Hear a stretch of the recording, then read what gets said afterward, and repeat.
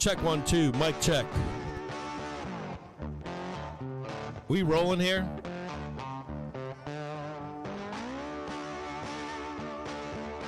We live, baby.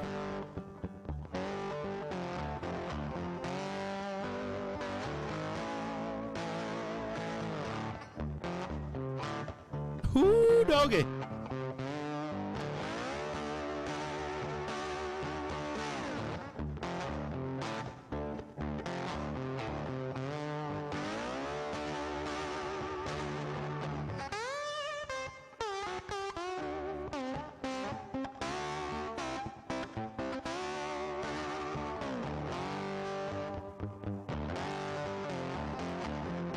Good morning.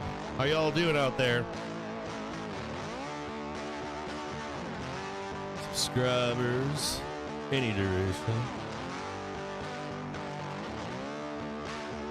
Save, baby.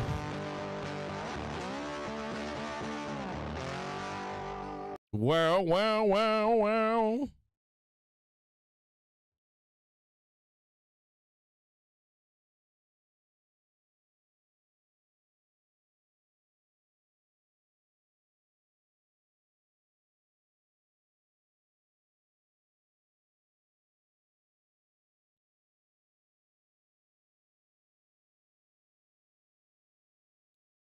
Do. Good morning.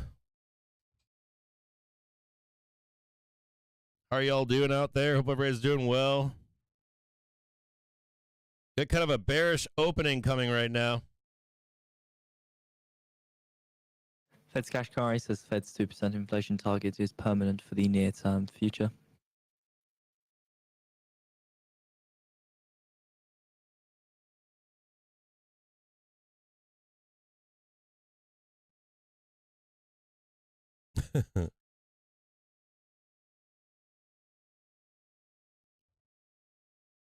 Hold on there.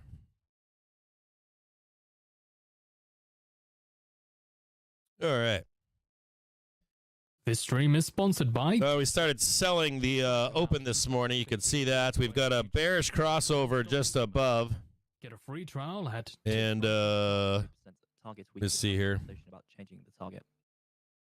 Yesterday morning, see if I can...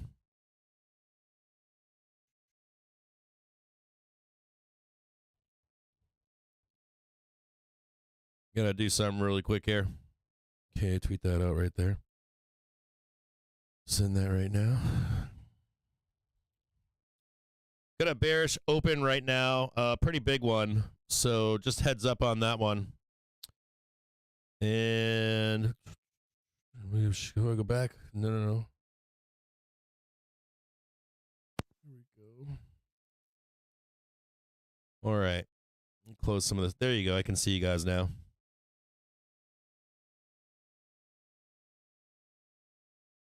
Economic calendar, financial juice. Got a couple things to read to you this morning. We got some stuff to go over today as well. Give me a second here. I'll get this. I'm a little pissy. I have to call my my broker today. I was having problems. This isn't the first time. I've had problems with brokers in the past. I had some problems with my broker yesterday. We can see down here. So selling right off the bell this morning. We'll start with that right there. A pretty big gap down here. A whole lot of space. There's another. 1% after reporting a decline in deposits last week. Put that one right there. Another H line right there. Doing the creepy crawly down the wall here. There should be a confirmation trade here at some point, whether we tag this one right here, then come back up, or even onto this one right here to make our way lower at some point. So if you weren't able to jump on that right off the bell, I did make a post on Twitter to sell the open STO. So if you're able to jump on that train, congratulations. It was pretty clear as day that we'd be selling this open.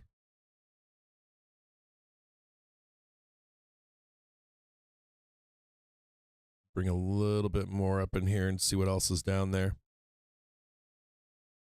This looks like the this looks like that previous low earlier in the day yesterday is this yellow line. Take a look at that one there. I'm a little pissed off at my broker. This isn't the first time it's happened. I was out on vacation a couple times. Normally it happens when I'm on vacation.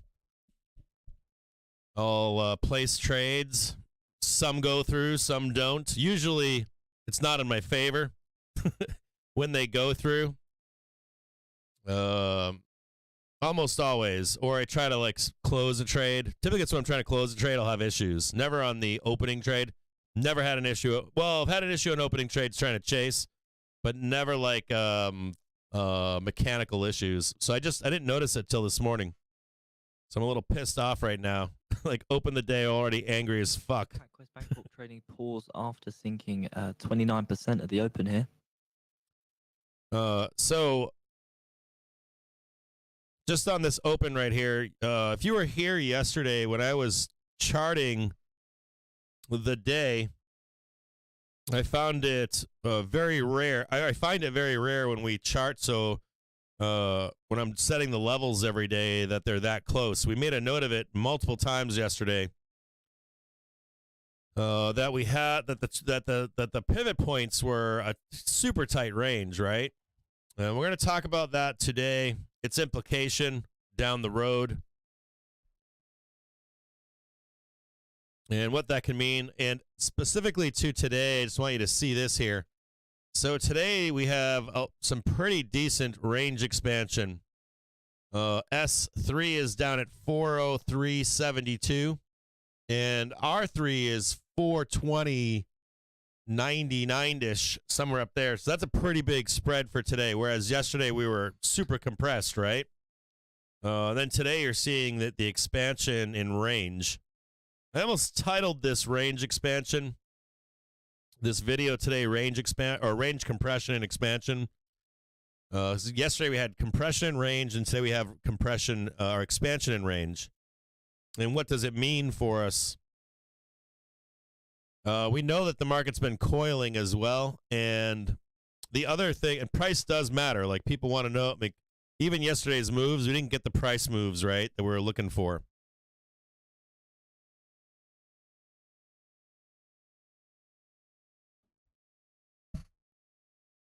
So Theta Gang, if I was Theta Gang, I'd be like, yeah, we're out. I'm closing out. I'm out of here.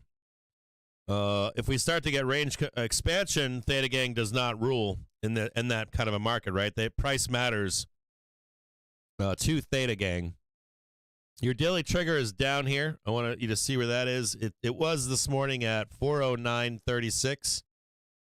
We opened on a 3-trigger bearish cluster right here.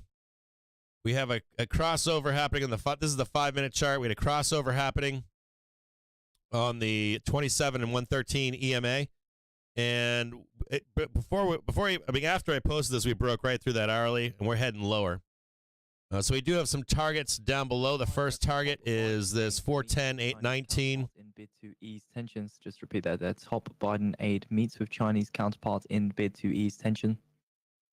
Then we have 409.36 on the daily trigger here, and I'm going to bring up another trigger for you below, because I do think this daily trigger has the potential to break.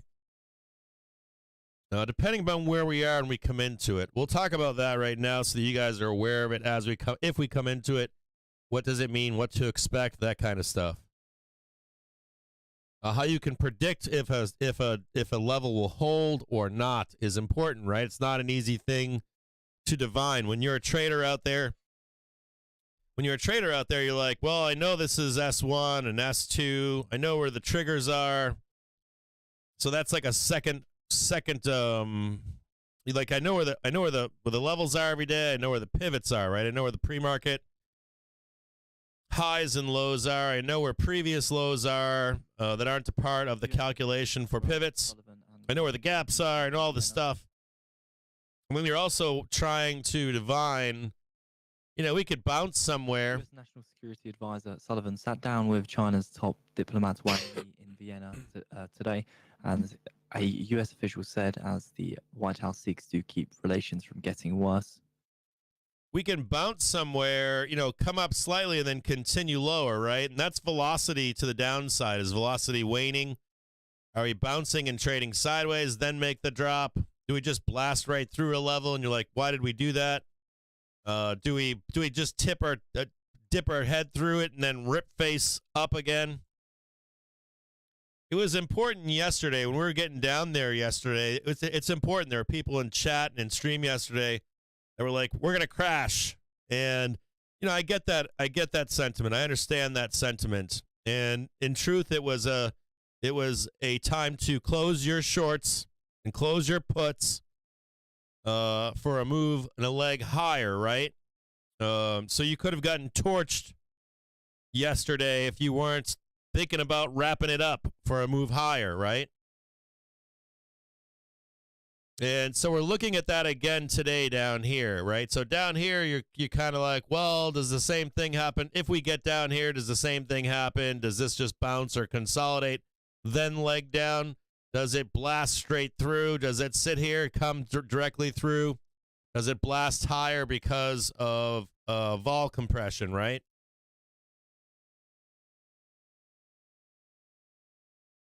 These are all not easy things to well, people will tell you people publicly will tell you, I was long here and I was short there, right? It was like perfection.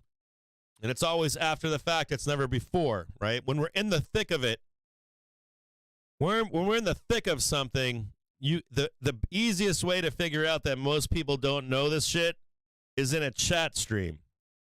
Because you can see people in a chat stream that are like, we're going to fucking sell to the depths of hell. And you're like, that's why most people post on FinTwit after, never before, because you look like a rock star. You can come out and be like, I closed my shorts. I look great. But in real time, it's not that easy. That's why 97% of traders blow up their accounts. That's why 70% of traders, not blow up, but not 90%, like 70% of people, and 50 and 60% never become winning traders, even when they blow up accounts. Like a lot of traders, I blew up accounts for years. It's very common. Now I separate accounts. We talk about that all the time, right? Separating accounts. You have to have at least one plan that makes consistent money no matter what. They have to be easy, not complicated. Then you have your day trading account. You got your stock buying account. You got your whatever account you got. You got money in a savings account, a money market account, retirement account, 401k account. Spread it all out. You put some money into houses, put some money in some commercial property, whatever it is you do, so that you don't lose it, right? Low risk, make money. So that you can come around and fuck around on day trading with me, right? Or hang out with me and stream, that kind of stuff. So, when we're down, if we get down here to this daily trigger, you want to know, is it going to break? Is it not going to break? That's Kashkari says, I'm not convinced we are at a max employment. It says inflation is too high. So we're going to look at what I think about this area down here right now. We're going to talk about it.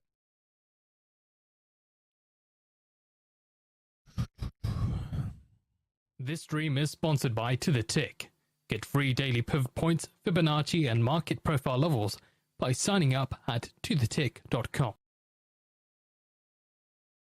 So we already know, right, that we have algorithmic trading. We already know that these aren't humans that are trading this market. We know that you and I trade it as humans, but we know that the market that moves is moved from computers. We know that they're trained to do certain things. Disney was a prime example yesterday.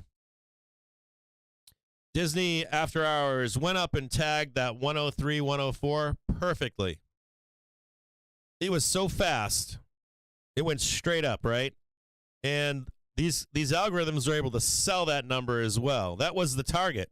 Disney doesn't typically go up 20% on an ER. It hit its upper target briefly, and then it was just a moment to grab liquidity to sell Disney. And as a human, you can't. Well, you're gonna be left behind. They're not gonna fill your orders. You're gonna get trapped in that Disney play if you're long. You're not gonna be able to like trigger that sell and be like, I got out at $1.03 or whatever it was, and then I shorted it. Those are hedge funds and computers that are doing that. But there's some things we can glean from these algorithms. And typically, when we're on this show, is more embedded. Rates will need to stay higher for longer. When we're on this show, who just said we have to stay high? Kashkari goes, I'm not convinced we are at max employment. Kashkari. We're going to talk about this stuff in a minute. But we can glean is that these algorithms will trade to pivot points, right? They'll tag a pivot point. They'll tag a pivot point. They'll tag a pivot point. Tag a pivot point, right? Come back to a point of control and that kind of stuff. Every day we put this pivot. Every day we put this pivot here, right?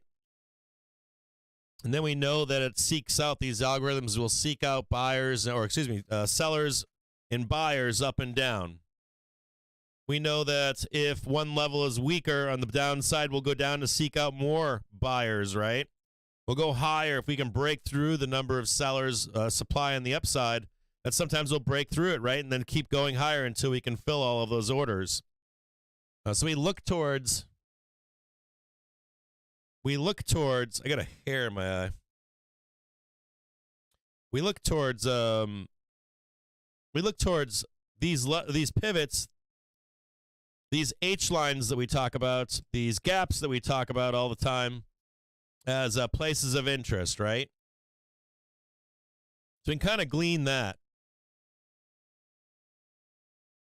Hang tight here. Kashkari says I am now on the more hawkish end of the Fed policy spectrum. Kashkari, dude.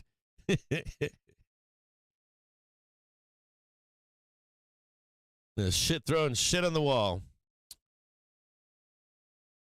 So this here is a swing trader chart, basically. Expectations. This is a swing trader chart. This is a 30-minute chart on the SPY. And we briefly discussed this chart yesterday.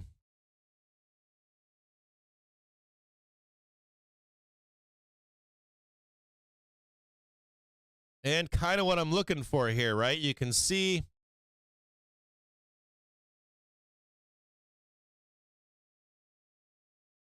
right here's a good example, right? You can see this daily velocity is getting toppy in here, right? Start rolling it over, start coming down, and we start to break this zero line right here. And we break through. It's kind of an important thing, right? We had a small squeeze up and started going down again, right? Failed breakout, right? And then we start blasting down some more. And we're in this like max bearishness down here. It starts to signal to start buying a dip.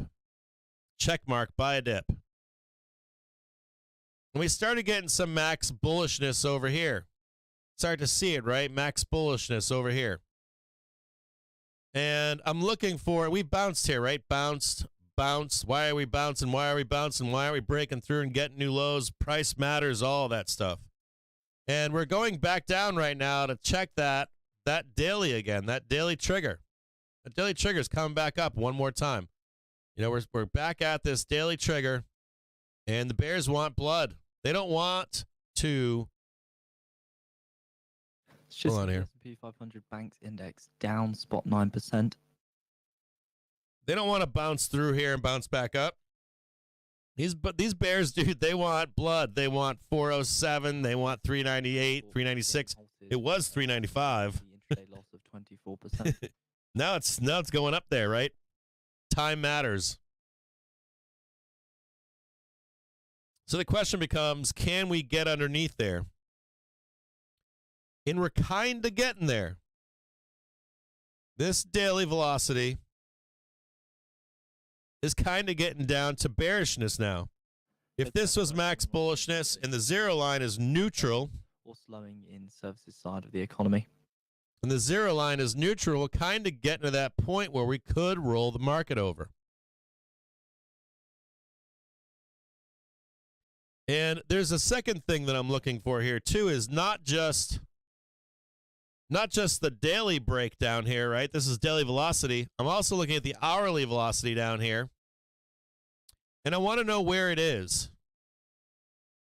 Is it like right here where it can break through? Or is it way down here, right? Like this green number down here. I'd really like to, I'd really like to see when we're going down to test the daily trigger. I'd really like to see this over here in the upside and like kind of coming down.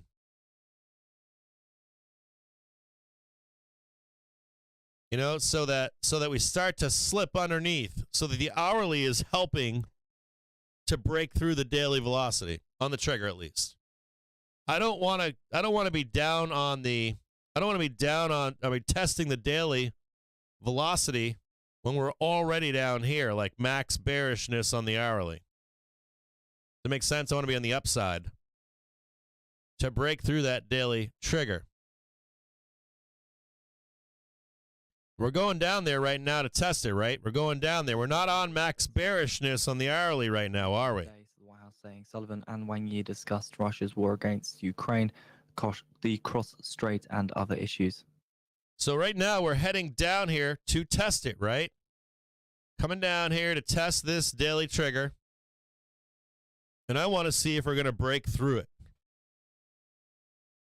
So as long as the hourly velocity is not at the bottom max bearishness, as long as the daily trigger is not at max bearishness, if it was at max bearishness on both, I'd be like, fuck yeah, man, we're going to buy the fuck out of that dip. If not, we're going to be looking lower. So in 10 minutes time now, the FDIC Board of Directors is scheduled to meet. We did hear earlier that they were to make an announcement on deposit insurance fund today. So whether this meeting is correlated with that, we're unsure, but we will get the video out just in case.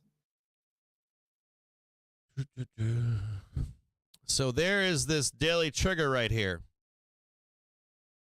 The next target below. Kashkari says, my guess is once this period of high inflation ends, that we will be back in low inflation and the low rate environment. Right down here where this green box is. See if I can get rid of it and tag it for the... So this next box is right down here. It's 402.56.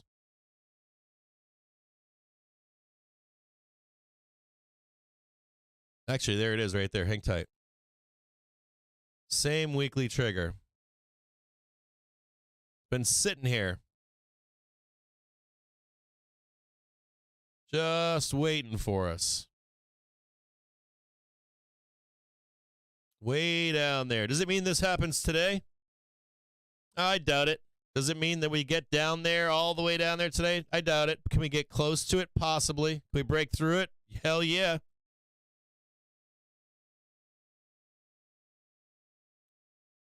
Of all the chances we've had to break through the daily trigger with conviction, this is probably the best one. So far, we'll know more as we get into it. As we get closer to it, we'll find out. But of the two previous, or we have 1, 2, 3, 4. This would be the 5th attempt to break it. We've broken through it, but it's bounced right back, right? We've done this kind of shit. We've done this kind of stuff, like slam through it, rip face over it. Slam through it, blast higher off of it. We've done the tap it and go straight up. We haven't broken this right here. 1, 2, 3, 4, 5 times. Oh, you could count 6 possibly. This right here has been by the dip, by the dip, by the dip, by the dip, by the dip, like clockwork. So we're going to monitor this today to see if this is the last by the dip. Because I think it's possible. We have some range expansion. I got to keep an eye on it. Now, the last thing that I do is I'm also looking at the VIX. It's like the last thing I'm looking at. I'm watching the VIX in the background. If we start to come into some resistance to the upside on the VIX, I'm like, yeah, you know, I got velocity already bottoming out. It's max bearishness. I got VIX coming into some resistance, and I'm like, yeah, you're like 1 plus 2 plus 4 plus 10 plus 30 plus 100 doesn't equal. We're gonna blast through here. Does that make sense? So I'm like, yeah, we're gonna buy the fuck out of this right now. I kind of need it to be like, yeah, there's a whole bunch of shit we can do to go lower, right? There's no resistance on top on the VIX. We're at the 0 line on the hourly and the daily velocity. Or on the top. Max bullishness on those two things. Or you like 0, but not max bearishness. We got room to go down. The expected move has expansion in it. We can start tacking up some numbers, right? We can start doing like 70, 100-point moves, that kind of stuff. Not 50 this way, 50 that way, and ping pong back and forth.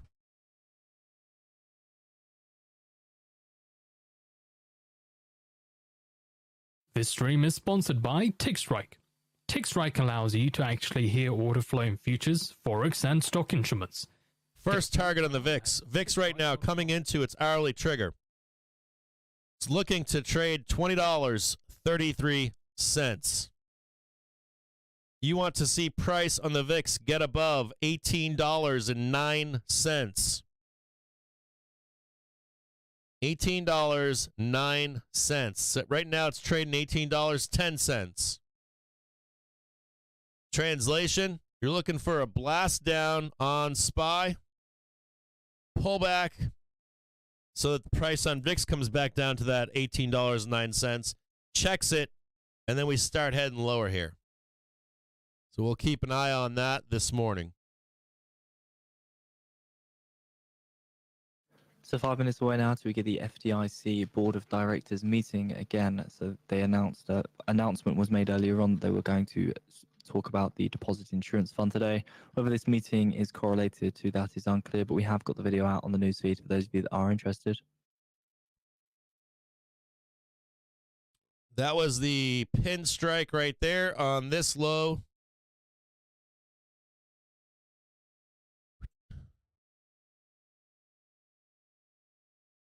Right here, and this is this one right here. This is right down there. 408.64, 408.86. This one really isn't a major one right here, but this is a major one down below.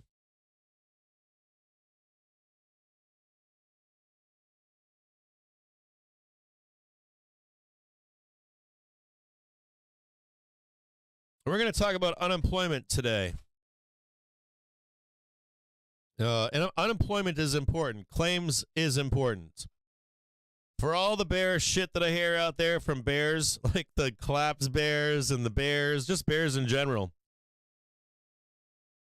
I try to tell them all the time. They never listen to me. I'm like, the one thing that matters is always unemployment. I don't care about the 2s and 10s. I don't care about the 3s and 10s. I don't care about Fed funds rate. I mean, I do care about that stuff. Do I care about inflation? Yeah, I care about it. I like all those things together kind of paint a picture. But the only thing that completes a picture is always unemployment.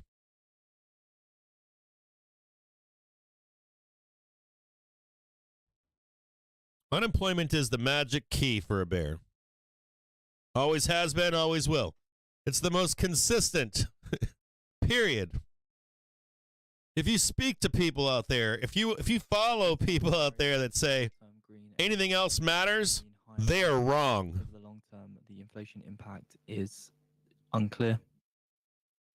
The only thing that matters, like this is even more than monetary policy, is unemployment.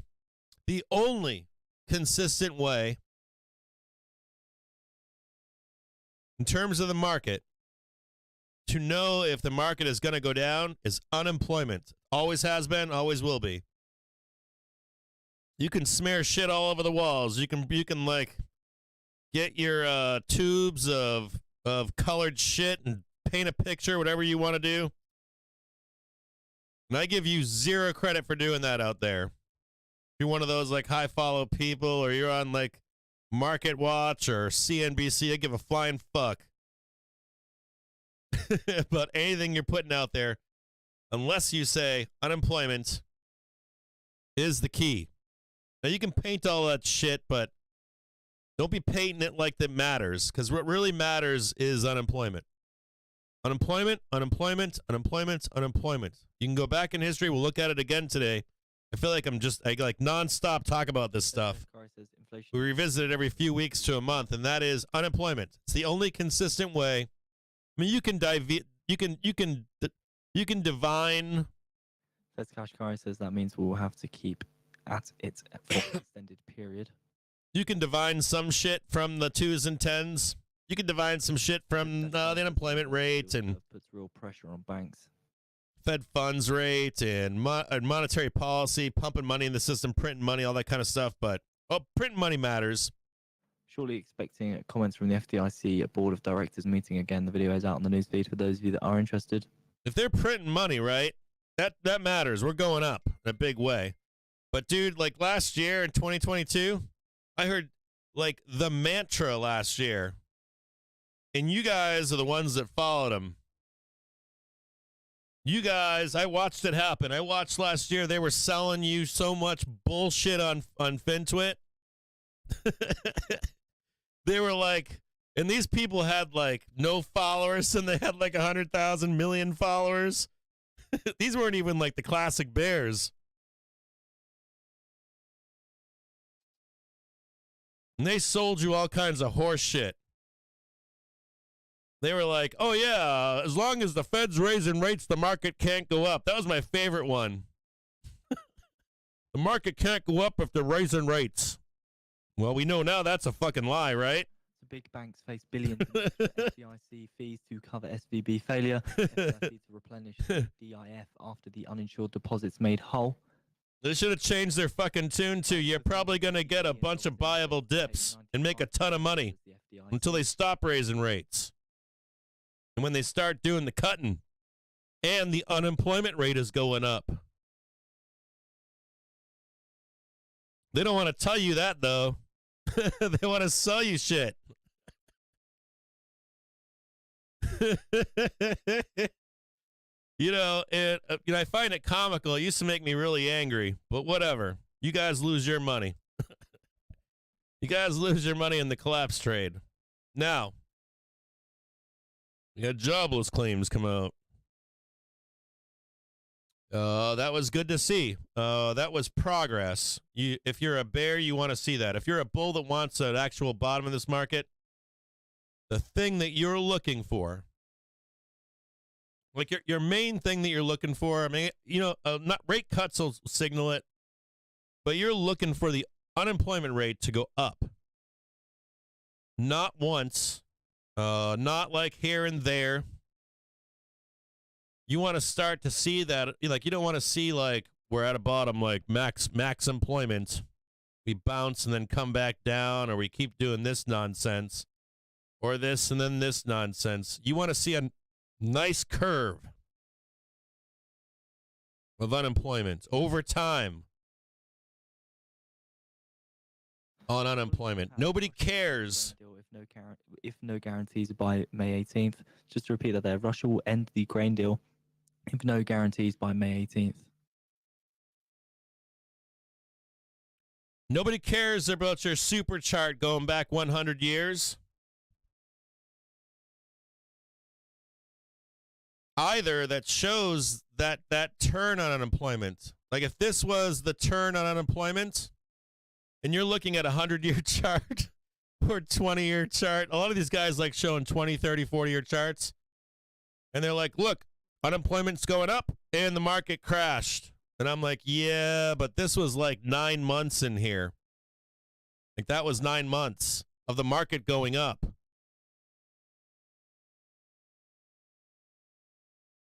Or that was 12 months of the market going up. So according to TASS, Russia remains Makes sense? Turkey and the UN on the grain deal. So you'll also get people out there pointing and saying, hey, the unemployment rate's going up. We're going to crash. And they'll say, look at this chart over here. The chart they're showing you is like a 30-year chart or a 20-year chart. Normally it's like 20, 30, 40, 50 years. And they're like right here, here, and here, and here. But what they're not pointing out to you is that in that time frame, if you were to widen that time frame, you're like, shit, the market traded sideways and up until they also cut rates. So this is good progress this morning. You want to see these claims go up. You want to see the unemployment rate go up. But does that mean we get crashed tomorrow? No, it doesn't. And as long as they pause and continue to raise rates, you're not going to get that crash still. But it's progress in the right direction. Does that make sense? So according to reasserting diplomats, Moscow opposes the indefinite extension of a Black Sea grain deal. Now, the 2s and 10s, 3s and 10s, they can predict a crash, but they don't predict them consistently enough. They predict them like 60% of the time, 70% of the time. The one validator is unemployment and cutting of rates. You'll sometimes see some of this stuff front run. We actually saw the market decline get front run. The Fed telegraphed to us, hey, we're going to start raising rates. They've never done that in the past. So we front ran the market going down. And they will. If they know something like, hey, they're going to cut rates, they will front run this market blasting to the depths of hell.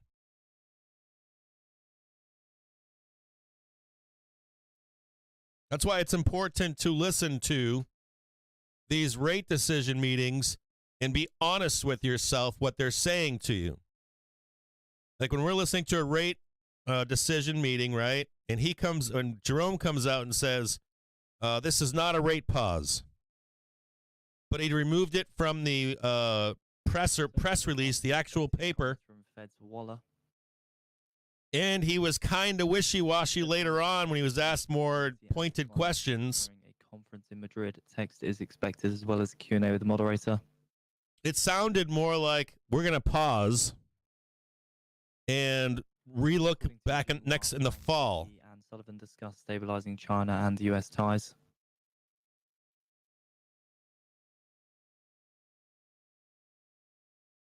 We're going to reassess over the summertime. Jerome Powell's last rate, not this rate decision, but the last one, he said in that press, or in the actual presser, he said, I think the tightening credit market is going to do the rest of the job. He's already telling you that he thinks the job is done. So they're going to do a wait and see.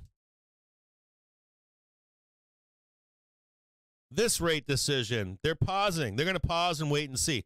Now, my view is they're going to come back in the fall, and we're going to have tons of inflation. You're seeing it right now in this spring's housing market.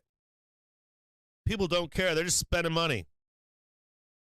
The unemployment rate is rising, but it's not to the level that you're looking for. It's not at that place. You'll know it. If you're older, you know what I'm talking about. You'll start hearing all of your friends, not some of your friends, all of your friends will start losing their jobs. No hiring. You hear friends trying to get a new job, and they'll say, oh, yeah, I was commanding whatever I wanted. Now I can't even find anything.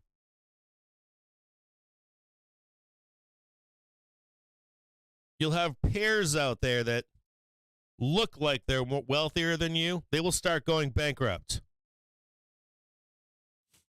They'll be driving really nice F-350s. They'll have the perfect house. They'll have perfect kids and wife. And you'll start seeing their relationships fall apart. Every time. Every cycle you see it happen. If you're a bartender, you'll start seeing people stop ordering Cristal. If you're, a lawnmower dealer, you'll start seeing people looking for used lawnmowers.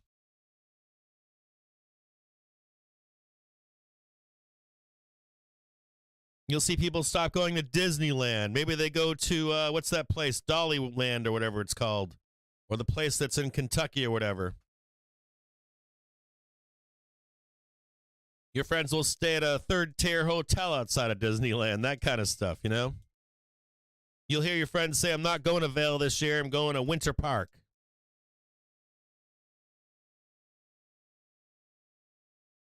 Because these people piss their money away. They do it. That's how they live their lives. It's not a bad way to live. I like it.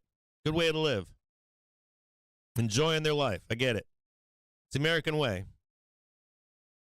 But when you start seeing people that normally spend their vacation in Disney and they start spending it outside of Disney, it's all those little hints. Like when you're buying stock companies, right, that your kids like, that are publicly traded companies, you're like, wow, I didn't see that happening, but my kids all love that stuff. Same thing. Same thing applies with unemployment. It's not that, like, I don't care that people are working 2 jobs. I don't care that they have to work 80 hours a week. If they're working their butts off, I don't care if they're not getting paid enough. I don't care that they're not making ends meet. That doesn't matter to the stock market. What matters to the stock market is when these people don't work, when they don't have a job, when their relationships blow up, when they lose their houses, their cars. They can't lose, like, you'll see these people, they'll live out of their cars. You know, people are working their butts off. That's not good for the unemployment rate. I want to see the unemployment rate go up. Where someone loses their job, they're unemployable, they have to take something shitty and less. I want to see realtors waiting tables once again. When you guys are out there and you go to a restaurant and you say, wow, the service is great, that's because professionals are out of work. You normally get your best service anywhere, anything. I don't care if it's a restaurant or a grocery store, anywhere you go.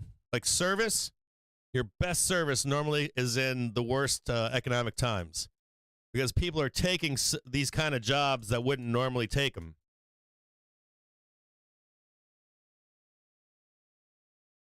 They actually squeeze out the poor. They take the poor's jobs away from them. So as per our sources, it's saying 5 minutes away now to expect to hear comments from Fed's Waller, but as per the Fed website saying 10:30 a.m. Eastern Time, so just keep a heads up for some comments as text released. Now, I know this is a disgusting conversation, and I don't want to be the one to tell it to you because people don't want to talk about that stuff. They don't want to say that to you. I don't agree with it. That's what it is, though, and you have to be aware of it as an investor and as a trader. You have to be one cold-hearted person to at least be able to identify when it matters.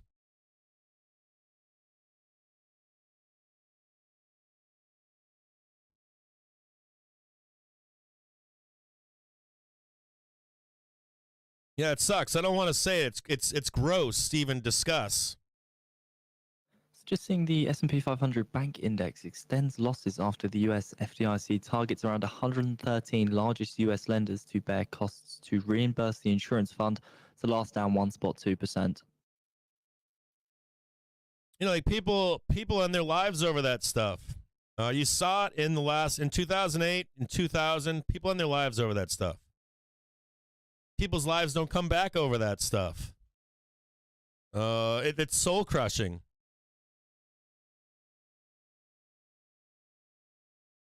It's soul crushing for a lot of people. It's very destructive. And not just poor people. Like even people with like, hey, I got a career, I got the wife and the kids, or I got the husband and the kids and all the stuff. I got the 2 dogs and I got, you know, whatever it is, a couple cars. We go on vacation, do this stuff, you got a timeshare somewhere, whatever it is that you do. I worked my butt off in the system all these years. Look at that person over there that was a fuck up their whole lives, and I worked hard all my life, and here I am. That's not fun for those people either. It's not fun for poor people. It's not fun for people that actually did hard work all their lives. And you'd be surprised who thinks they're not part of that poor class. Like politics will tell you that you're middle class or you're upper middle class. And they point down on the poor people. But a lot of every generation you see it. Like as you get older, you see it when you get older. But when you're young, you don't see it. When you're coming up, when you're like 20s, 30s, into your 40s, Like coming into your 40s, you start to see it. But when you're like young, you're like, yeah, those are the poor's over there, and those are the middle class. I grew up middle class. I grew up upper middle class, but you really don't have a. Like if you look at the actual data, most of you are either poor. We have put out the Zoom link to Fed's wallet again, sort of saying you're supposed to speak. The middle class that thinks they're middle class is likely poor. 2 minutes of time now. In the upper middle class that think they're upper middle class are like maybe middle class at best. Heads up for a text release in either 2 minutes or 15 minutes. And of all of those people, 70% of them are financially illiterate and have no idea how close they actually are to losing all of it. As long as you fit within the capitalist system, where you keep working hard, you go to school, you go to tech school or college, you get advanced degrees, you're fine. You're going to get a great job. You're going to, be able to do whatever it is you want to do. You don't want to get married and have a nice apartment somewhere or condo on the beach. You can do that. You can travel the world, whatever you want to do. But the moment most of these people, even the ones that do the right thing, get hurt, get sick, make a financial decision that's bad. Hey, I bought this company over here. I bought this, I don't know, spray and wash. Text release for Fed's wallet. And they lied to me. They showed me cooked books. Right? It folded. Or, I was a bad manager of this money that I invested in a commercial company or something, right? People get taken for fraud all the time. But at the moment that happens to you, because of the way a lot of people live, they're out. And as soon as you're not a part of that capitalistic system, you're swept away. You don't hear those people's stories out there. No one cares about those people's. I see these CNBC articles on FinTwit, and they're like, this is what so-and-so is doing for a gig, and they're making $100,000 a year. Or a side hustle, like they call them side hustles, and this person is like doing Airbnbs or whatever it is they do, right? But they never showcase is the other like 7 or 5 people that get hurt. Of comments from Fed's wallet there. So again, Fed website saying supposed to be speaking at 10:30 a.m. Eastern time. Ruin their credit. Get into a car crash. Get a divorce. All kinds of stuff out there. So they don't highlight those stories. So you have this warped view of if I work hard, success is coming to me.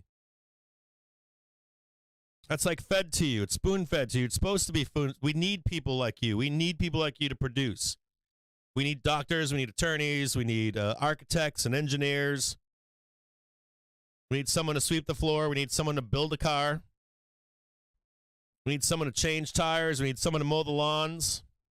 And we need the promise that if you work hard, you're going to do well. And there's always a generation underneath you ready to go to replace you as time passes. Now, we're not going to talk about that because Dianne Feinstein, man, she needs replaced, but she looks like the guy from Doctor Who, man.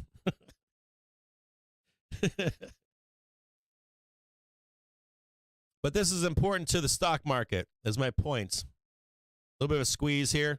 Nice little tag down here. We'll see if we can get some continuation to the downside here.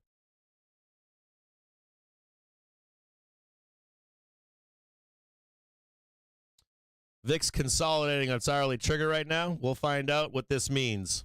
We'll find out if the hourly can come up and help the VIX out here in a minute. Right now, we are trading on the 6 EMA to the downside. Price gets above that. Next target above is 411.51. So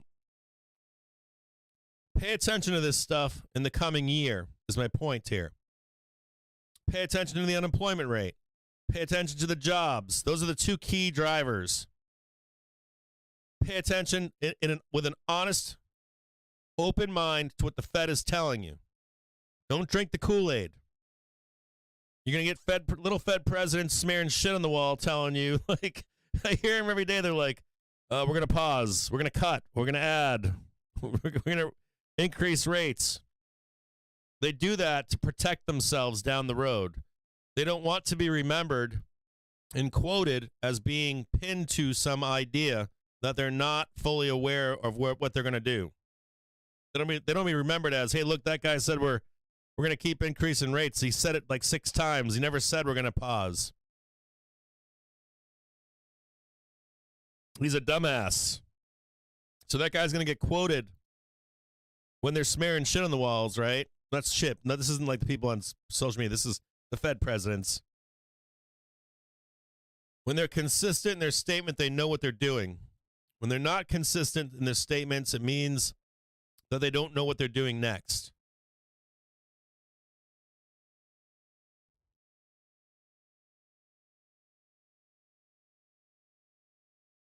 So, that was good today. I like seeing that today. I like seeing those jobs numbers today. That made me happy. I want to see job destruction. I want to see the market get a bottom. I don't think it happens today, though. I don't think you're getting your bloodbath today. I think your bloodbath comes when we have unemployment rates, jobless claims increasing over time, and we get a little bit of pausing going on. Now we're expecting comments from Germany's economy minister Habeck. I'd be trying to front run that maybe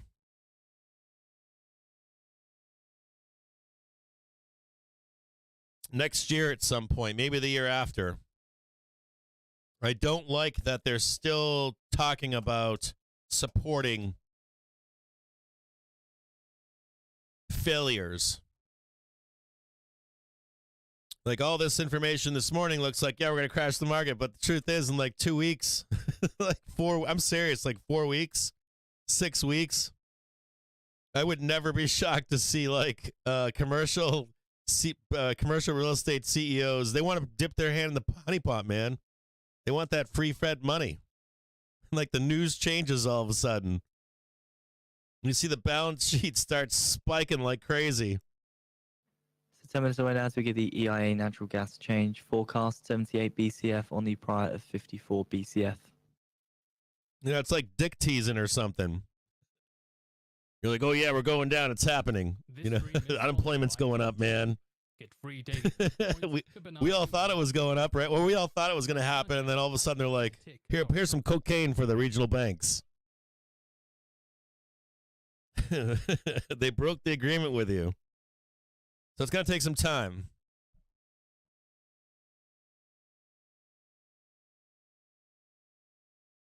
Be patient if you're a bear.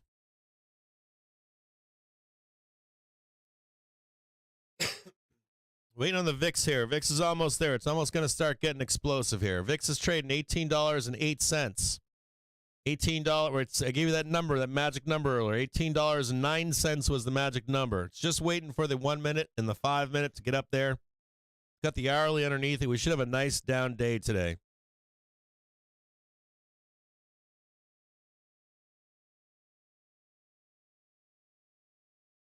Should get a big old red bar up here in a minute. You guys want to see it on the 1 minute chart so it looks sexy?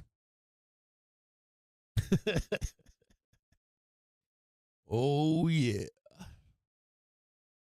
That's the 1 minute. I know you bears like seeing this. Ooh.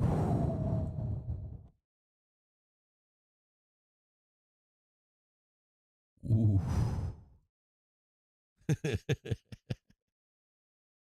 Cue the music, Daddy.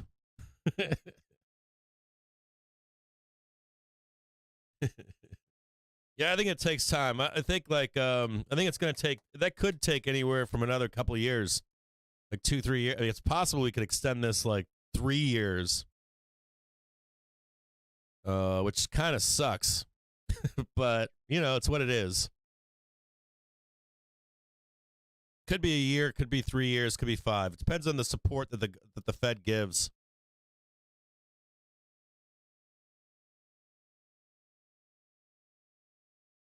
Depends on how much the fraud carries on. And I'm not talking about going to 360, 3,600. You know what I'm talking about.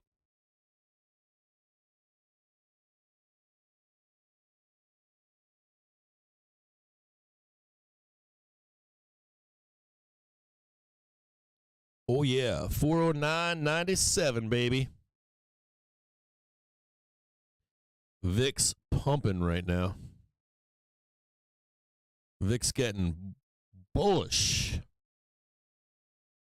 VIX trading $18.13 right now. Ooh.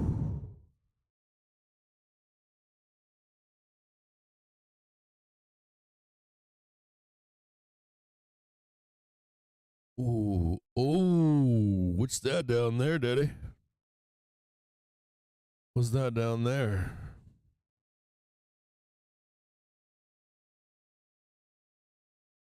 Rippy.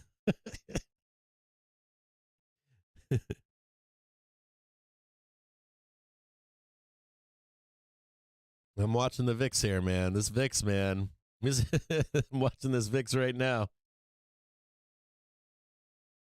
Daily right now is like, nope, nope, nope, nope, nope. Better get that 5-minute gnarly up here. We show it to you guys.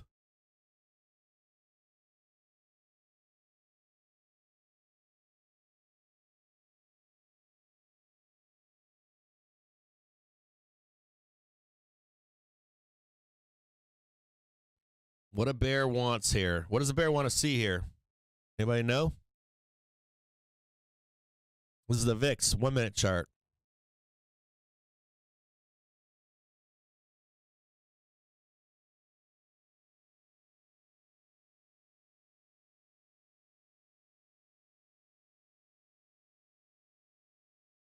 This is where you get your big down move.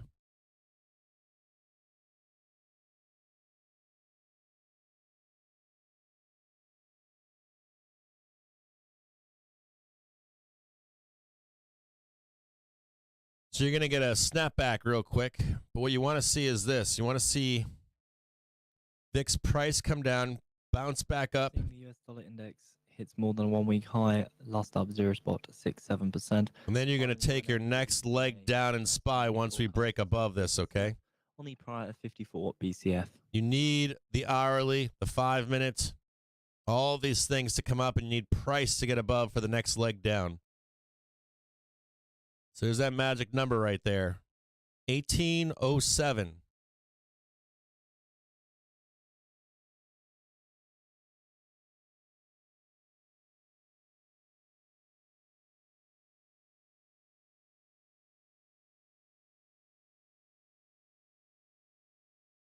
Hourly's turning bullish right now on the 1-minute, not on the 30. Target above 2030. There goes the squeeze and the SPY right now.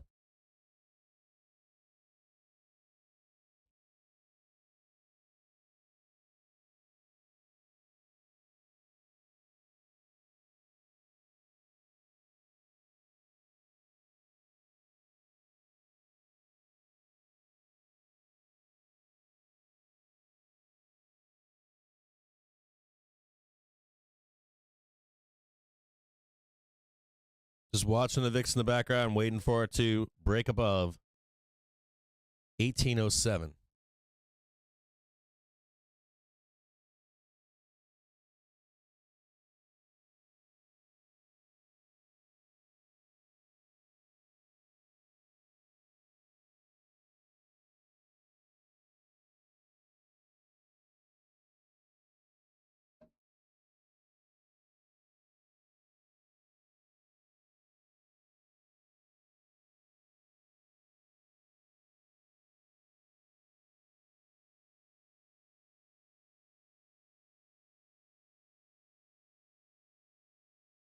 That was a 1-minute chart. Here's the 5-minute chart right here.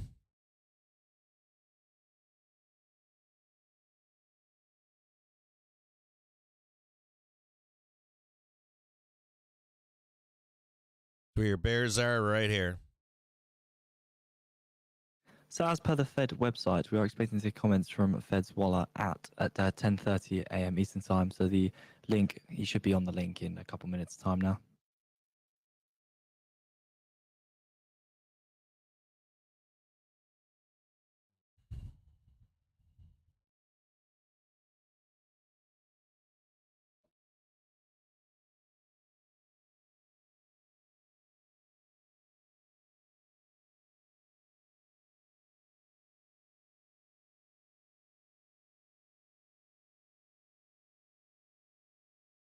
VIX trading 1724.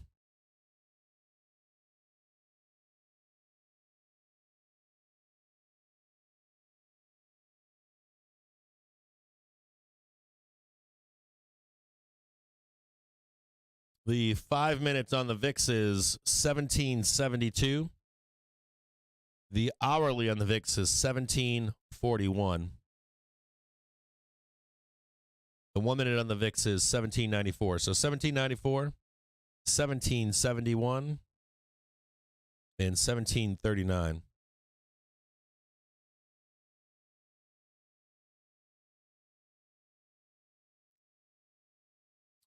I want to say something out there too.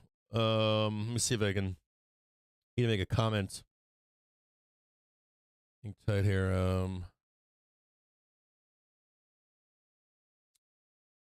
If I got this right. First, if Grubster, if you're out there, I've got your phone number. I'm going to give you a call in a little bit here. I'm going to take a break and call you. I have your phone number now. It was given to me this morning. And then there's someone else out there. Who was it?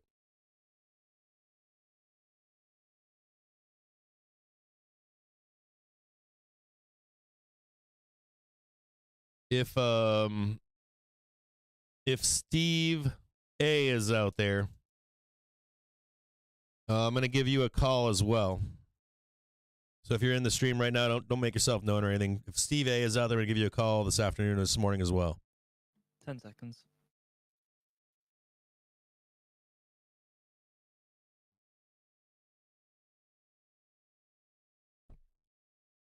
$78 BCF. Sorry, I'm BCF in line with the forecast. just took a shower and my hair wasn't dry.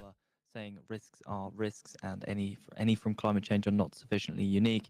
It says it's still important to research climate impact on economic outcomes.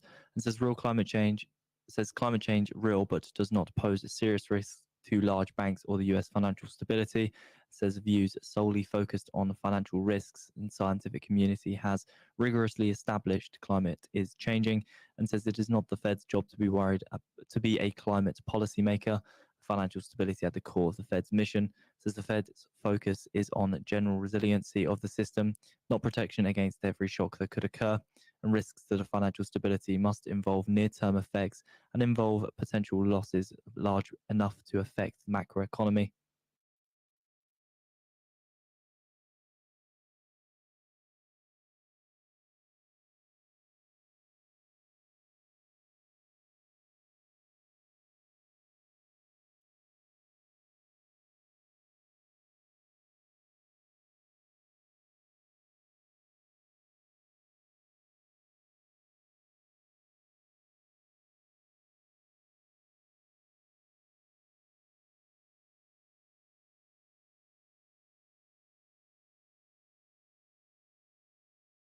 This stream is sponsored. Hold on a second here. Tick Strike allows you to actually hear order flow in futures, forex, and stock instruments. Get a free trial at tickstrike.com. I don't know what's going on today with. Give me a second here. I don't know what's going on today with my book map here. Book map acting a little wonky here.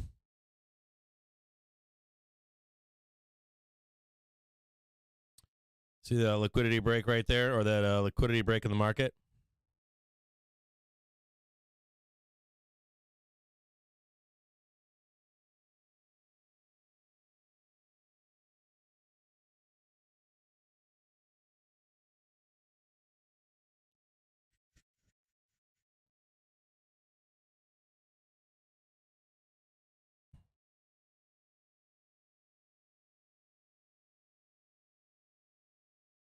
Well, you shouldn't be getting all bullish out there.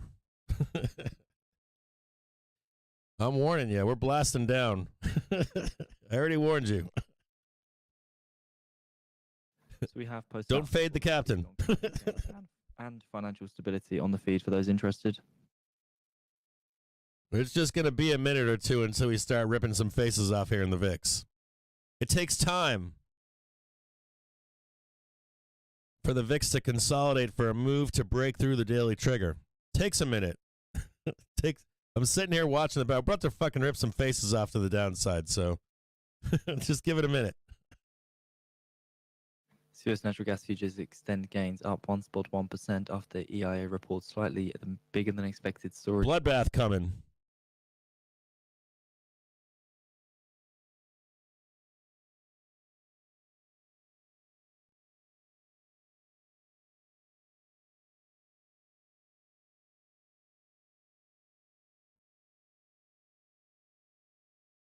That VIX is about to fucking explode to the upside. Like it's about to rip some faces off. Big old red bars to the downside. in about 5 minutes here. just taking a minute here.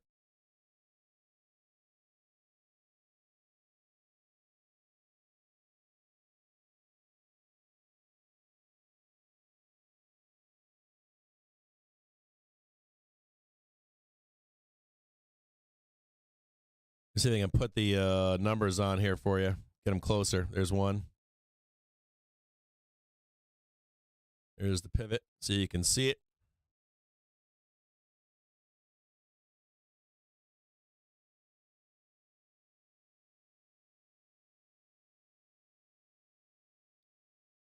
VIX is just like. So we have about the, Are you watching the VIX in the background, Winky? natural gas report on the feed for those interested.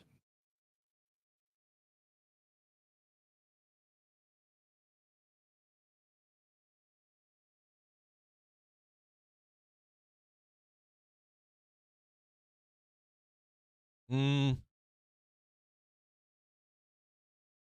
can never really time it. You really need. Someone's asking what I think about tomorrow. You can't. Price matters. Like you need to. If we can get down, if we can roll this market down enough, we should be up tomorrow. VIX Fridays, baby. But it's gonna matter what price is at, where VIX is at by close today. Sometimes it'll bleed into Friday, and then we'll have the up day on Monday or Tuesday. If we go to a capitulation, not capitulation, but a liquidation phase.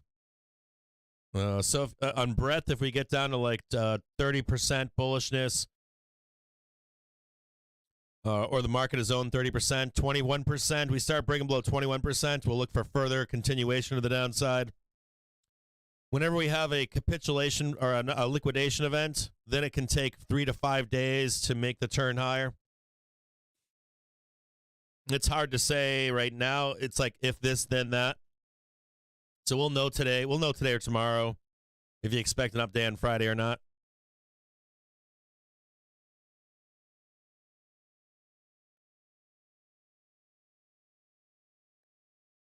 Whenever we do a liquidation, like a market liquidation, it takes 3 to 5 sessions usually to make a big turn. You'll get a spike, but then it consolidates for like days We may have a chance or sessions usually.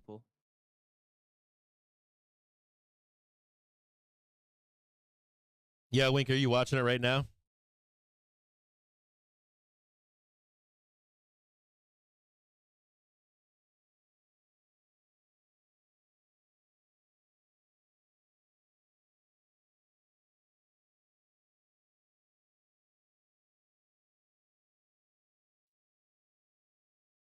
I have it on the 1 minute chart right here because it's going to be fun to watch.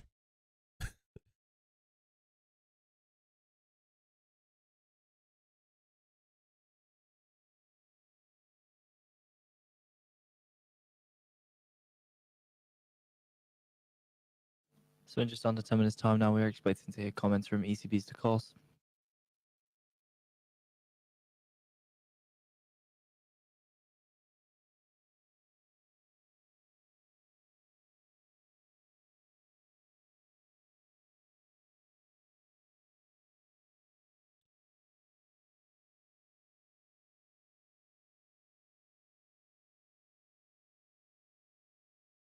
$13,467.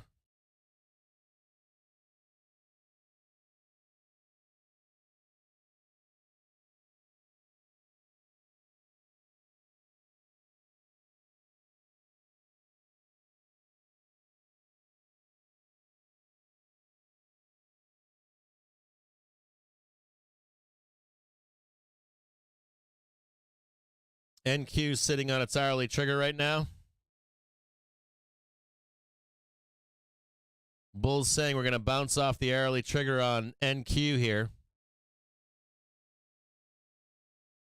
Price looks positive on NQ, where SPY is telling you a different story.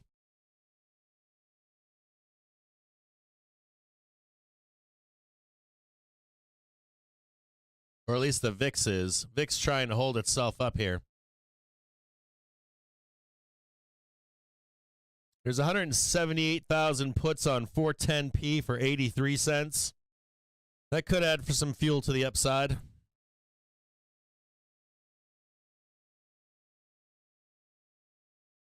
What do you think, Winky? Think we go down here or start ripping faces to the upside?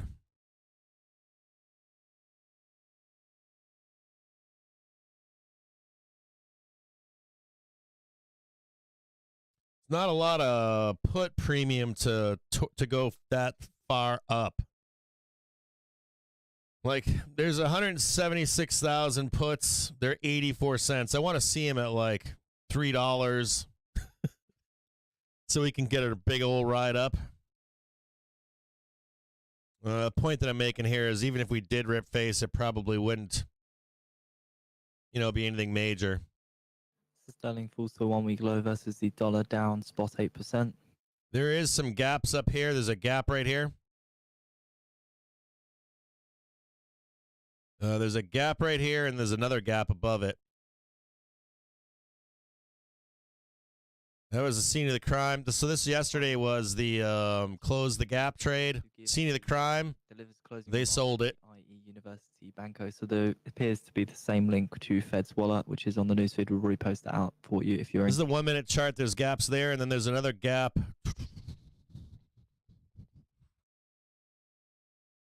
above it somewhere up in here.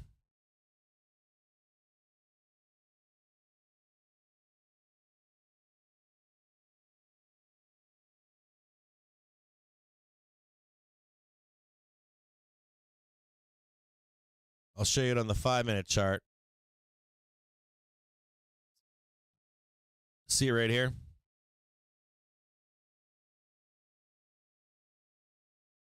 There's gaps right there. There's gaps right there.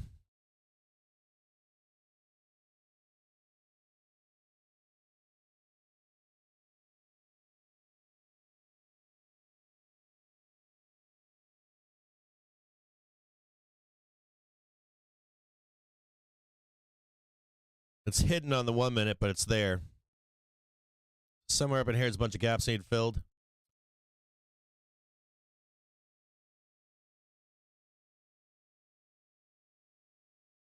There's not a lot of put fuel to get up there, though. There's not like a lot of there's only there's some puts on 411p. They're at $1.38. There's 178,000 puts on 410, but the rest of them are like 50 cents, 25 cents. Like, it's not the rocket fuel you need to actually get up there and clean them out. So I'm not seeing like the fuel that we need to get up there as of yet.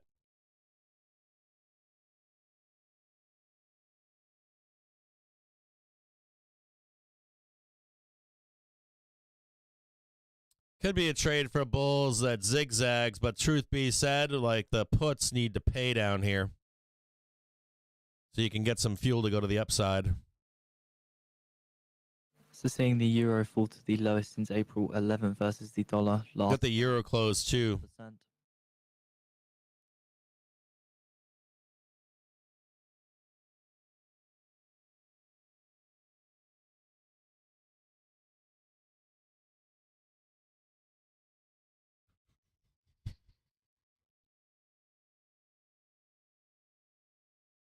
I'm looking at 411Cs. They're 61 cents.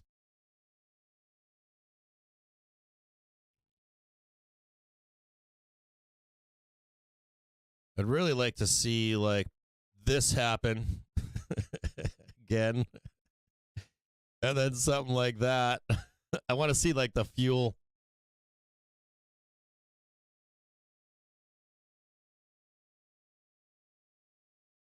We are trading sideways. The more time we spend here, we're flattening out a little bit. The white line is flattening out right here. It's 1043. Want to see a new low here. If we can't get a new low on 1045, it's going to be good for the bulls. You got 2 minutes to get a new low right now. This is 1022. So 1043. They've had a half an hour to get a new low. So in the next 2 minutes, I'll give them 5 minutes. They can't get a new low down here in a half an hour. We'll start talking about the upside.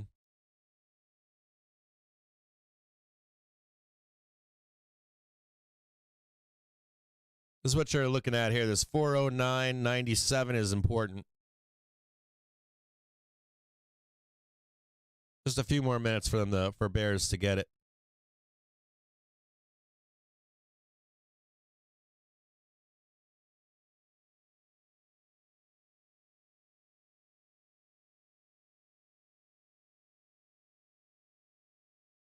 I'll hand it over to the bulls here in a second.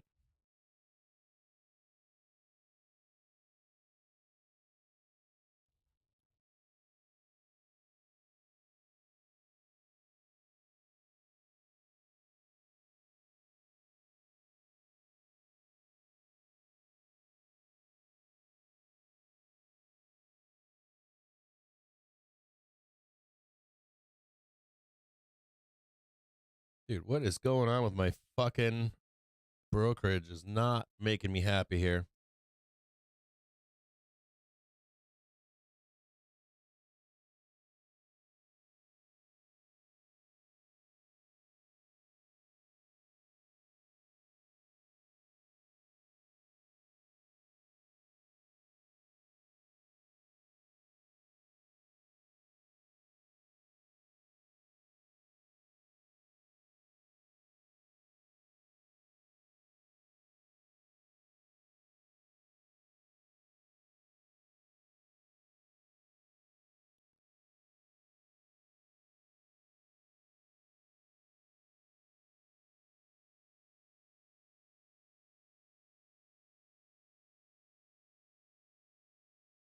I'm long some calls here, but I don't know how long I'm going to hold them.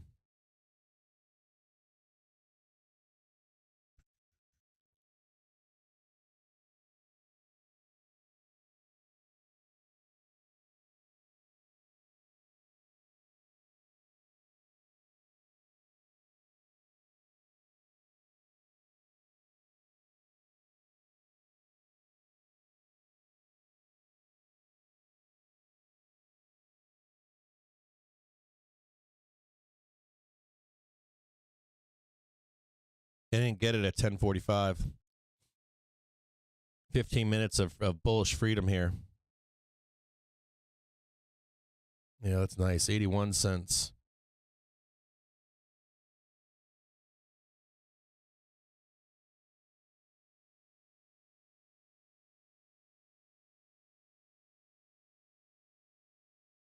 Get on up there, baby. Nice. I'm closing some calls right here.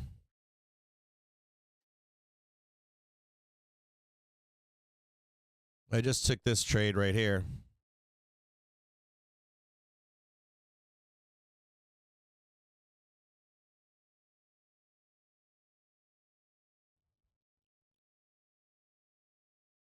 I'm flat again.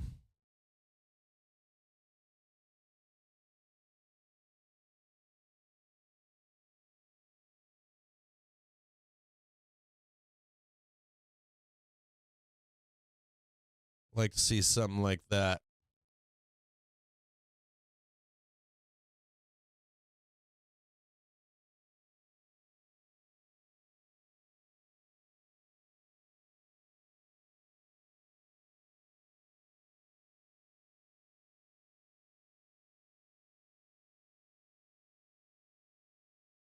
Dude, they just went to $1.04 from 64 cents.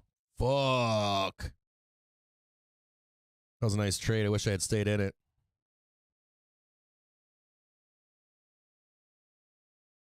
That was almost 100% trade right there in three minutes.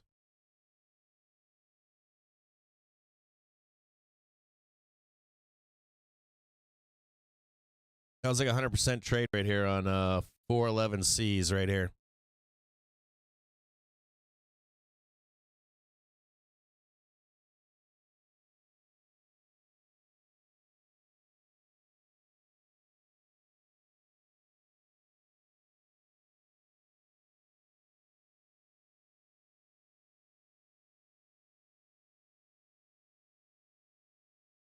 I'm back in again. 412C now.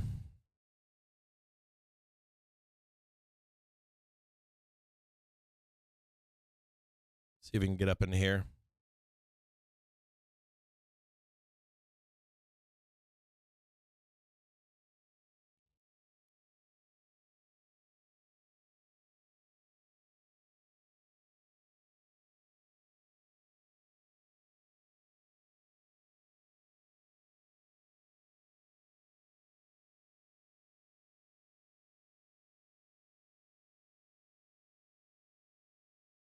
$10.49, 6 more minutes left. Or 11 minutes, excuse me.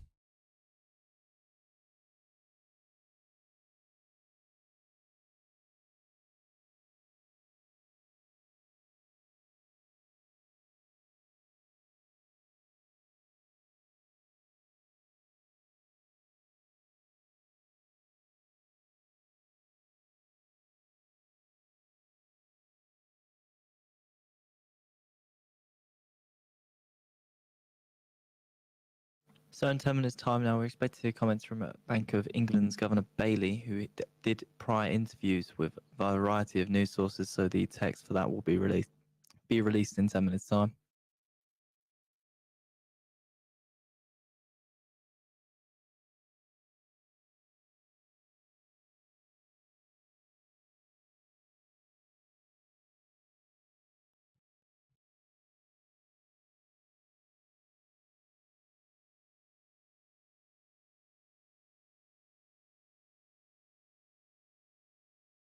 VIX with a bounce off its hourly just then.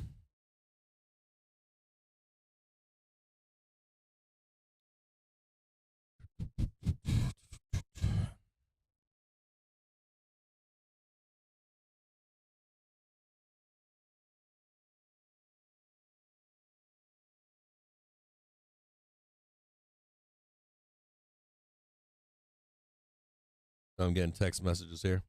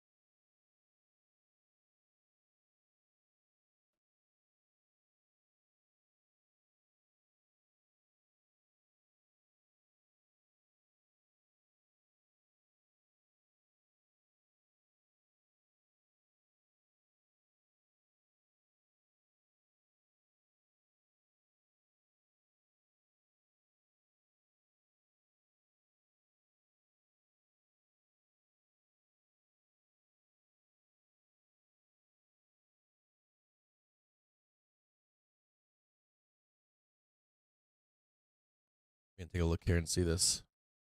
Getting asked to look at something in the background.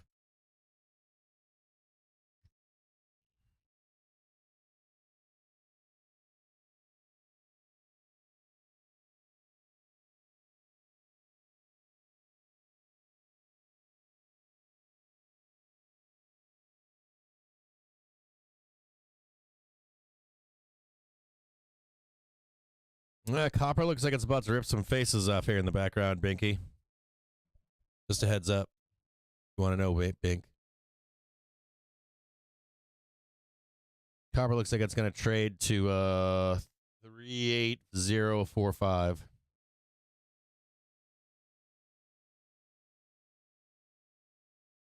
Price is above its 1 and 5 minute right now.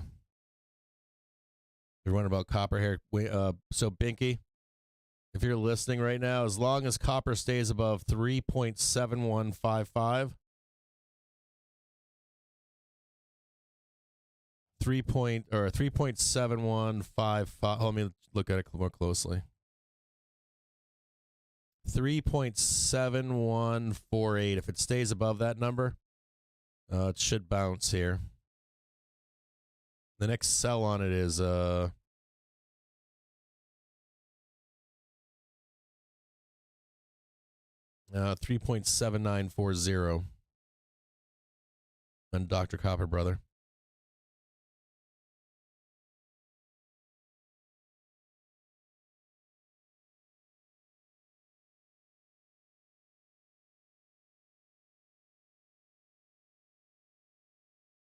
Oh no, John. That was John, not Binky. Hey, John. John H. Haggerty, brother.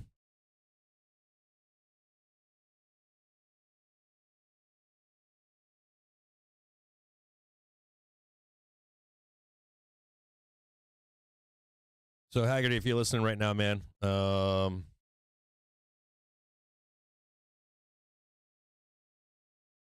it's on a bullish cross right now, Dr. Copper.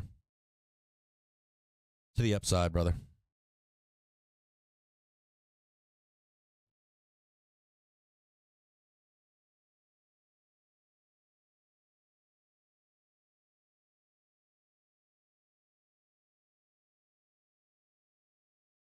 FCX. So 5 minutes away now, so we are expected to see comments from Bank of England's Bailey. So the text from any interviews he's done earlier today. Okay, never mind. 11 a.m. Eastern time. All right, I'm not looking.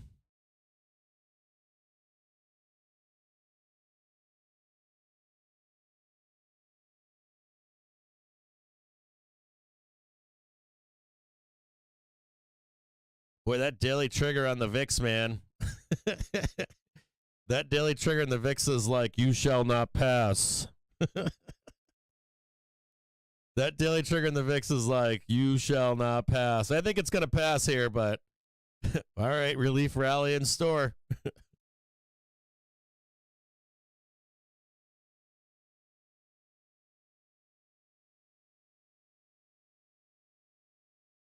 The makings of a bullish cross here on the 1 minute.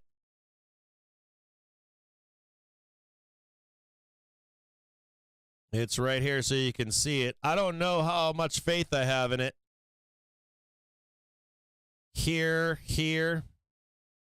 That's all the faith that I have in it right up there. I don't see a bunch of fuel, so I don't want to get tied into. I'm afraid of getting tied into like a ping pong bullshit over here. Maybe you're more bullish than I am. I'm not that bullish here.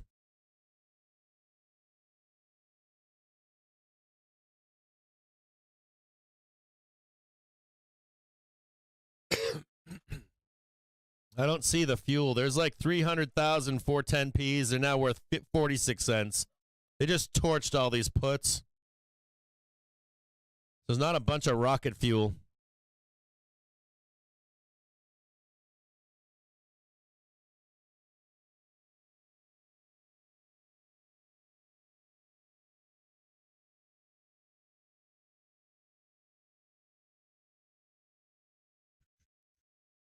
And that's the, there's two small gaps right here, too. 411.77. I didn't see these earlier. There's another gap up here at 413. I'll put those in for you. There's one right there.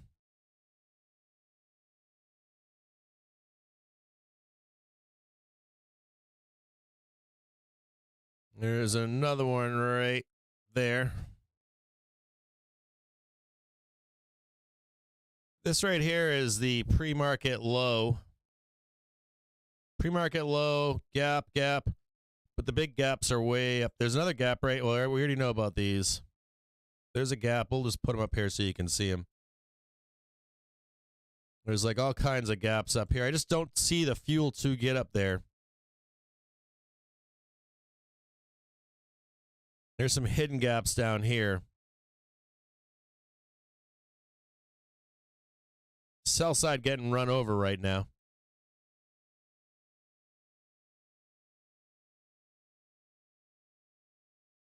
Bears had it at 10:30, I think, and then they lost it. They had it at 10:20 this morning. Then they lost it at 10:30, and then 10:45 down here they gave it up. 10:20 they made the new low. 10:30 they failed. 10:45 they failed again. Bulls in charge at the moment.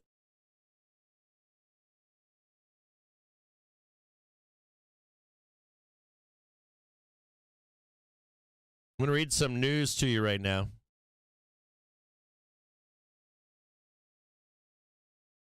Should I read you the KRE statements? It was a disaster. It's the same bullshit. Bank of England's Governor Bailey.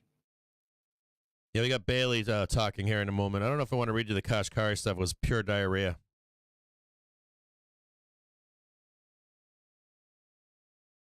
China's top envoy, Wang Yi, I don't know if I'm pronouncing that right.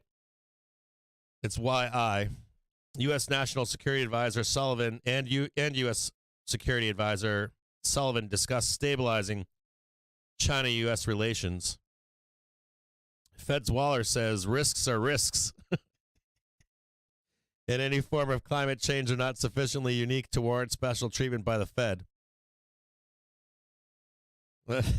Fed's Waller said on climate, risks to financial stability must involve near-term effects and involve potential losses large enough to affect the macroeconomy, i.e., if you don't see like a something major happen to the environment that impacts. So Bank of England's Governor Bailey speaks in a BTV interview. The economy that the market doesn't care. U.S. Sec Defense, Austin saying, I might have a chance to meet with China counterpart in Singapore. So the U.S. to sell $51 billion of 6-month bills on May 15th to settle on May 18th. Banks face billions in extra FDIC fees to cover SVB failure. The Bank of England Trading 411.48 right now, making money again. Inflation slows. Apologies. Just to repeat that, there, Bank of England's Governor Bailey signals the Bank of England may pause increases hikes if inflation slows. Jamie Dimon warns panic will overtake markets as U.S. approaches debt default. Again to sell $51 billion of 6-month bills. Jamie Dimon, baby. $57 billion of 3-month bills on May 15th to settle on May 18th.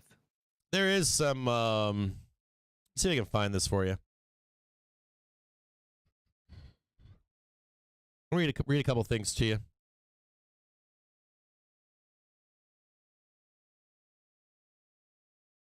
So I can read this. Bank of England's Governor Bailey signals the Bank of England may pause rate hikes if UK inflation slows. So Bailey said the most aggressive interest rate rises in 4 decades could be near an end so long as if inflation weakens.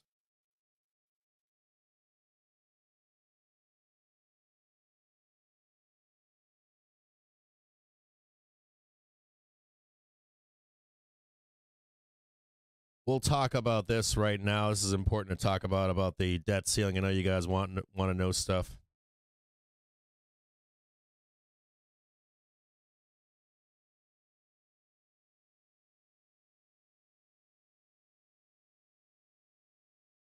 Okay, so the debt ceiling. Debt ceiling, you're going to get you are going to get, like Jamie Dimon is right to an extent. Fibonacci and market profile levels by signing up at tothetick.com. Now, though Jamie Dimon is kind of right, normally when that panic begins, it will be after price melts up. I'm worried about things like bank deposits. Not something that, so there's like an X date, right? Like Wall Street has their own X date. The Fed has their own X date. Everybody has their own secret X date for when it matters. If everybody's loading up on puts, they're gonna make this market go to the moon over it. Then they'll roll it over. Oftentimes you'll see people be like, well, they're going to front run it and we're going to crash to the depths of hell. We're going to 3,600. 52-week bills on May 16th to settle on May 18th. Probably not until we go up first, right? Hit 420 or even higher. Now, when does that X date matter? I mean, that matters too. You can be like, right? Oh, look. The market did roll over because of the debt ceiling fear. But, you know, where did it roll over from, right? That matters. You know, if you're like pointing at it when we're at like 396 or 400, and you're like, it's going to roll over, but it first goes to 420 or 430. That doesn't fucking help, right? You're not going to make any money. Probably going to get a phone call from your broker saying, sorry, Mr. James. You're not Mike Barr. You can't short for 30 years, lock us out, and keep all our money. So, you know, for you as a retail trader, the question becomes, when is that X date? I do believe that traders trading that trade will get that event. I think that they will. There's a high probability of it. Even if we don't have even if the debt ceiling is signed, you're going to get that weakness, that volatility.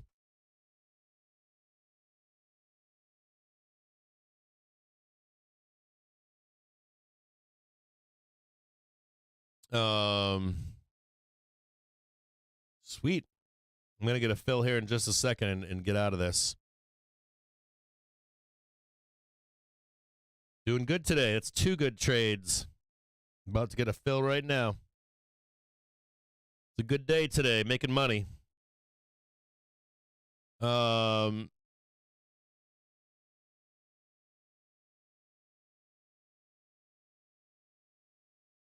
Had some 412s, went up about 10% or so I'm happy. 20, maybe even 20%, I'm not sure. About to fill right now. I'm going to sell this. I should hold higher, but I think we're going to hit this 70 cents or something here. Nice bullish cross right here coming up. Watch out if you're a bull. Watch out if or a bear. Watch out if you're a bear. If you're a bull, be careful of a quick reverse. We go up, come back down, then the test is to the upside. Be careful in here. There's a lot of volatility in here. Not a lot of fuel to get up there.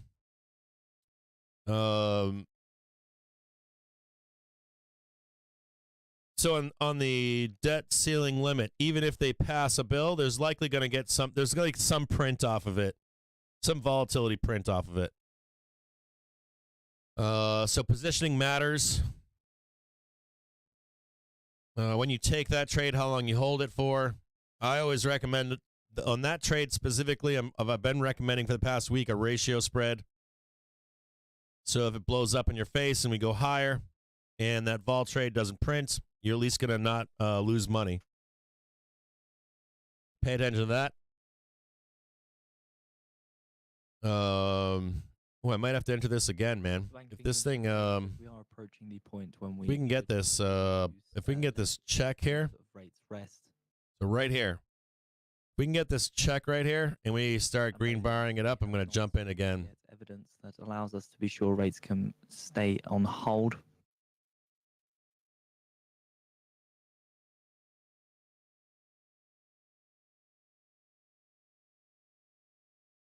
You're watching this right here.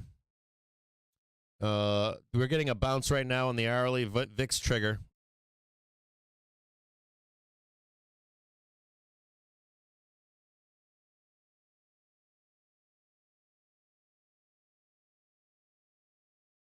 Shit, I'll take that trade again.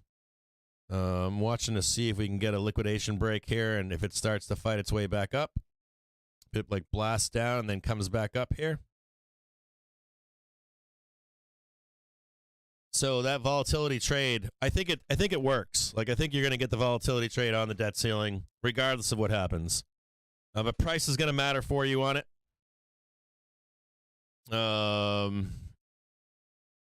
Where if you took that trade last week and we talked about putting it on, if you guys closed those trades yesterday, I don't know.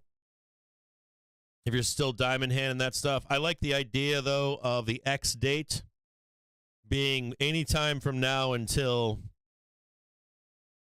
late July. So if you're going to put on that kind of a trade, like a volatility trade up around 418 or 420 or 423, if you already did it last week, it should be dated into late July at the earliest. Maybe date it into August and close them in July. That X date could be this week, or it could be that far out, believe it or not. I don't know that it is that far away, but just for safety's sake.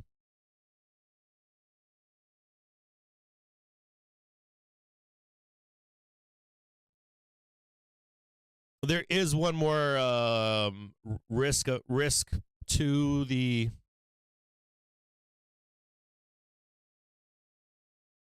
There is one more risk to the market. We'll talk about that right now. This is kind of like not complicated, but it ties into, get your pens and papers out.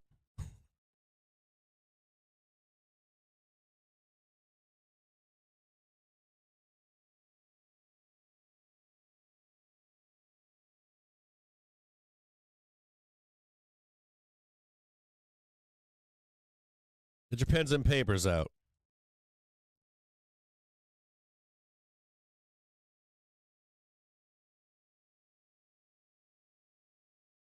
Let me just see if I can get this for you.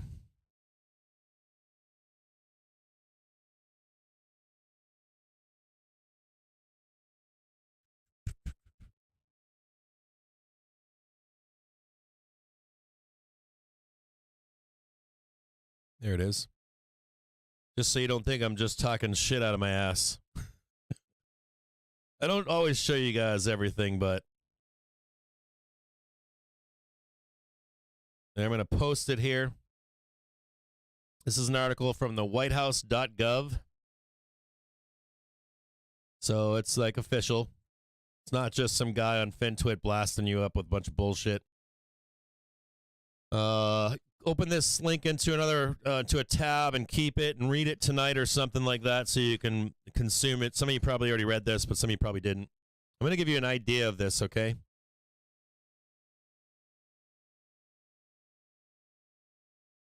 So if you're going to expect that vol at some point, you're going to place a trade for that volatility.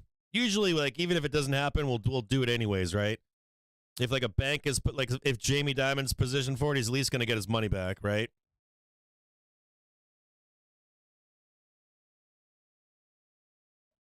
They don't actually care if it happens or not. They care more about making the money, right? It's always about the money.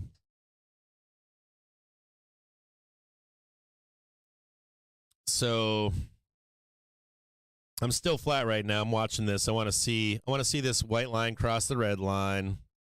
Green bars start heading up. Index 58 out of 100 equaling greed, and the crypto fear and greed index 52 out of 100 equaling neutral. Keep my eyes on the 1 minute chart here and just keep an eye on this. Target above here is 412.05. If price can stay above this. Yeah, that's a bull plane alert. So if price can stay above right now where we are, it has to stay above. It's the rule. The price target to the upside is 412.02 or so, right at roughly that. Basically, just call it 412. Not that high, right? It's like right here.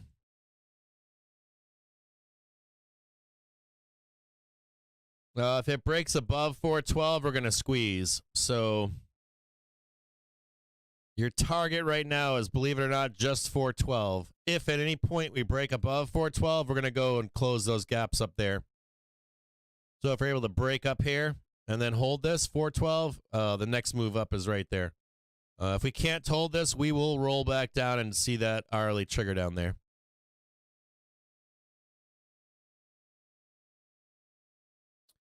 So let's go back to the conversation. So you've got, like, you know, you've got the volatility for that event one way or another. They're going to see it. If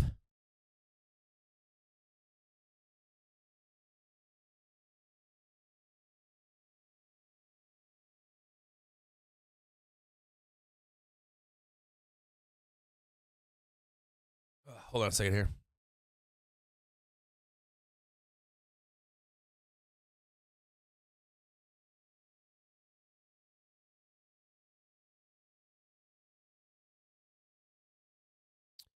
We're going to briefly discuss.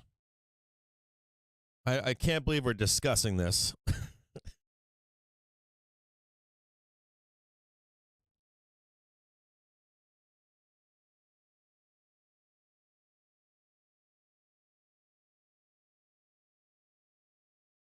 So in 2011, we got close. Oh, I'm getting that bull, dude. I'm getting that bull alert right now. It's like go long, daddy. I'm like, I gotta wait a minute here, bro. Hold on.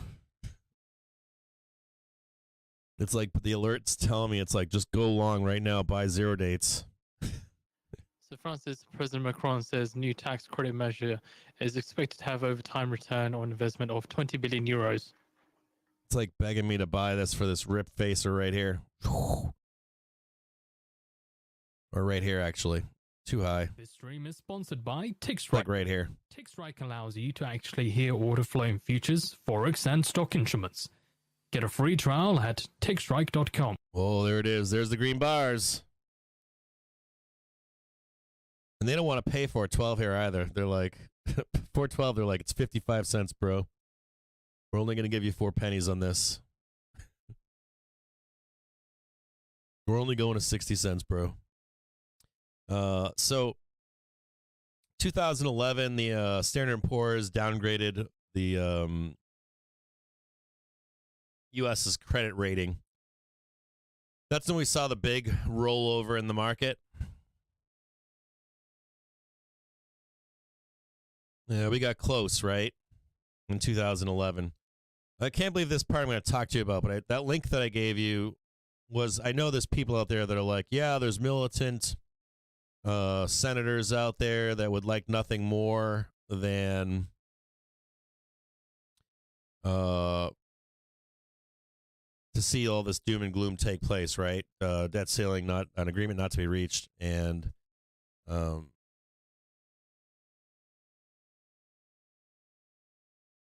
you know, that post or that link I just shared with you gives projections on what would happen. And in those projections, you know, if the government were to default for even a week, 500,000 Americans would lose their jobs. If we defaulted for 3 months, it could tip the country into a full recession, you know? Where millions would lose their jobs, millions of people. So that unemployment rate stuff that I was talking about earlier this morning would come into play. You'd see a rampant unemployment in this country. And I'm sure there's some people out there that would like nothing less than to see that happen. I don't entertain that personally. I feel like that's a fever dream by people that just want pure anarchy. I don't personally see it. I think it's a death nail for politically. It's a death nail. I think people like or I think that there's people out there like that, like the fantasy idea of that. But so many people are financially illiterate that they don't realize the implication of that. Even just 3 months. Forget like the Mad Max scenario. You know, you're talking like 1930s kind of shit. You know what I mean? Just 3 months. So I put that chance at, I'll give it 5%. Like tail risk, 5%. I think the political fallout from it would be game-changing. You're talking about an entire, and it's weird too because like Jamie Dimon doesn't want to see this. He wants to see the volatility, but he doesn't want to see it. You guys may or may not know this. Like Jamie Dimon, none of these guys want to see that actually take place. I don't know if you know that or not, but they don't want to see that. They like a market, believe it or not, that goes sideways and up and has a little bit of volatility to the downside. They like the idea of rolling the market over slowly too. They don't like seeing, like, no one, including Jamie, none of these banks want to see, like, straight to the depths of hell. I know that, contrary to popular belief, they don't like seeing that. So just be aware of that. That, you know, like, if the fallout from that situation would be political suicide. And the markets don't like it. Markets don't like it. People don't like it. It's just not like, it's not on the radar. It's more like talk for people, like people, like reporters need something to talk about. Politicians need something to rile up their base about. But no one wants that. If they wanted that, they would just fucking remove all the money from the stock market and we'd crash to zero. You'd have panic selling in the market. If Jamie Dimon thought that was real, we would cascade to the depths of hell like last week. I mean, that's the kind of panic. Not the kind of panic that Jamie Dimon's talking to you about. The kind of panic he's talking to you about is just the event volatility. That they want to get paid for it no matter what.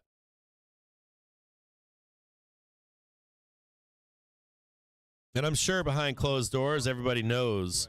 With their 4-week bill auction, selling $35 billion with a prior bid cover of 2 to 51 and a prior average yield of 5.84%. That they're not going to default. But for any of you out there that want to read that stuff, just in case it ever happens, if there's a 0.5% or a 0.05% chance of it happening, I just gave you the paper so you can read it, and you can read. It's big doom. Like, it's pretty doomy.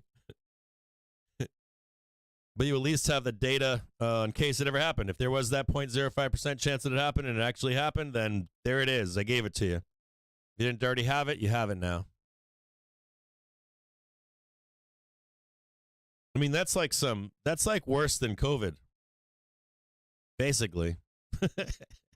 It's like you're like, yeah, you know what? If COVID wasn't enough, we're gonna introduce something worse. That's the logic behind that actually happening.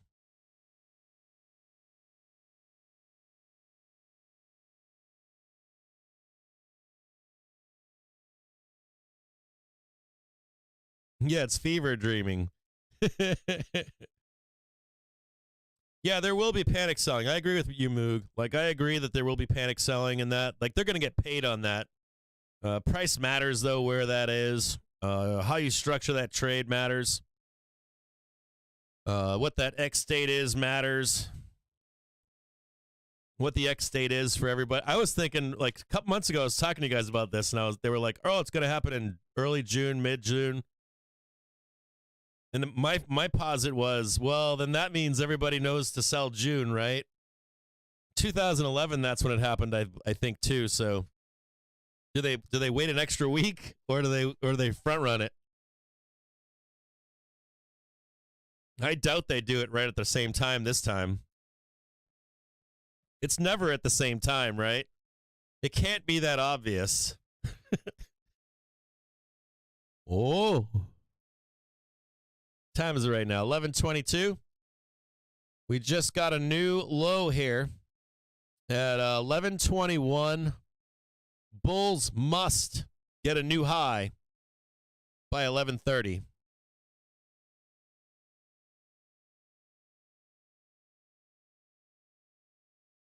Bulls ain't got a lot of time here. Time's not on a bull's side. Next 8 minutes need a new high.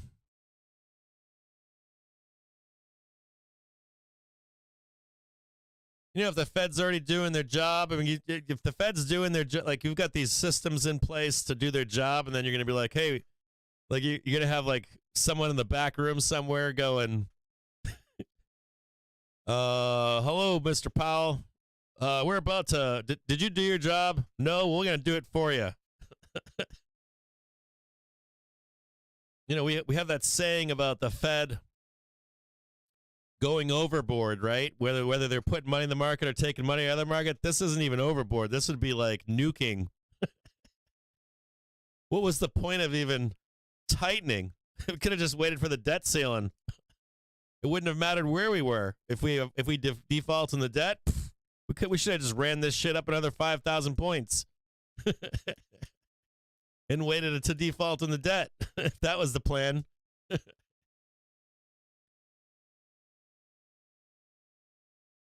mean, that's how crazy it is.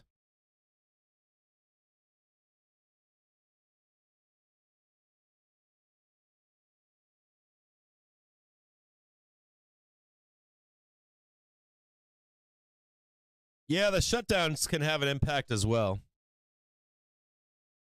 I should address that too.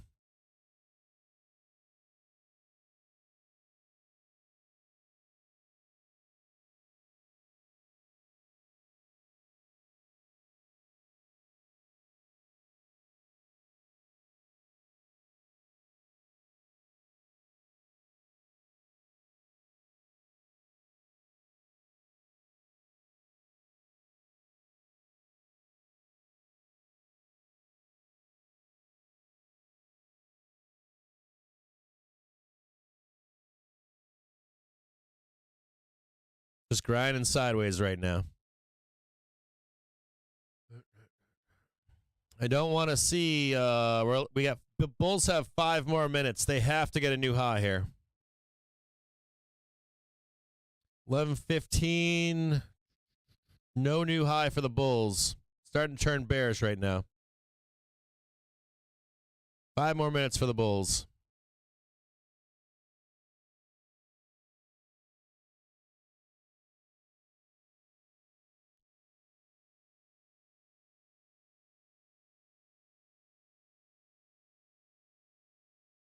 Yeah, SPY options trader making a very good point. June is a non-earnings month and can be a pivot low month for the year. Pivot lows are around 3rd to 4th week of the month. If you look back in time on the SPY. So if you're to place that trade, you want to if you want to leave enough time on it, right? Depending on how it's structured, so you can capture that June low. Fitch rating. Some spreads do very well timing it right to the end of its life. Some spreads do better with more time on them.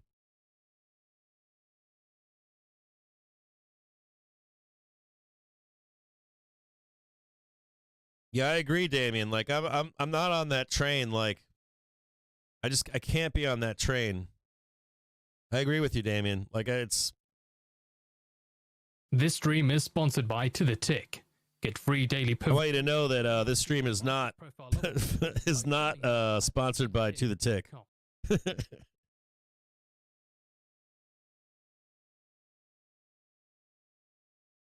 Their stream is, but not my stream. I don't get paid by them.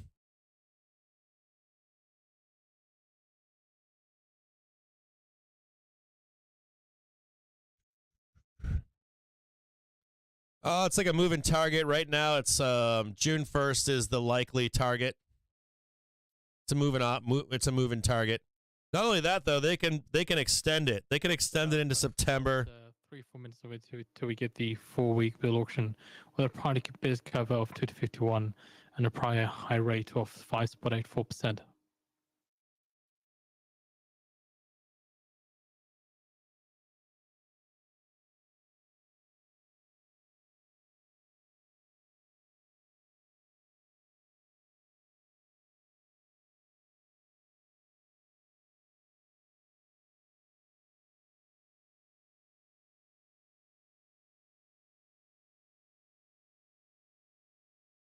Fitch adding that most US states are still on track to meet or exceed year-end budget forecasts.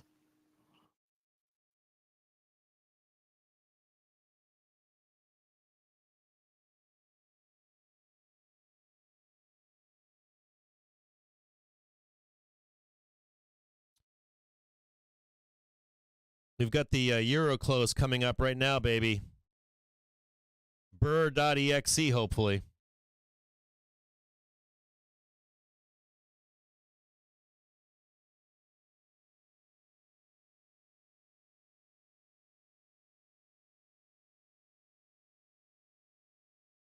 I'm long some calls here, by the way.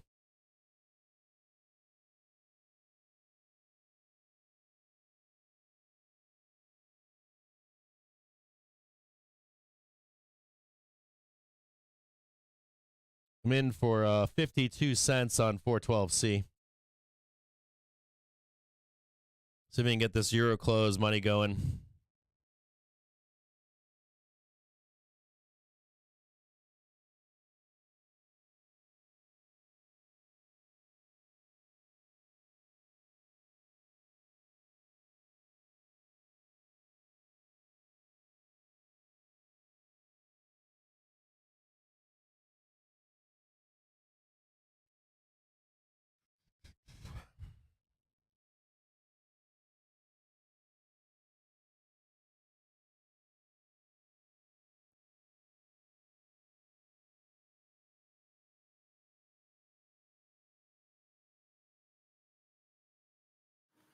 So it said, surely expecting data for the 4-week bill auction.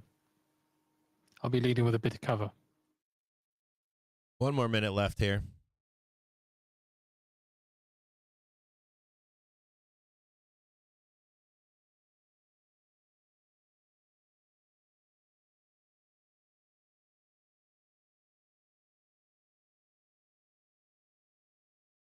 Have until 11:40.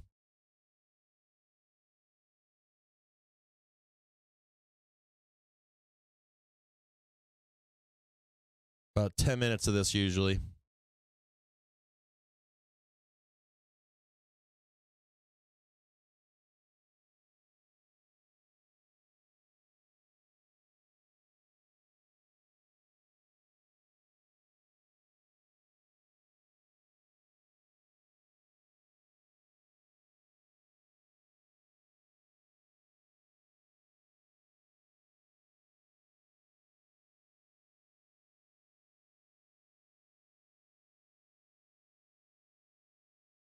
Just grabbed, I sold for 71 cents on that trade.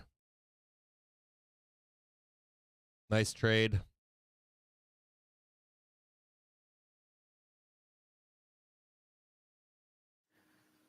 So according to a source here, UK draws up £50 billion fund to back startups.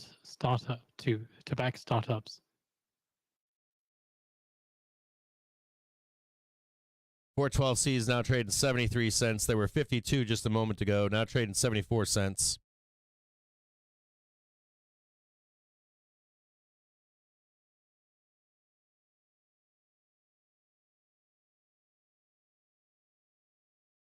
If you can't get fills, you're probably using the wrong broker. I'll be honest with you.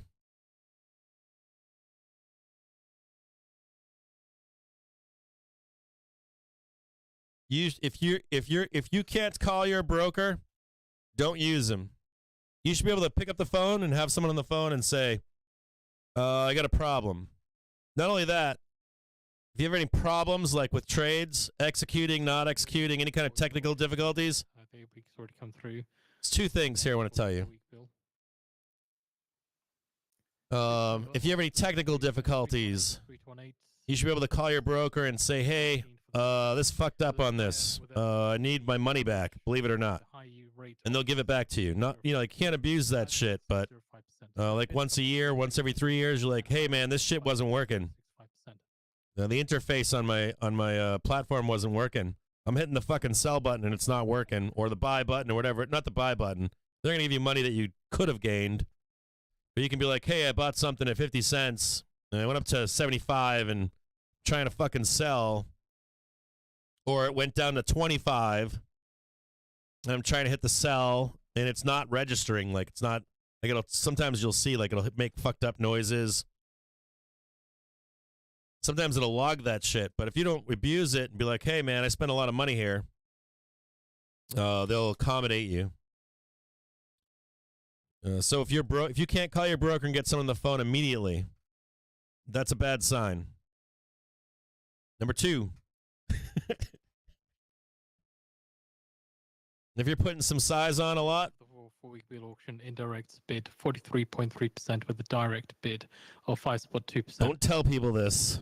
Do not repeat this to your friends, or else they'll stop doing it. Just do not do it. Okay, do not repeat this. Huddle around. If you're looking for a trade, right, with like multi-leg trade, you can probably call your broker and get a better price. Be like, hey, I'm putting some saws on right here, and is there any way for you to fill me at this price?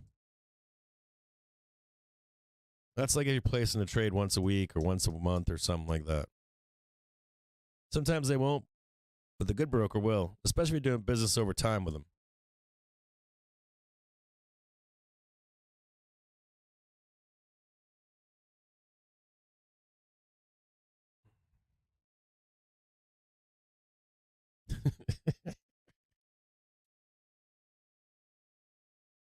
Don't tell anybody. Don't go fucking telling your friends. Like, keep that shit in your pocket.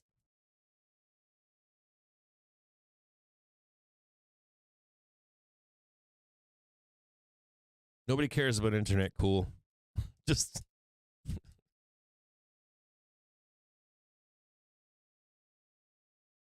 my thoughts on Robinhood. You already know what those are. You already know what my thoughts on Robinhood are. I mean, there's one thing I'll give Robinhood.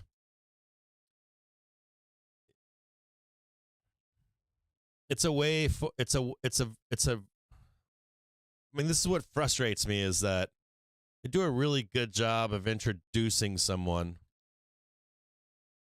to the market. And I got no problem with that. Like you're not going to make, I'll be honest with you, there's not much that you, outside of buying a home, maybe, I was talking to a guy after the close yesterday, and like your biggest investment is likely a home. Your second biggest investment is probably going to be not a 401k, believe it or not. It would probably be you, instead of moving up in quality of house. So here's an insight for you. So we're talking yesterday, a buddy of mine, and when I listen to a young person, they have valid points. They're like, look, my dollar doesn't go like as far as it did for you when you were younger, nor your father, nor your father's father. I'm like, I agree with that. My education costs more than it did for you. I agree with that. Competition is worse than it was for you.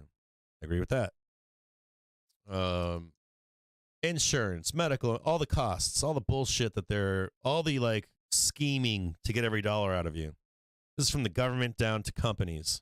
All like, dude, I was thinking about like, I could probably pay $200 or $300 a month alone in just subscriptions for newspapers. I mean, everybody's got their fucking hand out. Like, well, I mean, not only that, then you've got Google.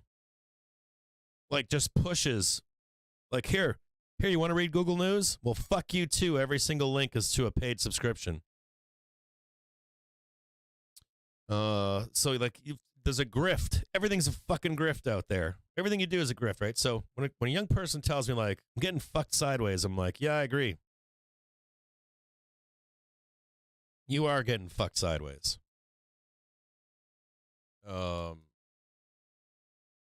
It's fine to bitch about it, but I know you don't vote. I know you don't vote. I know you don't run. I know you don't take over political parties. I don't care if you're Republican or Democrat and you're young. I don't care. You just don't. So, that's not doing it for you.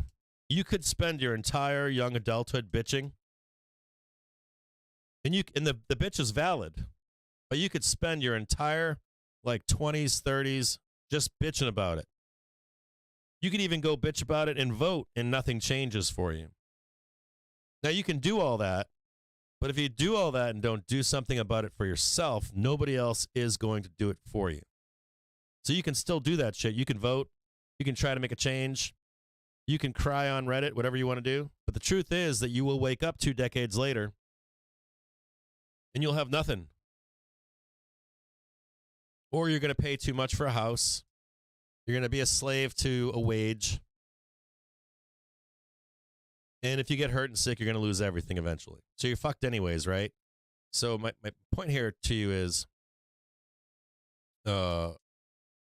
instead of watching TikTok or or Reddit or whatever, because I'll then ask people, like a young person, I'll say to a young person, okay, I agree with your bitches and your complaints. And I'll say, what do you want? And they're like, well, I want a good job that pays well, and I want a nice car. I want to be able to drive a Toyota or a Honda, Ford, a Honda, or a Toyota. I want to be able to have kids, or, you know, live in a nice area. I want to be able to live in like Manhattan or Beverly Hills or the beach or a ski town or wherever. Well, I'm like, that's asking a lot. I want to have insurance. I want to live in a community that, you know, like these, I can't afford a $350,000 house or a $500,000 house. I can never get in there. I'm like, yeah, I agree with all that. But the truth is, even though you're getting fucked everywhere, it's kind of out of the realm. Your expectation. So even though you're getting fucked, your expectations are really weird and bizarre. When you're young, sometimes you have to accept that you can only afford $250,000 or $150,000 or $100,000 or maybe $50,000. And you can bitch and whine, right, all you want, but you're not going to be able to get by in life if you don't do something on your own. So if you go to some community, it might not be a beach town, but if you go to some other place and you buy a house that's $50,000 or $100,000, you live within your means, what you can afford. Maybe this place has the potential to grow. Maybe you can tell your buddies and friends in college or tech school, hey, you should move up the road for me. And you can make actual change in your community. Now, these expensive communities that are overpriced, they did build infrastructure. They built schools. They built highways and good water systems, and made sure that there was proper funding for infrastructure. That shit costs money. So if you find some place where you're a part of building that somewhere in the U.S., you're not going to want to give that up one day either. You're going to be like, hey, man, I spent all these years. I was a part of the community. I made a change at the school board. I made a change in my neighborhood. I picked up the trash. Like, oh, I'm not religious. The kids are like, oh, I'm not religious. I'm like, yeah, but did you form a community center for this or for that? It doesn't have to be religious. You know, like in the past, people made churches and stuff like that, but you can have your own communities. You know, own center of community, stuff like that. So I don't, like, the bitching is fine, I get it.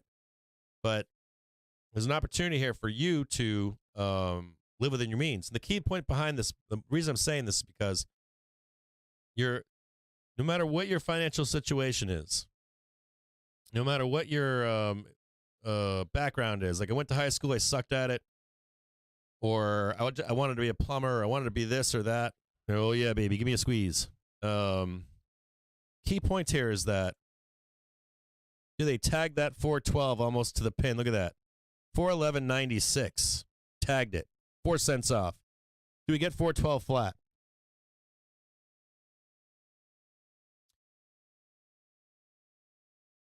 Missed it by 4 pennies.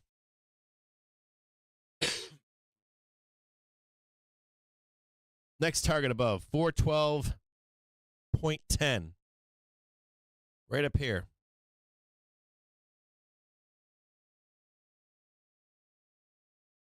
Right there. Next target. Right there. My point here, though, is it doesn't matter what your background is. You can afford a house somewhere. I bet you could look all over the country like, my credit sucks, Cap. I bet you can get, I used to buy these and flip these, actually. Land contracts on houses. I used to let them assume the risk, and I would flip them. But you can buy a house on a land contract if you need to. Probably not the best place you want to live, but it's available to you. There is options for you. Now, the key point here is that if you want that leg up in life, you can bitch, moan, you can vote, you can cry on Reddit, whatever you want to do. But you have to still like get a leg up for yourself at the same time. And it might not be Santa Monica, California, or I don't know, some really nice place, right? You name it. Wherever you live, right? It might not be Tybee Island or I don't know, the Cape in Massachusetts. But you have a chance. And that first investment that you have, that first house, right? Some people think, yeah, it's my retirement fund and my house. Your second best investment that you can do is take that house, and instead of moving up into a nicer house, instead of like, hey, I'm going to move it on up into my starter home for $100,000 to now a $250,000 home, you could actually mortgage that house up that you bought and roll it into a second home that you could turn into a rental, an Airbnb. If you're like, I'm against landlords, okay, buy a commercial property. Mortgage that house, and instead of getting a brand spanking new kitchen that someone else is going to rip out, or trying to move on up, you live in that house, that starter home. You take that money and you put it into a commercial property. I don't know, a laundromat, a car wash, a storage facility. If you got like 10 friends, you can probably buy one of those bigger ones, right?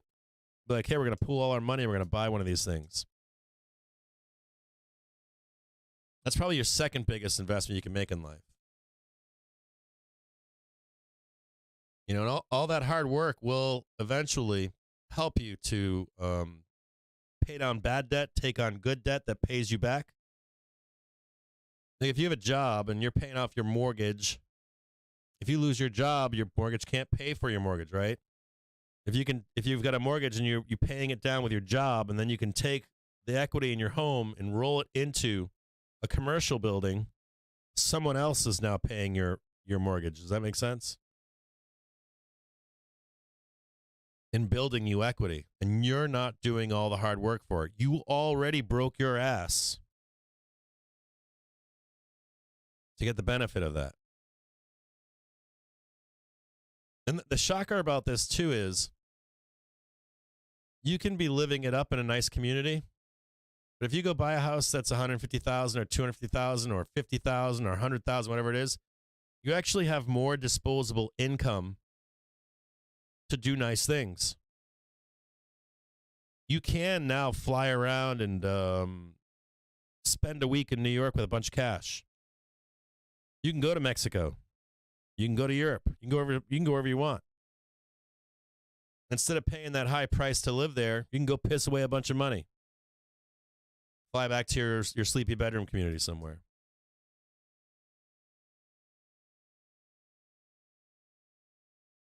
You can get flights now around the country for what, $100 round trip. You can go skiing anywhere you want.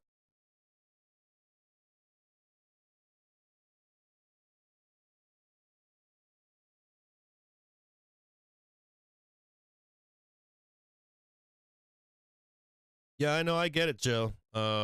It's, you know what the thing is too, is you have to have empathy and identify with these kids. They have they got the right point. They make sense. I mean, I'm not in disagreement with them. I agree with these kids. I agree with them all day long, and I do like truly believe that what they're saying. But I promise you, a lot of these communities that children or young people, not children, but young adults, like, I want to be able to afford that nice community. I'm like, dude, there was a time when that community was a shithole or it was undeveloped. We don't tell kids that. We don't tell kids that Manhattan's bad, but it was really bad at one time. We don't tell them that Boston used to have a combat zone. People would run around with machine guns and rocket launchers and hand grenades and shit. Pussycat theaters and like people are like, look at Philadelphia and all the drug users, right? Walking the streets of Philly. I'm like, that ain't shit. If you look back in the 70s, U.S. was a shithole. It was a shithole. The United States was a shithole.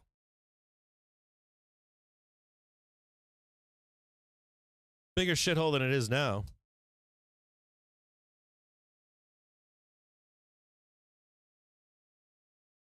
But we don't tell kids that either. Like, just pull up your bootstraps. You shouldn't do that as an adult or too young adult. You have to be like, you have to empathize with them and be like, I know, I get it. You're fucked. Make some change, but at the same time, don't get left behind either. Because that's the scary part is, if you get left behind, you're not going to have a good time. And your parent might tell you that they're going to help you when they get older. But a lot of our system is structured to take all of their money. You're like, hey, my parents did well. I'm going to inherit their money someday. You think you're the smart kid. You're like, my parents are going to leave me something. I'm going to get a leg up one day. I'll tell you the truth. There are adults out there, older than you, in politics and in companies that want your parents' money as well. And they'll do whatever they can do to get it from you. They'll do it. So I want to talk to you guys about something here. So just a heads up here. I want to show you guys something here. So this is a 5-minute chart here, okay? I don't think personally this happens. I'm going to warn you of something. Now, if it does, it does. But this 5-minute right here on the SPY, I need to see proof of this. This will be an explosive move up. If this is a 3-trigger cluster, bull cluster, that's forming.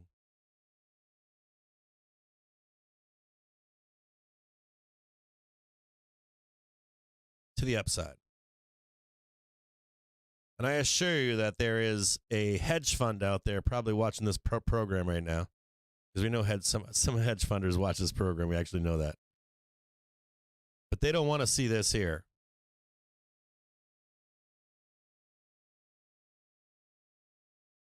Because this will rip some faces off. This is very powerful in here. You have the hourly, the 1 minute, and the 5 minute. If this happens, this can also be a bull trap that rolls right down. But I know sell side knows if we get above right here, it's gonna get nasty. It's gonna go violent to the upside. We will close these gaps up here. I don't see the fuel. There's a trade in here from here to here. So on a 1 minute chart, there is a trade here right now. It's very bullish. Like this here is very bullish to get up here into this, like blast up here. But does it hold is the question, or does it, do we start to make that? So I'm not in anything right now. I want to buy some right now, but a series of higher lows right here. Just don't get trapped in here if it rolls down on you. This could last for days, like 2-3 days to the upside. So we'll see how it plays out. So I point to you is like, if you know a young person out there, you should empathize with them and I agree with them.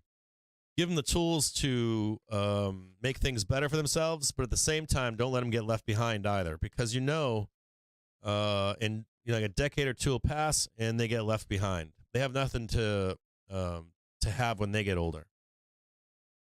And there's evil people out there that are going to take your parents' money. The government is one of them. The reverse mortgage people are another one. If your parents ever get sick, like let's say people live older. So like you got an old person, they live to like 80, 90. And people today that are alive today are expected to live into their 80s and 90s. If they ever get to a point where they need to be taken care of by the state's going to force a lot of them to get rid of any wealth they have. They'll actually take their money away from them. Give me all your money and we'll take care of you. The state will take care of you. So unless your financial planning is outstanding, like you're giving your house to your kids, something like that, or you don't own it any longer before that happens, unless you have trusts set up and shell companies and all that kind of stuff, which most people don't, you're likely going to get, you're not going to get nothing if you're a kid. So you'd be like waiting on all this money and you don't get it. And it's kind of fun if you're young. I'll be honest with you. I know it can be fun to like, I don't know, get into a really nice house when you're young. But there's so much life out there. You only get to live once. And you want to make a difference. You want to contribute to society.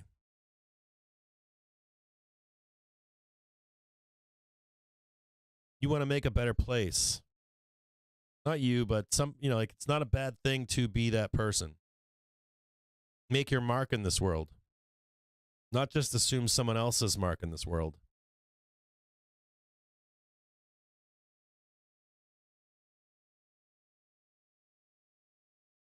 and you're likely not going to get it. That's the worst part. Like there's so much greed out there that you're likely not going to get that wish that you have. That like I don't have any, I don't have to pay for my education. I don't have to, or the cost of my education is going to come down.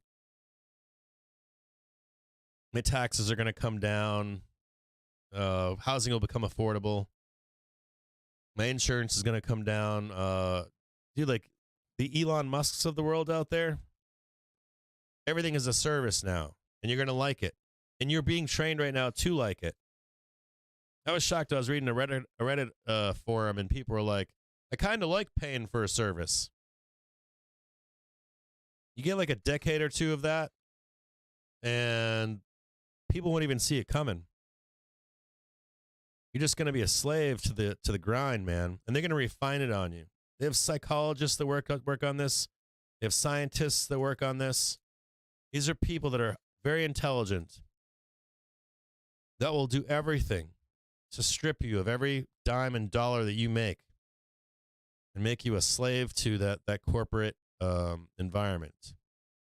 And they're getting better and better at it as time passes.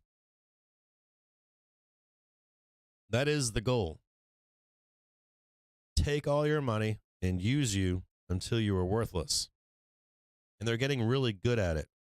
So if you think that they're going to not get good at it someday, or you're just going to bitch about it for 10 or 20 years, 30 years, you're going to wake up one day and you're going to be like 50, 60, 70 years old. You're going to have nothing. Your kids won't have anything.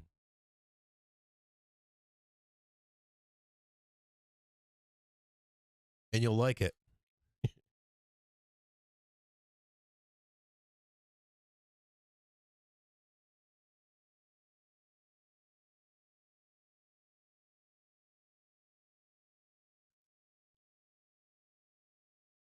SPY right now trying to get above the hourly trigger.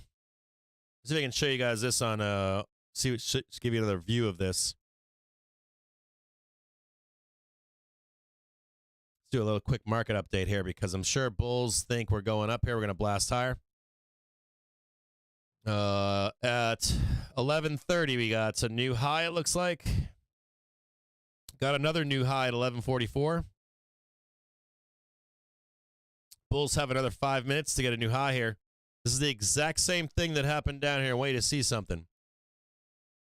When I was counting off new lows, right here, I'm counting off new highs up here for bulls. Every 15 minutes. We know that a stock market hour goes from 9:30 to 10:30 to 11:30 to 12:30, all the way up to 4:30 in the afternoon. We know the quarter hours matter. You can see right here, 11:30, 11:45, right? Now we're coming into the hour, 12 o'clock. Bulls must get a new high here.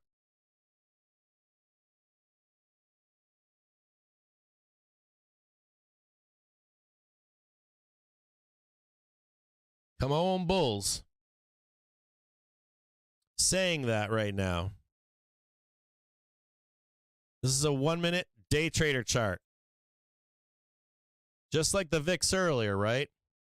This looks like the VIX earlier, doesn't it? You need this to come up. This to come up. You need price to break out above. Come back and check it, and we go up from here. That's $12.12. Can't reverse here, any of that kind of nonsense. If price gets above this hourly trigger, we go up in a big way. We're going to look at it in a 30-minute chart and see if the way is up here.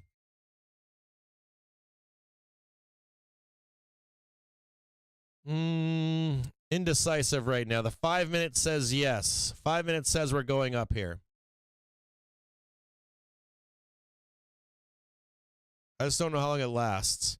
VIX rolling over right now. This is good for bulls. VIX beginning to roll over right now. Should get a squeeze here for at least 5 minutes. Hourly is like, it looks okay. It doesn't look great. I want to see some proof in the pudding that bulls can get above here and hold this. I think the sellers are hiding up here.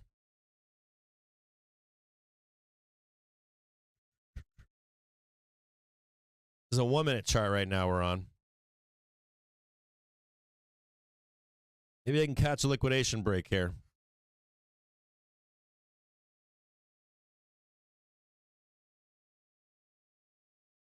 412Cs are 66 cents, 65 cents. I'm looking at them again.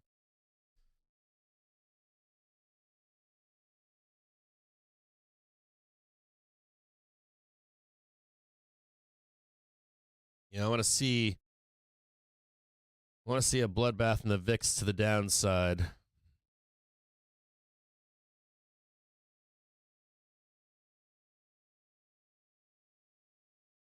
So I guess the conversation I was having after market hours was, if you're older, do a solid for a young person. Like, listen to them, empathize with them, identify with their concerns, validate their concerns. I think they're right. I think the data suggests that they're correct. But try to guide them too. You know, twofold. This is how you fight it, and also this is how you get ahead of it. Mortgage rates for second straight week and dropped to 6.35%. You know, just dismissing a young person is counterproductive for our society. 6.35% compared to 6.39% the prior week, according to Freddie Mac.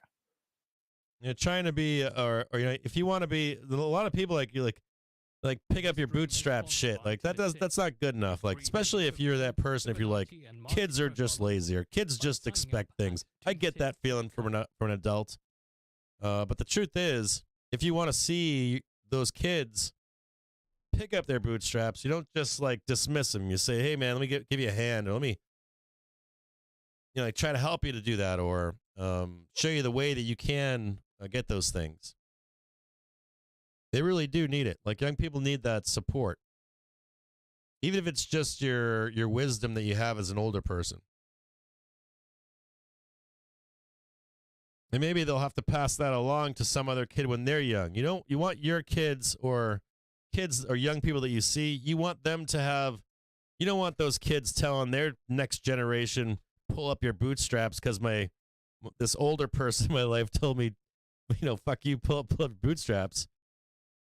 You want productive, younger adults to get a productive answer from an older person with wisdom, so that it continues on 2 or 3 generations down the road. Anyway, think about someone that's 20 right now. What about the next generation of 20-year-olds, the next generation of that of 20-year-olds? You make a generation or two of very dissatisfied young people, and that never leads to good, right? Or, you know what I mean? Like, that can have some real lasting consequences. Rolling over right now, liquidation break. Sell side saying, hell no. I'm so glad I didn't buy any calls there. Sell side's like, get out of here. We ain't going up. There ain't enough puts.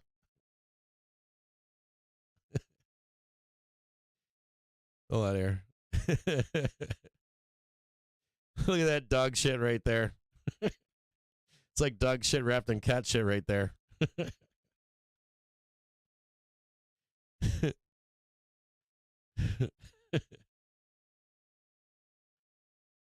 Oof. Oof. I feel sad for anyone long calls right there.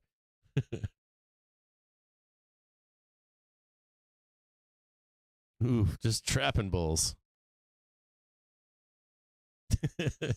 Zigging and zagging.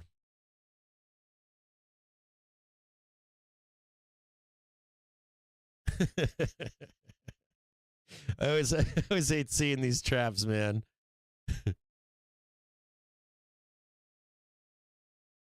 Oof.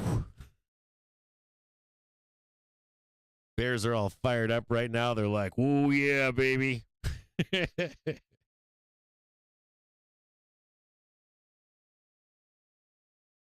Got trap in them bulls.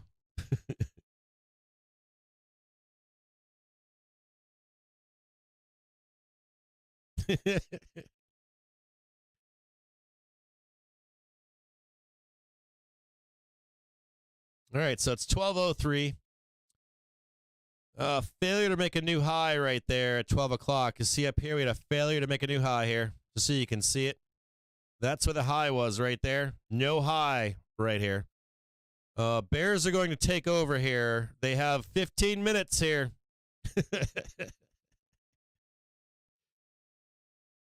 The Bears.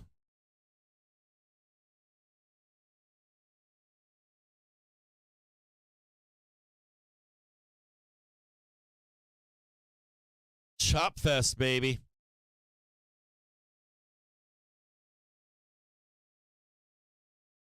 One good thing is we've got no volatility tomorrow, do we? Do we have anything lined up for volatility tomorrow?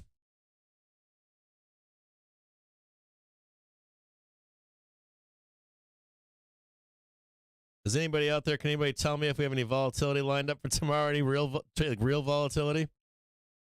We got a long weekend coming up here. That's volatility. You'll see like McCarthy and who's the Democrat? We'll pick like a Schumer will like dig his hand down his butt and smear poop all over the wall, and McCarthy will do the same thing. They'll paint pictures all weekend, like caveman drawings of doom. I'll say this. I would really would have liked to have seen, I'll be honest, I would really like to have seen the stonk or the VIX be at like 20 into tomorrow. I'd be calling up Joe Donut and Winky and being like, dude, VIX is at 20, dude. We're gonna rip some faces off in a close tomorrow.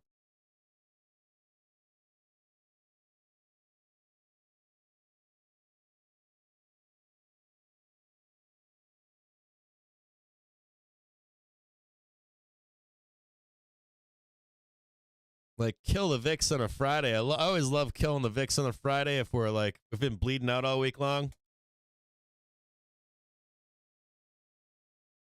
Maybe we can go up today. That way we can sell the market on Friday. I find it hard to believe that anybody's going to want to hold this shit over the weekend. For the shit smearing on the debt ceiling over the weekend. I mean, they're going to have it out. I promise you. Because we have OPEX next week. So you got like the collapse sub-sellers and fee sellers are like, I got all my paperwork here. Weekend's coming up. I'm going to sell fear all weekend. We got OPEX coming up next week. I got it all lined up. We know that every day that passes is X day. I'm going to make a video on Sunday about market crash on Monday, and if that doesn't work, I'm going to make one next Sunday.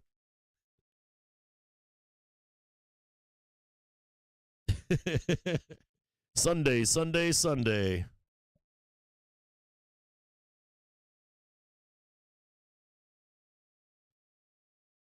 I'm going to go with we go up today, and then we sell Friday.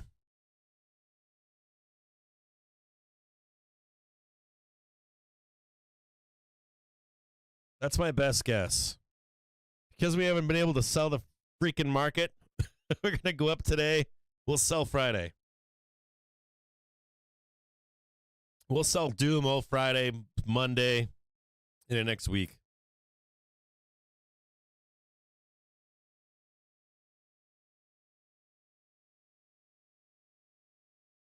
Yeah, I think we usually like, I always feel like, if we're up all week, we usually sell Friday. If we're down all week, we usually go up on Friday. It's pretty consistent.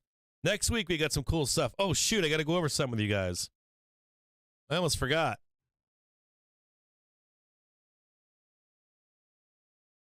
Hold on here. Hold on one second. I gotta go potty real quick. Hold on a second. I want to take some calls right now, but so bad. I want to take calls real bad.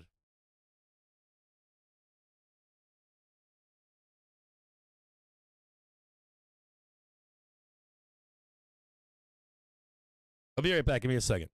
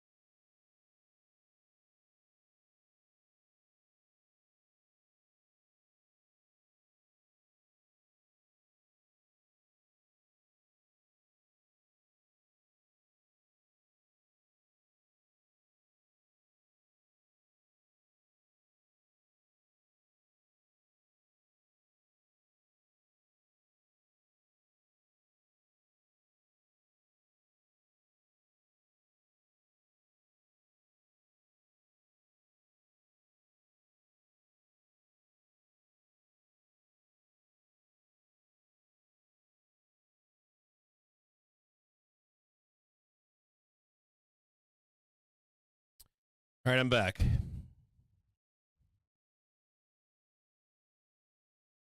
All right, I got some money making for you.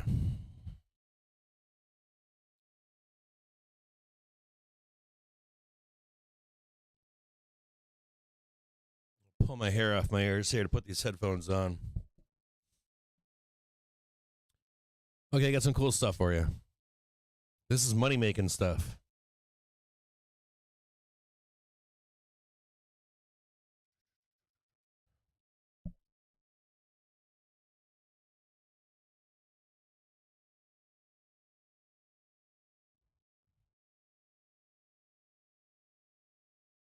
Just a second here.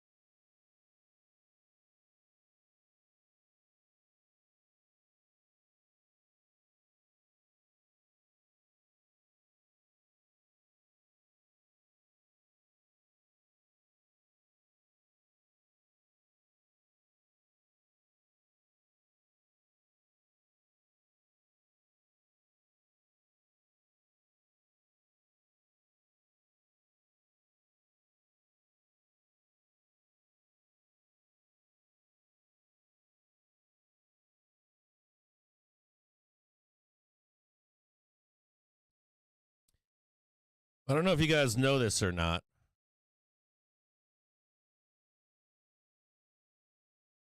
So where I was talking to you guys earlier about like where price matters today, like where we close today. So I was talking about VIX earlier, and I was saying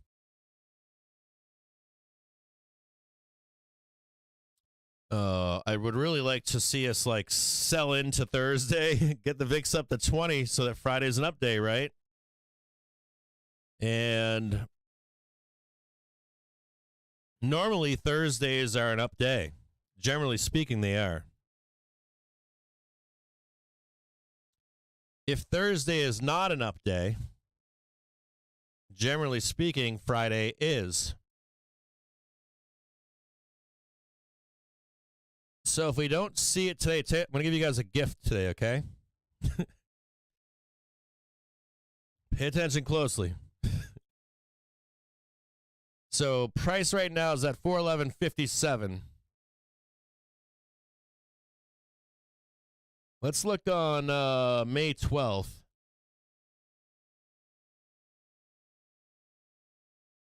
$4.13s are 86 cents right now. Right up here. Let's look at a 5-day chart.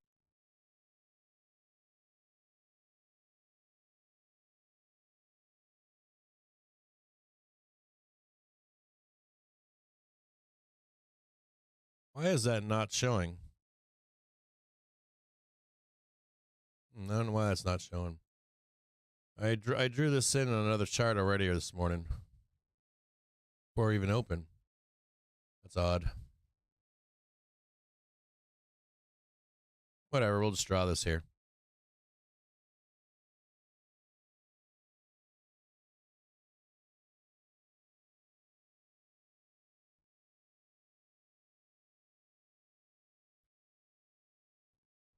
Close this book map up.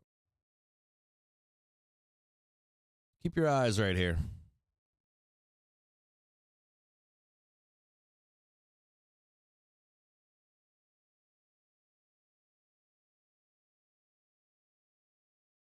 See that first one right here? We already had that one there. I drew this one in this morning on another instance of Bookmap, but or not Bookmap, but Weeble, but I didn't.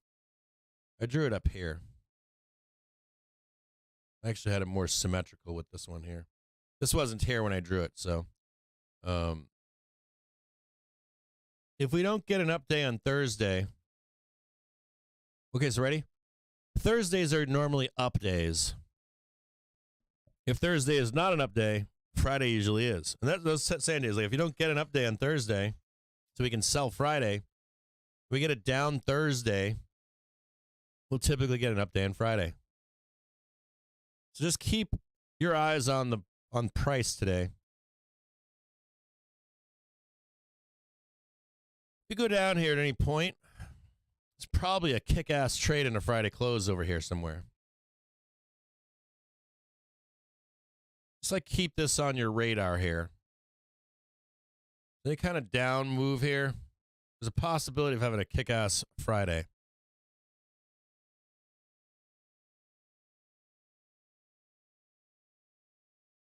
Bears, I told you, are taking over here. So if we get like this down in the dregs close down here, something like this, I'd be interested in buying this either the open on Friday or even this close, depending on how deep it goes.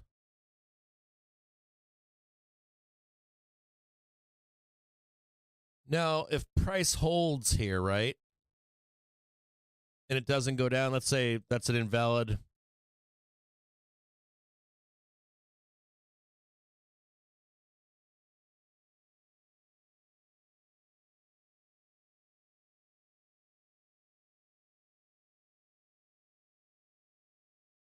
If price does hold here, though,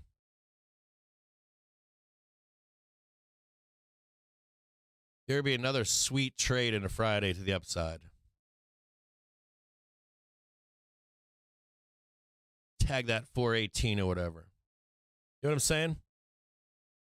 So we'll monitor this Thursday here. I would expect today to be up, but it's not up. So we're not going to kill the VIX. And if we're going to make the VIX go down over here, maybe we can get the VIX up there by close today.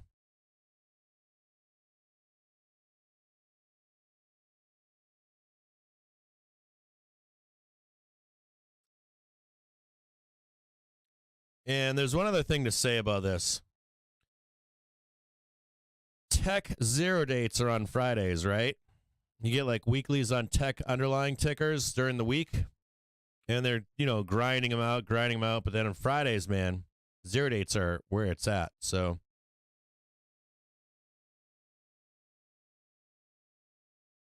it's probably some kind of an upside move in here into Friday.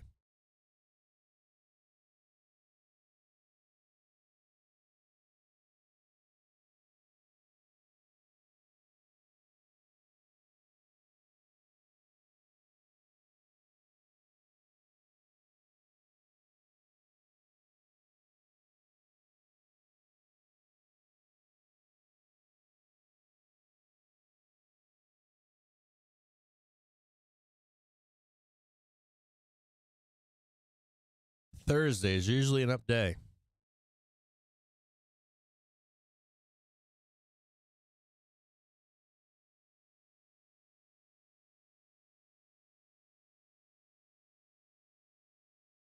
$4.12s are 55 cents again. Maybe they went down while I was taking a leak. Maybe I'm going to start a small position to the upside.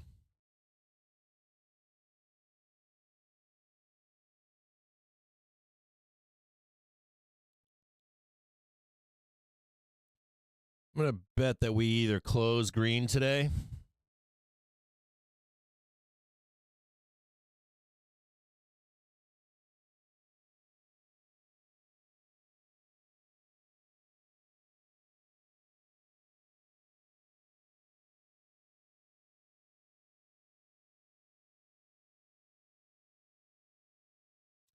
place a small bet they're going to close green today.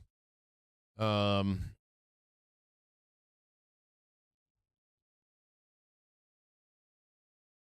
if it rolls down, probably going to buy this close that open tomorrow as well. And then what they can do is they can worry about it all weekend. They can write their doom all like Saturday, Friday night, Saturday, Sunday, Monday, OPEX week next week. We're going to talk about OPEX as well right now.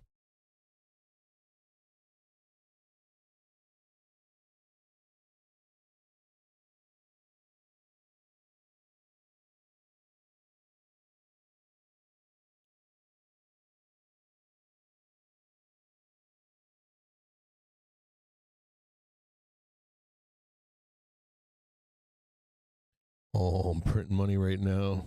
Printing some money. I smell it.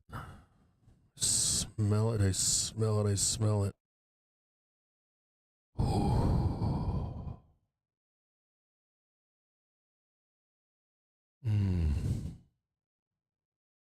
little bit of money there. Making some money right there.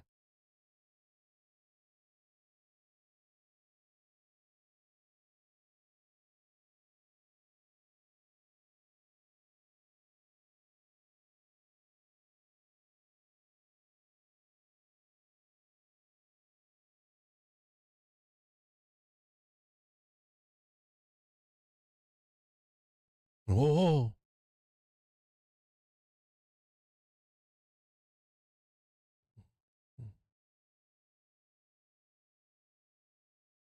Ooh.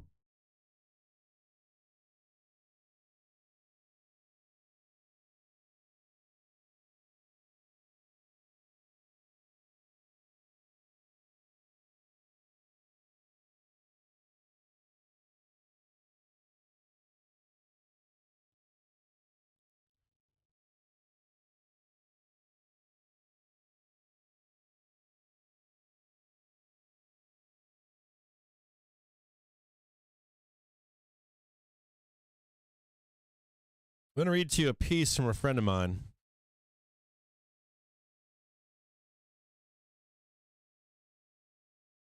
I'm not going to give it to you because he charges for this, and he doesn't charge a lot. And I want to say something out there. There are people out there that produce content that's worth paying for. They put their time, effort, and energy into it. And I know this guy personally. I'm friends with him. And he spends days on this. He gets this prepared every week. And he does a lot of work for it. And he's a great trader. He makes a ton of money. So I'm going to steer you towards him. I think he charges like $5 or $20 or something a month or something, or $5 a week or something. I don't know what it is. It's dirt cheap. $5 a month or something like that. I want you to tell him that I sent you to him. Go in there and be like, hey, CaptainJimJames sent me.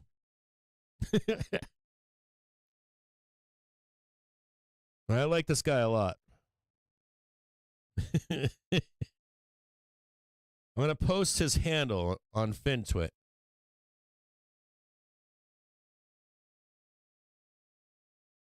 Oh, I'm making money, baby. Hold on here. Oh, I'm making money. Am I going to diamond hand these into the bell? Whoa!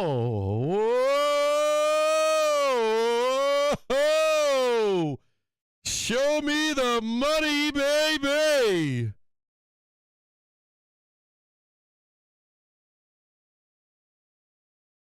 Show me the money!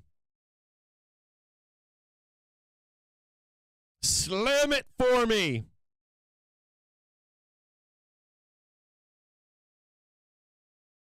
His name is @VolatilityWiz. His first name is Scott. We've had him on the show in the past. He has a newsletter every week. I'm not going to read the entire newsletter for you. He puts a lot of time and effort into it. And dude, he does a great job. Like, I can't complain, dude. You're looking for like a forecast for like a week, a month out. He updates it as he goes along. I bet you that he'd probably send you the most recent issue just so you can read it. He's an easy guy. You know, he'd be like, hey, man, check out my newsletter. I'll send you a couple previous copies. VolatilityWiz. When I read his newsletter, I read his newsletter. I have no affiliation with him. He doesn't pay me any money, none of that shit. Nothing, zero. So it's not like he's paid me to talk to about him or anything like that.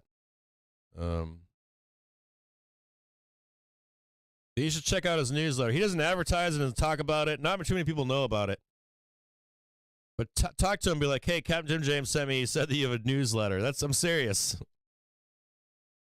3 trigger cluster right now on the SPY.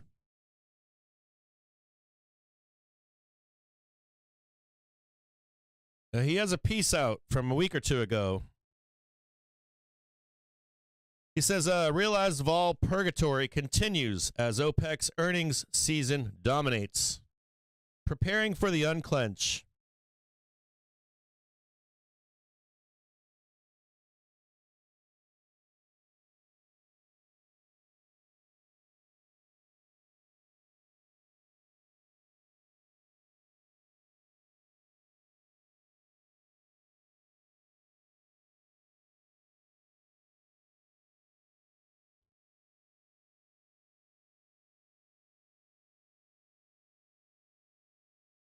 He makes a good point right here. Oh, shit, I didn't get a fill in my calls. Damn it. I'm still sitting in these calls. They didn't fill them. They left me hanging. I missed it by 2 pennies or something.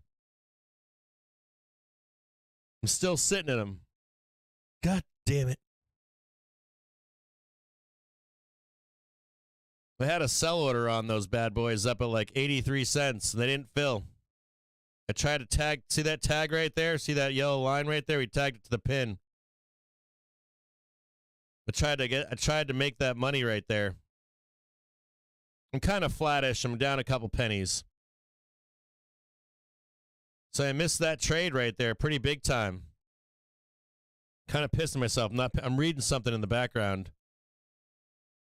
So that whole trade I lost. Not paying attention to my trades. Look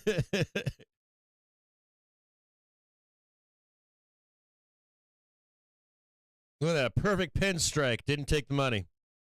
Wouldn't give me a fill. I was just saying you'll get fills on better brokers. They were like, sorry, buddy.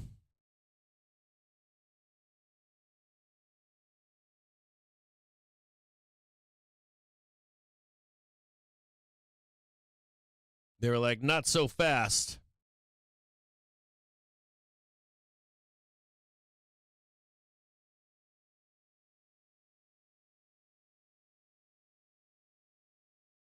I did get rid of the sell order, though. It was at 83 cents or something. They were like, eat a bag of dicks. I think I'm gonna, okay, so this is a good point. So I just took profit, okay? This is a good educational moment. Let me see what I bought those for. Hold on a second. It's a good I'm going to interject the topic I was on and go to this topic. Let me see what I bought them for. You should see my my drunkalog of trades. I bought them for 57 cents and I sold them for 60 and 61 cents. But they're at 83 cents. Some days when I'm tired, man, I'll miss this. So I was trying to get a fill up here. I thought I was filling at 55. I guess I filled them higher, but I was trying to capture that 83 cents and I missed it. I was too greedy. And then I didn't watch the rollover down here. Now, you might say, like, hey, so there's a couple things here. If you miss the trade or the fill, I didn't panic here, right? I'd at least hope that we come back up so that I can unfuck myself. Second lesson here is I planned my trade out. I took the trade. I failed in the execution of it. And once I failed in the execution of closing for profit, I didn't stay in it. Now we could go up right here, no problem. But I didn't execute my trade properly from start to finish. Does that make sense? So the trade is dead to me. So the trade for me was right from here to here. That was the trade that I wanted. The following month-over-month April PCI print. We can continue up here, whatever. But the trade for me is dead. This is the trade for me. I wanted to take profit, come back in and grab another one here or grab another one here. Does that make sense? So my thesis is 0 dates. He also adds that these would translate to a 4.6% year-over-year increase, the same as March. So now I'm trying to reposition myself for the next trade. So I missed out on, 30% gain on that trade right there. Tick Strike allows you to actually hear order flow in futures, forex, and stock instruments. Get a free trial at tickstrike.com. It's a nice 30%. It should have been higher, but I didn't catch the full bottom of it, but I caught some of it. So I'm now flat again. If I fuck up the execution from the entry to the exit and the path that I wanted, I usually don't stay in the trade, like the length of the trade. If I expect this to run for 5 minutes, I'm in and I'm out. If I expect this to run for 15 minutes, I try to see it through unless it goes against me. Sorry to interject.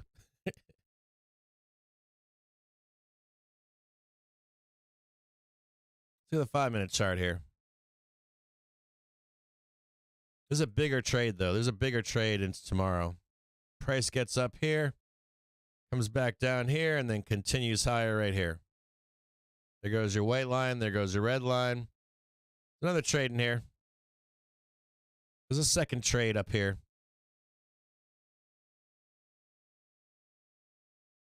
There's a second bad boy in here right now. There's another one brewing.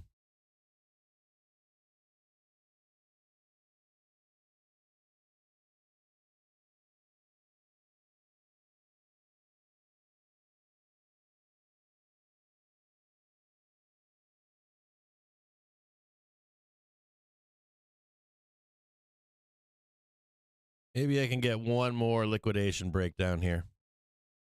Maybe like one more liquidation break.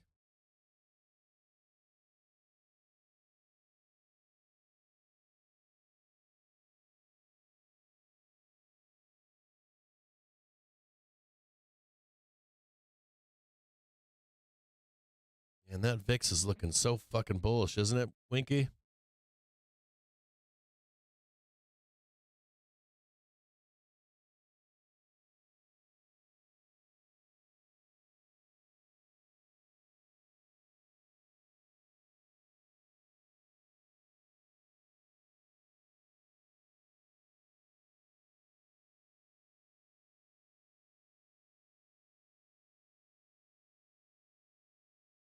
Okay, so I'm flat right now.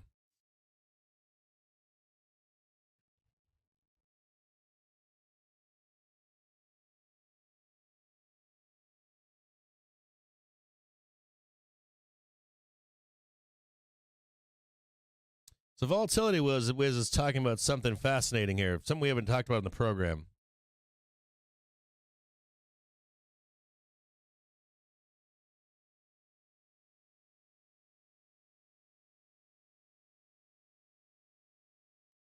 I'm going to read you a note from his newsletter. It says, here is an interesting news for this week.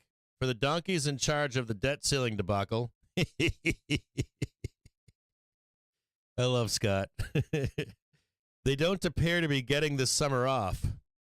Things are suddenly speeding to require some sort of imminent need to act, much earlier than previously expected. So Nasdaq trading in positive territory, last up 0.1%. He's showing a chart from the Treasury General account, TGA. And he's showing the debt ceiling debacle being imminent. Tax day receipts. And he says why? For the Treasury to listen close to this. For the Treasury to collect more money under their, quote, extraordinary measures, they need to get to mid-June. Mid-June. When corporate tax payments come in. So you want to know that X day for the stock market? I'll read it again. For the Treasury to collect more money under their extraordinary measures, they need to get to mid-June. When corporate tax payments come in, they can't raise new money via treasuries because debt ceiling. In receipts this year at the buzzer, tax day, came in below last year by a significant amount, mostly due to the fact that stocks were down last year and folks didn't have capital gains taxes to fork over.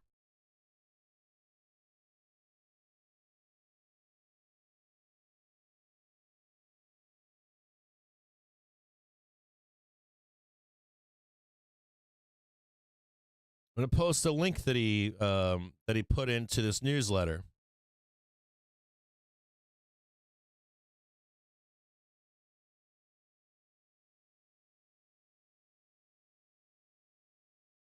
This is in reference to what I'm discussing with you right now.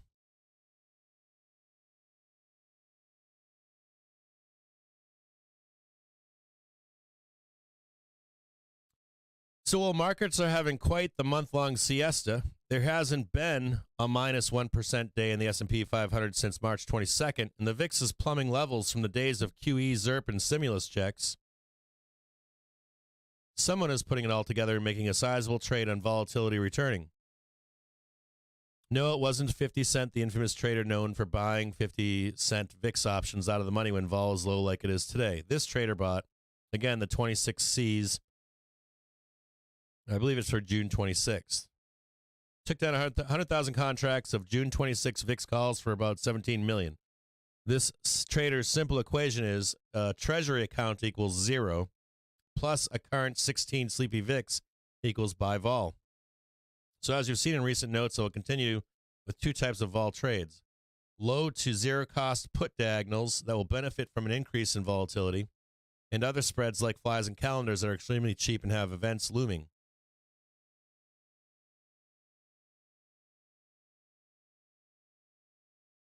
The other big question coming, this is the debt ceiling that we have. This is the last this is the last volatility event we've got coming up, right?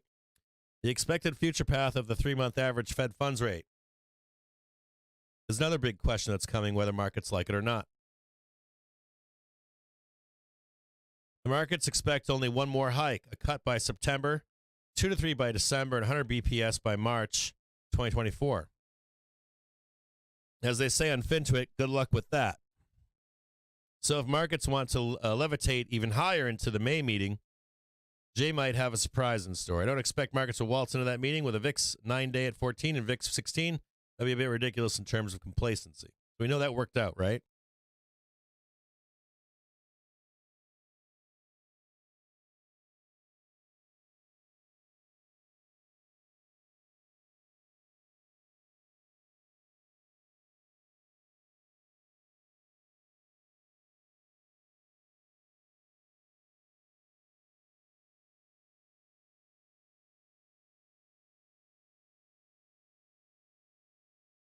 Let me read the last part to you here.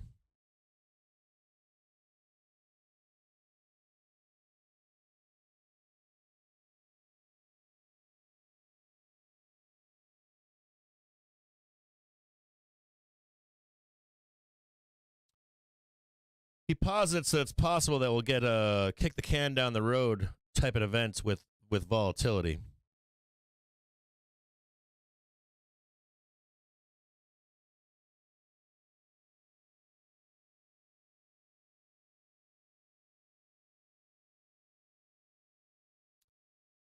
Just like January's earnings season topped out as February began, it appears the S&P 500 may have done the same. But as you can see in the February OPEC season, a couple sharp attempts of selling off quickly mean reverted, frustrating the bearish crowd.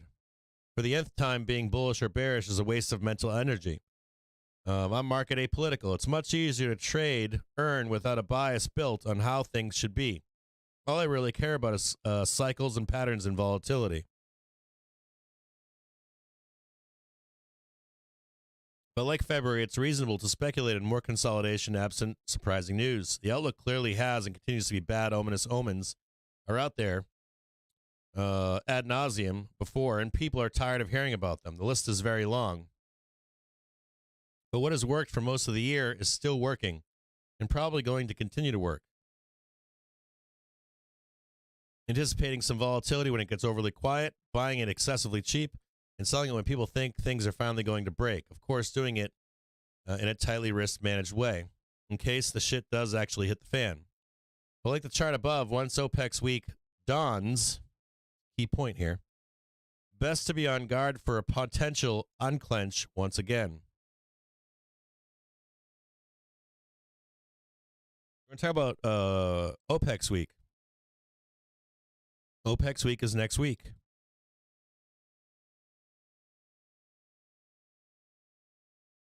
He goes on to say one fascinating and profitable pattern to cement the point above is this. I'm not going to show you the chart, but he's showing the cycle back from January into earnings season and then into the 20th and the beginning of March. And what we did was we sold off into the first week of, I believe, March.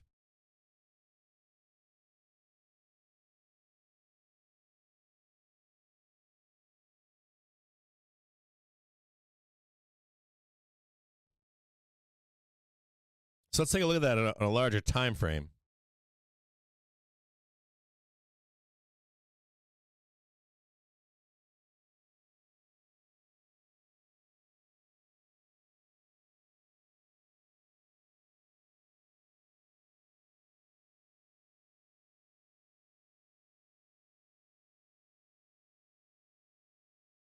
This is February, right? Earnings season peaked out, right? Started to trade down into the 21st right here. Right? See this peaking out the 15th, 16th, 17th, and then boom. 21st starts selling it down. This is the 9th. This is the 13th. Selling it down. So his posit here, you can see that up move into next week. And then that slow decline. Does that make sense? So these next couple days, today, tomorrow, maybe into Monday, you can kind of see that same pattern emerging right here, right?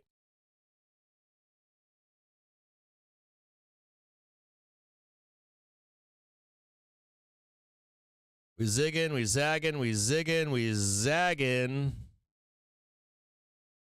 We zigging into Friday. That's your last zig. And we zagging, baby.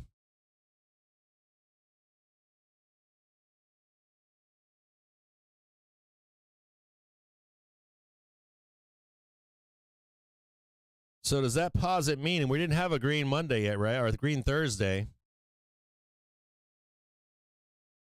Does that mean we murder the VIX?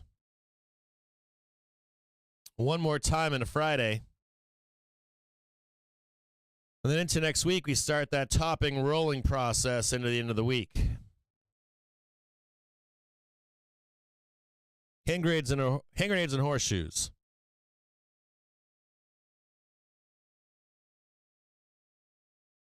So far, it's working itself out.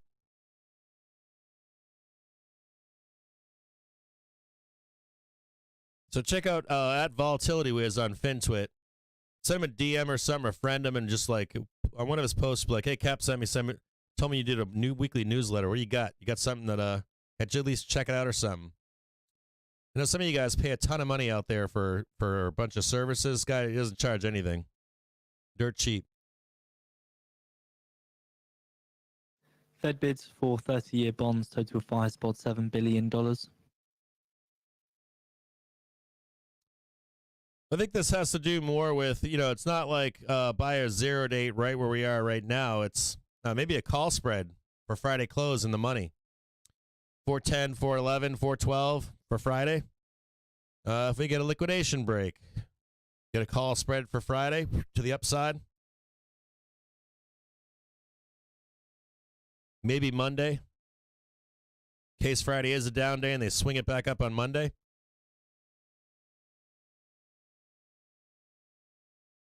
I'm not timing this conversation with you for this moment either.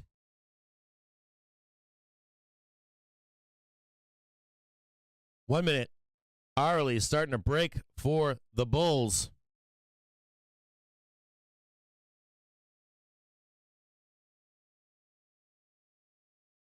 Can the Bulls do it this time? SPY in a 3-trigger cluster to the upside. Getting bullish here in the market.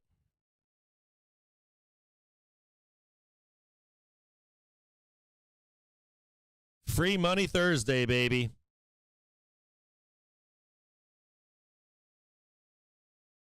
So at volatility whiz, spell it right out. Or it's at, like the at symbol, then VOL. It's capital V2. There's a lot of scammer bots out there. Make sure you use capitals on the V and the W.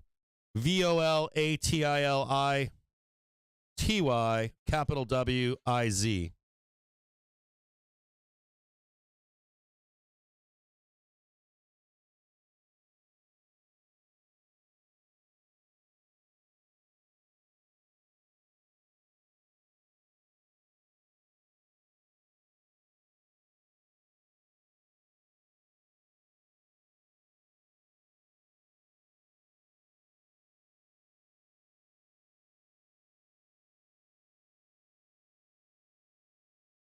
Yeah, 519, 425C, only 85 cents. I'm surprised that's even worth that much.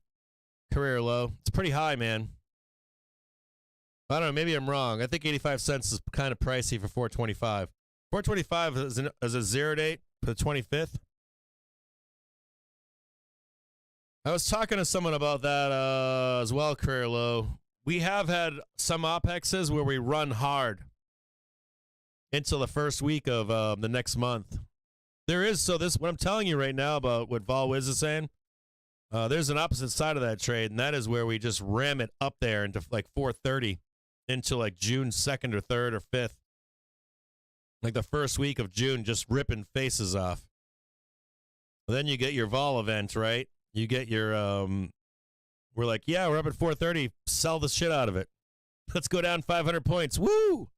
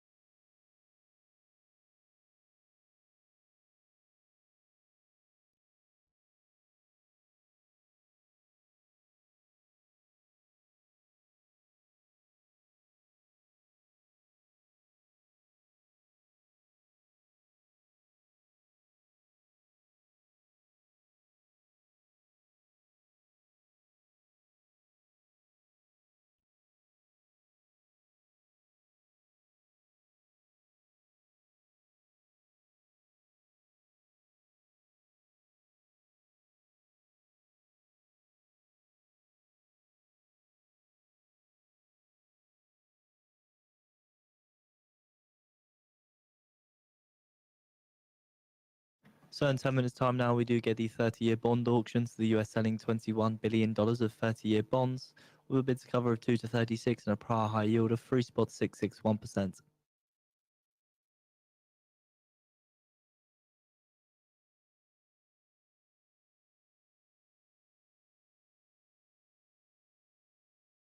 So taking a look into the preview for this auction then, so JP Morgan strategists see the auction digested smoothly given the recent steepening of the long end, which has left the long end looking locally steep versus Fed policy expectations. Latest CFTC positioning data shows speculators net short 89.4 thousand classic bond futures and net short 399,000 ultra bond futures, a possible source of covering demand. Primary dealer positions in coupons maturing in more than 11 years was net long $54.7 billion in the week ended April 26th. That's versus $46.8 billion over the average over the past year. The average over the past year. Apologies there. Hey, Carlo, your notes on are your notes on via email? Can you send me an email with a link or a DM?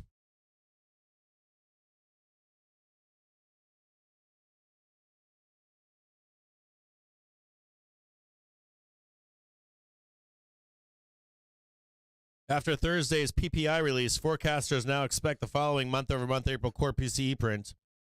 Goldman at 0.29, JPM at 0.3, UBS at 0.33. UBS is always like the weirdo. That's Nick Timmeros making a post on FinTwit.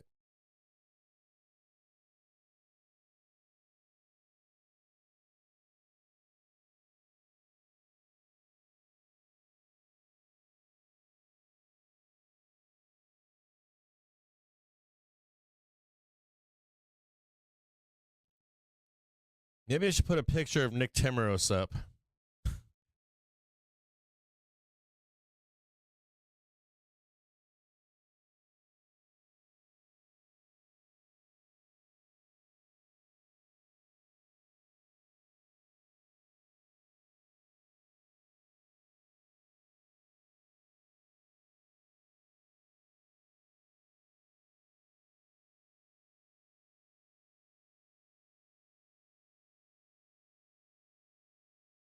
Squeezing high now, trading 412.16.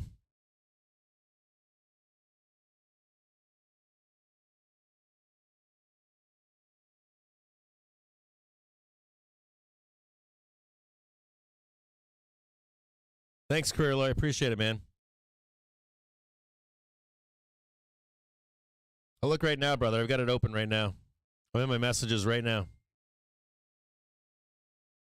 Send me the link right here and I'll look at them.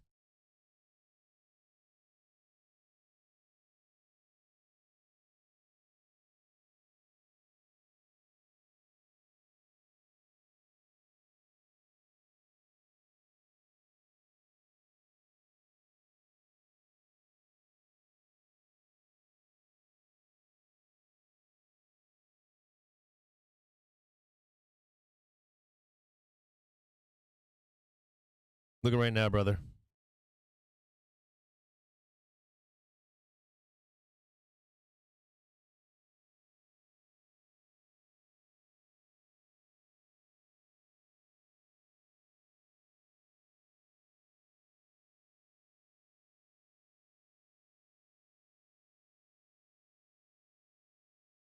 Is this, are you talking about Jam Croissant? Cool. Come on, my bro Jam? Or Jem?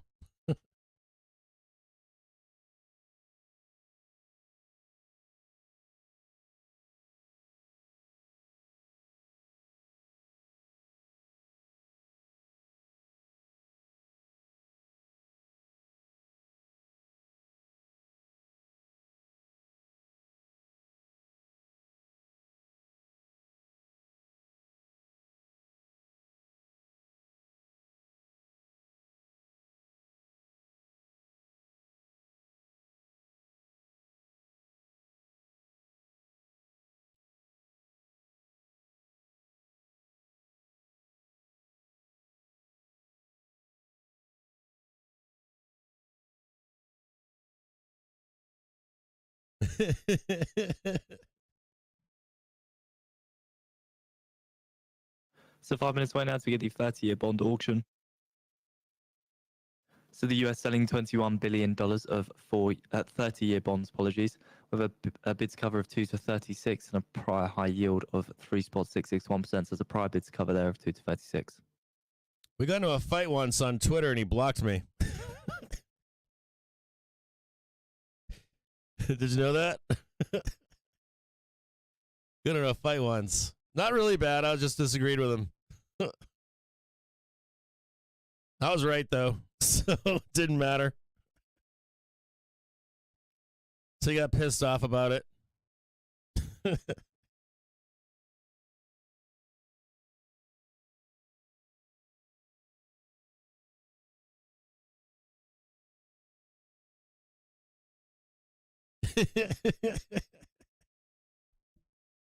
I like him though. He's awesome.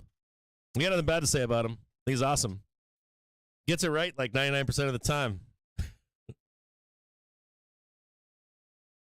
Better trader than me. More experienced than me. I got a lot of respect for the guy. He just got pissed off, I guess, or something.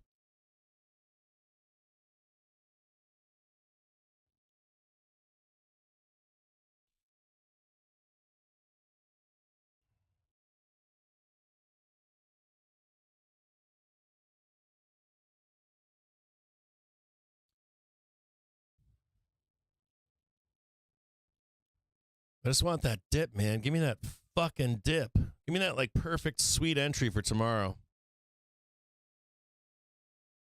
Give me like that gorgeous.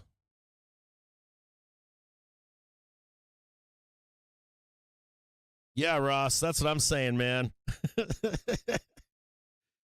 Ross, I'm with you. I'm like, I just want that one little like bloodbath here and then ripping face. That's what I want. Just like just a quick capitulation down 3-4 bars to the downside.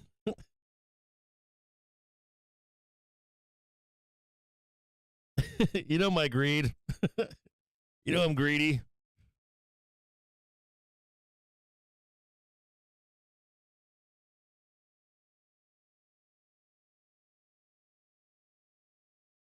Hey, David. Yeah, I've been making some, I've been making like 5-bar, 15, like 5-minute trades. Making good money today. I'm up like fucking 190% or something.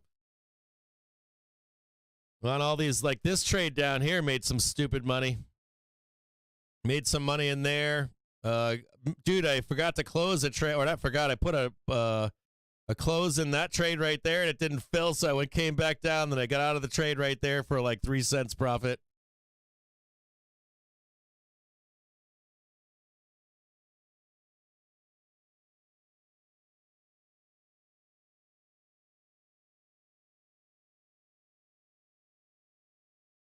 No, I think they're talking about Jem's hairline, right? My hairline's good. Hold on a second. You want to see? My hairline is awesome. I don't have any missing hair or anything. Hair's good, man. Good hair. Hair is good. Maybe it's just camera. No receding hairline or nothing. I think it's because I'm pulling my hair back or something. Good hairline. Yeah, Jem's got a weird hairline. He's got like the comb over shit. I have like normal hairline. This is the top of my forehead right here. See it on the... No bald spots or anything. Surely expecting the 30-year bond auction. Yeah, Jem's got one of those funky hairs. You know who else got a cool haircut is the guy from Brent from Spot Gamma. Like sometimes he takes a lawnmower to it, and it's like all fucked up, and then he grows it back and he looks handsome again.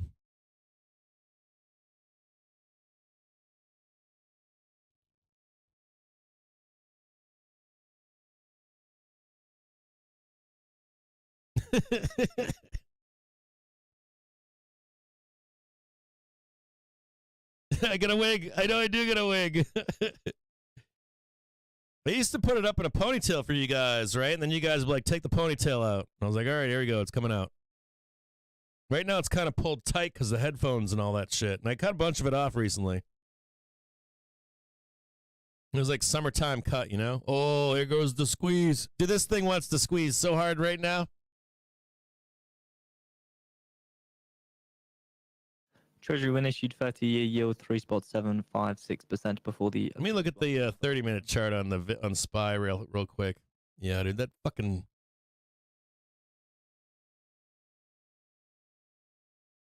Man, like I want this trade so bad, but You know how this? I'm going to tell you how this trade goes for me. This stream is sponsored by To The Tick. If I jump on this to the upside, right, Fibonacci and market it's going to roll down here, and then I'll be like, up at To The Tick. damn it, I got a DCA for that right there. If I don't take the trade, we're going to go up here and smash this stuff.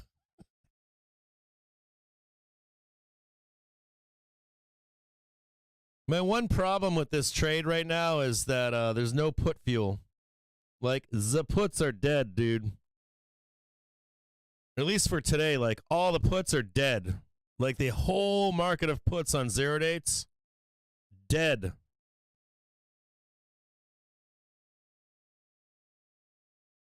And, like, I would love to see, like, a giant swath of puts all in the money right now.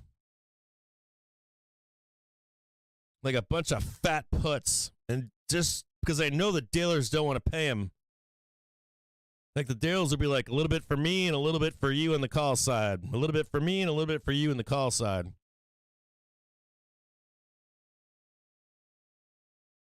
I didn't check Friday's puts. I haven't looked.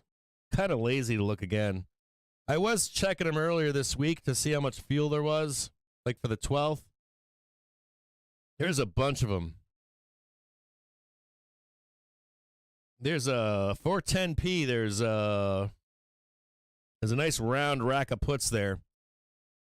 So those are either going to get used up today or tomorrow. I just don't know when it is. Like if we ran up into this close, there's no fuel for tomorrow either. I mean, there's a shit ton of it on June 26th. Whole bunch of puts in the market on June 26th. But normally, like on a day trader, on options, I'm looking for like deep in the money puts. A whole fat stack of them. Because I know that these dealers want to clean them out. So I'll just be patient here.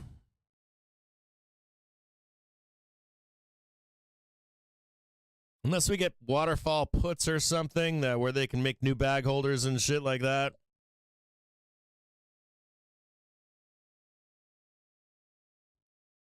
There's not a lot of rocket fuel here, is my point. And between today and tomorrow, there's like only a little bit left. So it's like, when do you get to use that rocket fuel the upside?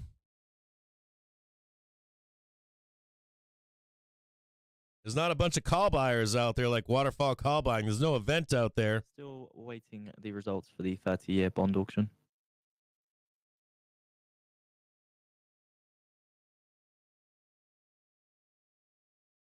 Like, I want that magical moment where everything says we're going to rip faces off. 2 to 43, 2 to 43, and a high yield of 3.741%, 3.741%. So the US selling $21 billion of 30-year bonds and awards 58.18% of bids at high. So primary dealers taking 10.21%, direct taking 17.36%, and indirect taking 72.43%. I'm reading all your messages on YouTube right now. Brian Watt being back is phenomenal. Anybody want to tell me what he's thinking right now? I always like hearing Brian Watt's opinion on what's going on in the market right here. You guys already know how I feel about him. I love the guy.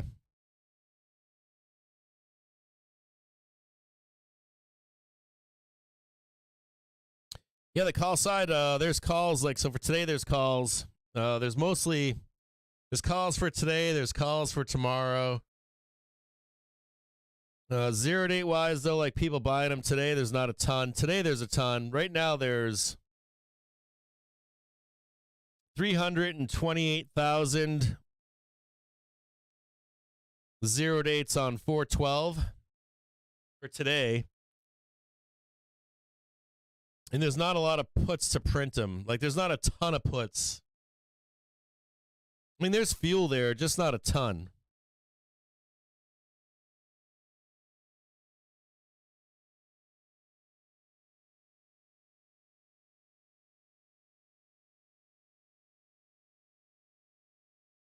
Nick, what I really like to see is like a ton of puts in the money, like deep in the money. And then like a bunch of 0 date calls to come into the market. And, you know, you got like you have a way for all those puts to just energize this trip higher. So I'm not saying we can't go up here. I'm saying that it could be short-lived without some put fuel. Or a bunch of calls to come in, like hundreds of thousands of calls. Like waves, and we're not going to get that, I don't think. So we need some juice, baby. We usually sit around here and wait all day long, and then we get that giant move, right?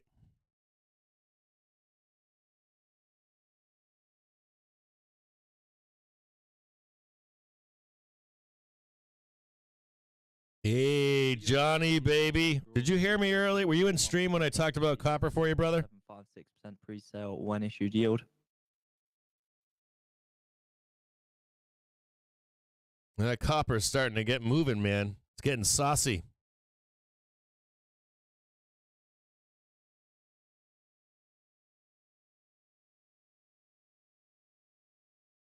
That first target is 378. It's coming down. It's like 375 now. 377.30. Next target above that though is that 385.65, and then your next target is 390.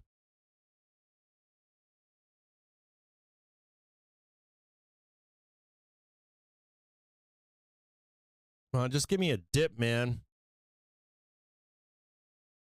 Give me a dip, dude. That's not a dip for cap here.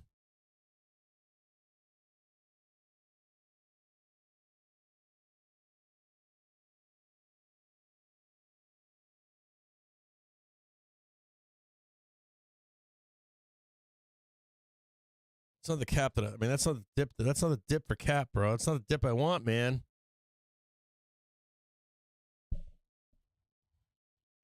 I know it's gonna squeeze. I just don't want to buy that, dude. I'm cheap. I'm a dirt cheap trader.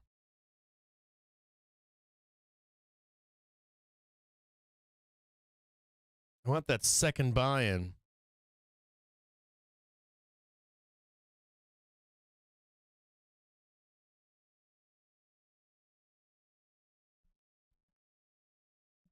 Oh, right on, Johnny. You can see it on two ways. You can see if you get yourself an implied volatility indicator and put it on a 1 minute or a 5 minute chart. You can see how calls and puts are bought and sold. You can also get a broker that'll show it to you. You can pay for the data. I think Spot Gamma offers it now too. I'm not positive on that, but I think they do. Now, that's not a recommendation to buy Spot Gamma. I don't endorse Spot Gamma.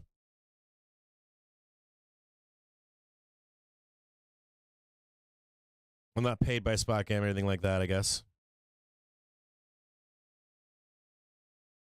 Nice little bull flag right here, Foreman, for a squeeze higher. Just heads up. We got a nice little bull flag going back from 1230. It's now 109. I'm still waiting for a dip buy, so I'm still flat right now. I would take a on the 5 minute chart. For me to get long here for Friday, I want to see price get above 412.15.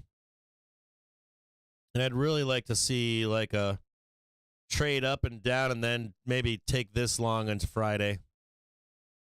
So unless price gets up here, there's no trade for me. There's a trade here for me if price gets up and rejects, and then we get the rocket ship into Friday. Otherwise, I'm looking for a capitulation trade for Friday down here. The US 30-year Treasury yield dips to 3.743% after the auction there. None of my rules are being met right now, so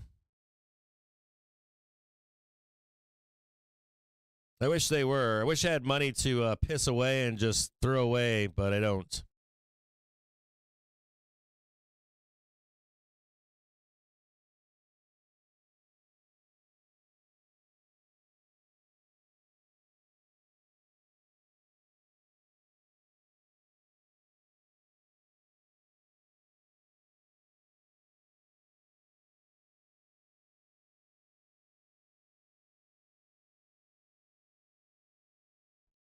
Yeah, the one thing I want to make you guys aware of something, okay? So talk to you guys about something. So it's a good question. Someone made a comment in YouTube just now. I think it was Robin made a comment. So I want you guys to understand that. So I build pivot tables and models for Gamma in the morning. And that data is its cleanest. Like, you know, Perfivel, or whatever his name is, smart guy. He's on FinTwit, right? He shows you how to make your own tables and stuff like that.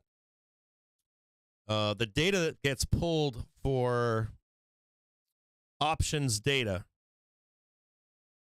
it gets updated multiple times in a day or 24-hour period.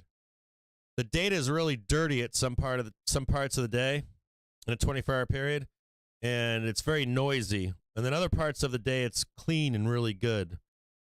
Usually the best data you can get is right around, I think my view is like 9:30 in the morning. 9 a.m., 9:30, some of the best data you can get. Because you haven't had the poisoning of zero dates put into the market.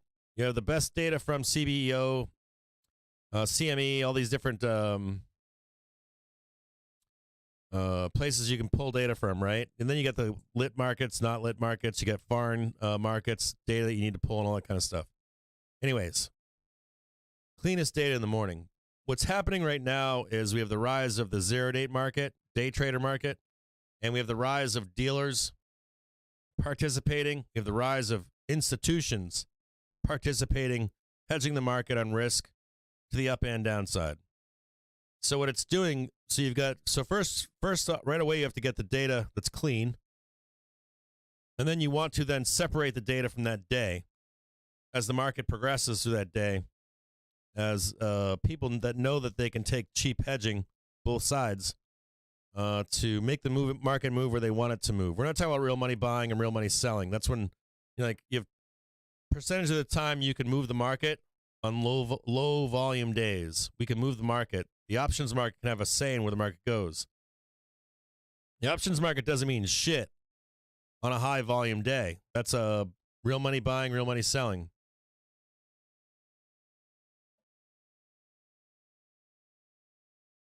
The point I'm trying to make here is it's hard to get the zero date data in real time. So if you get a model, I'm not going to name companies, but if you get models from companies, their data may be right and it may be wrong. It may not be updated properly, and it doesn't account for the zero-date market. Now, some of those companies are trying to come out with tools for you to try to see that data. One of the best ways that I've found to see that data, I'll show it to you right now. Hold on a second here. Give me a second. See if I can show you that data.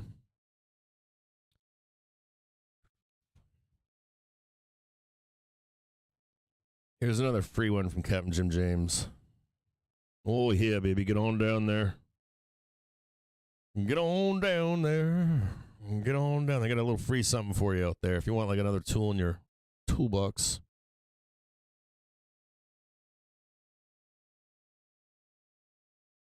Tool in your toolbox.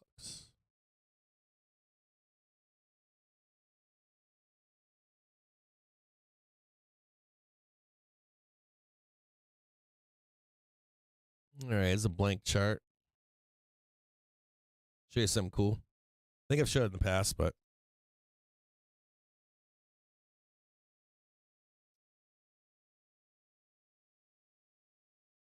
a little bit of blood right there. A little tiny bit of blood. A little bit of quick action day trader bearish cross right here on the 1 minute chart. The price is now below the 1 and 5 minute on a 1 minute chart. A little bit of blood in the market, right? A little bit of weakness here. Surely expecting the results from the Federal Reverse Repo operation.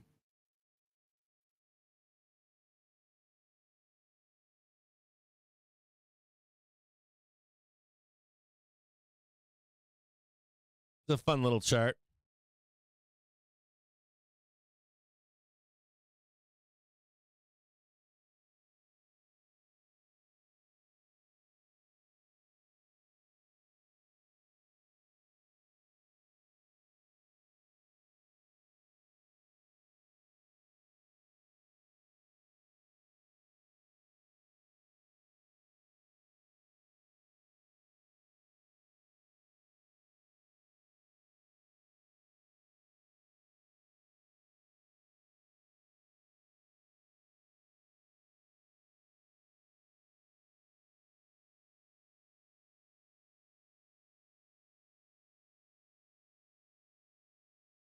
102 counterparties take $2.242 trillion at the Fed reverse repo operation.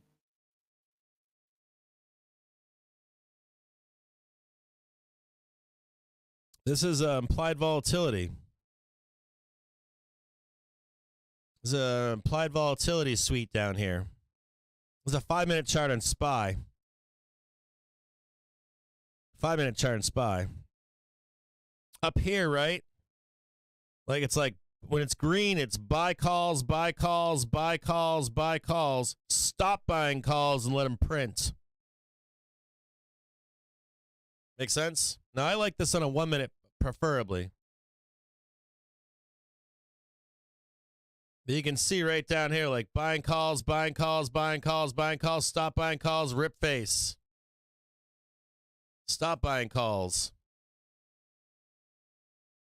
Up here, stop buying calls. Make sense? I like it on the 1-minute chart. Let me do it on a 1-minute chart for you. If you're trading the ticks and shit,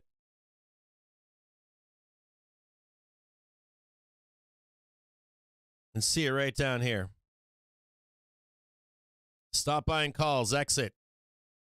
Boom, it's going down. They bought some calls, right? They get triggered out. You can't use this alone. But you can see that call buying started slacking off in here. Call buying slacking off. You can see it you can see it in price here. Call buying slacking off down here. Got a nice low, start buying calls again.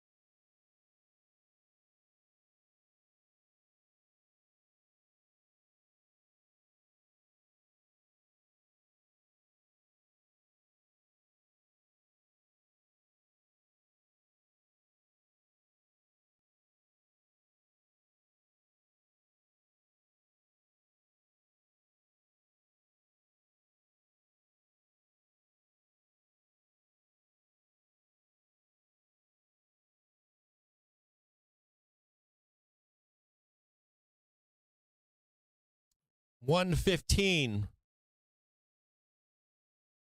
We had a new low.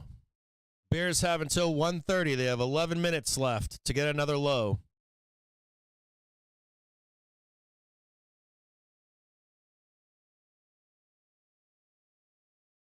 Well, we'll see if we get a new low at 1:30 or not. I think we're going to get a new low, but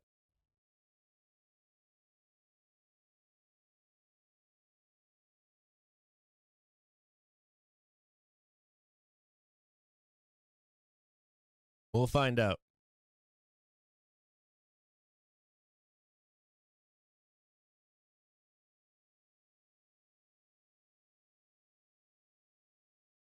There's a 1-minute chart right now that we're on. We'll check a 5-minute chart really quick.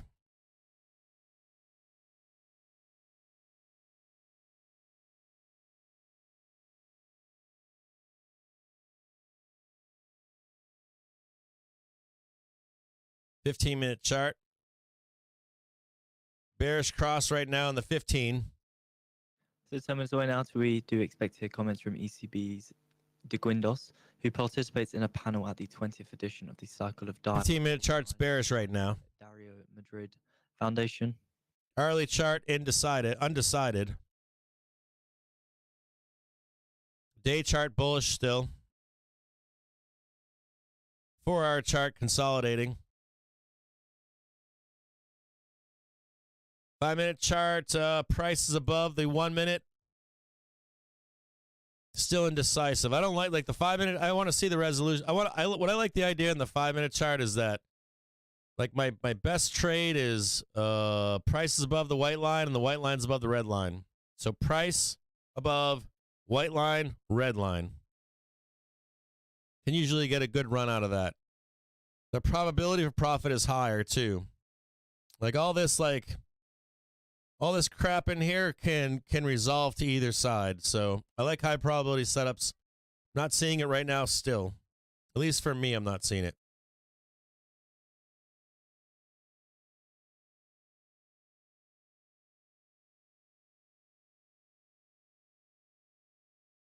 Like make money?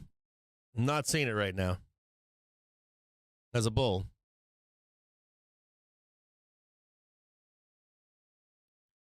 If I have to wait all day, I will, I guess.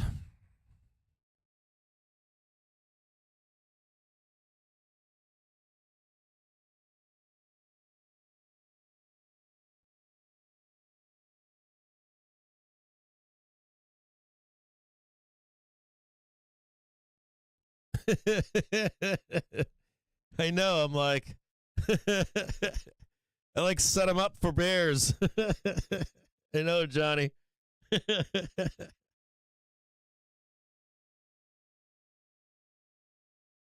Set them up, knock them down.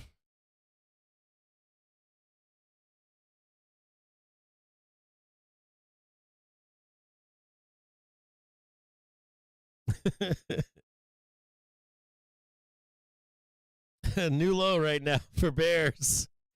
Only 122. We still have 8 minutes left for bears to do the doom and gloom.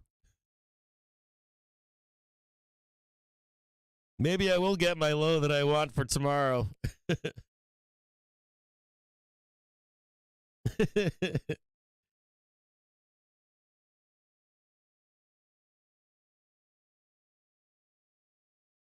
Who helps me? I've got two right now. I've got two developers right now, full stack developers.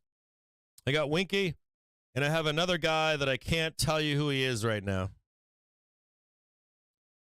He's an artificial intelligence. Winky is a maybe he can say who he is better than I can. He does right now. He does cloud infrastructure stuff like that, and he protects data. Right now, that's not all he does though. And then the other guy I got is a SpaceX. Well, he was a SpaceX. Now he's a big one of the big tech companies. He's a staff engineer for artificial intelligence and machine learning. So they're working on this stuff in the background, so we can get this stuff to you. This isn't like some like Chad Bro Furu guy on FinTwit. You know, like some trader from a firm. These are very smart people that can put concepts and thoughts to actionable tools and stuff like that. And we're going to try to get these guys to help out retail traders with their high intelligence. Very high intelligence.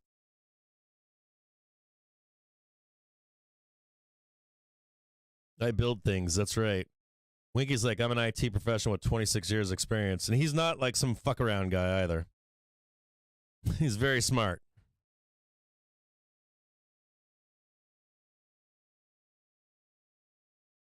Oh, blood in the market, 411.33.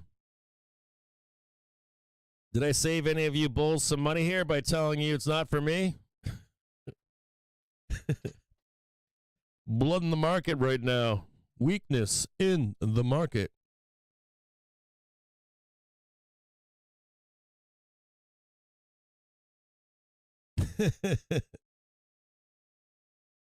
So the idea behind everything is that if you're a poor trader, you should be able to get by with what you see publicly. If you want more like access to how tools work, alerts, that kind of stuff, it has to cost money. It's expensive. Like the data and the building of all this stuff, it's not free. Attorneys, developers, data feed costs, all that shit costs a lot of money. And then the time, of course, associated with, we're not even talking about that. And then the people that are involved in getting this going. So there'll be different tiers. There'll be like cheap options and free options, and you can get by, scrape and by. You know, if it's not for you, it's not for you. If you're like, hey, if this doesn't work, we are looking.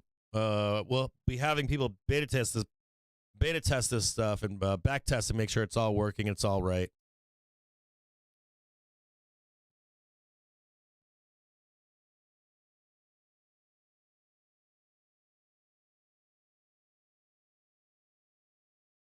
It's built so we're doing this because we want this to continue. We want this to continue for years to come. We want it to be self-sufficient. And we want to benefit the retail trader.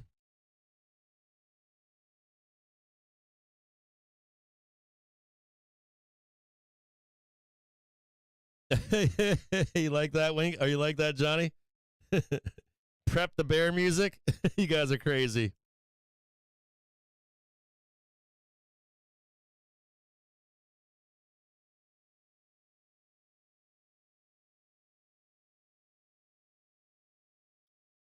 Oh, Chase is here now. Y'all getting all bulled up in here? We weren't, Chase. We're getting pretty bared up in here.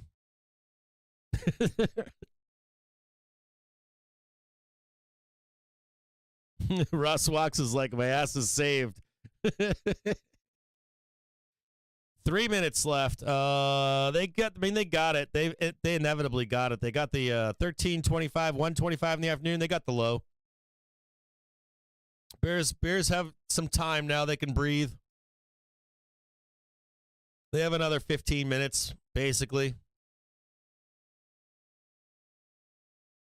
Thanks, STT Voyager. Yeah, we're not even talking about, like, just having someone to be with you all day long, right? So, like, can't monetize that either. And you guys want me here, I guess, and you're getting other, I think I have 3 other streamers, 2 or 3, maybe 4. So you're gonna get like round the clock coverage. You're gonna get like a recorded video at nighttime. You're gonna get a weekend stock show. You're gonna get a daytime streamer with you.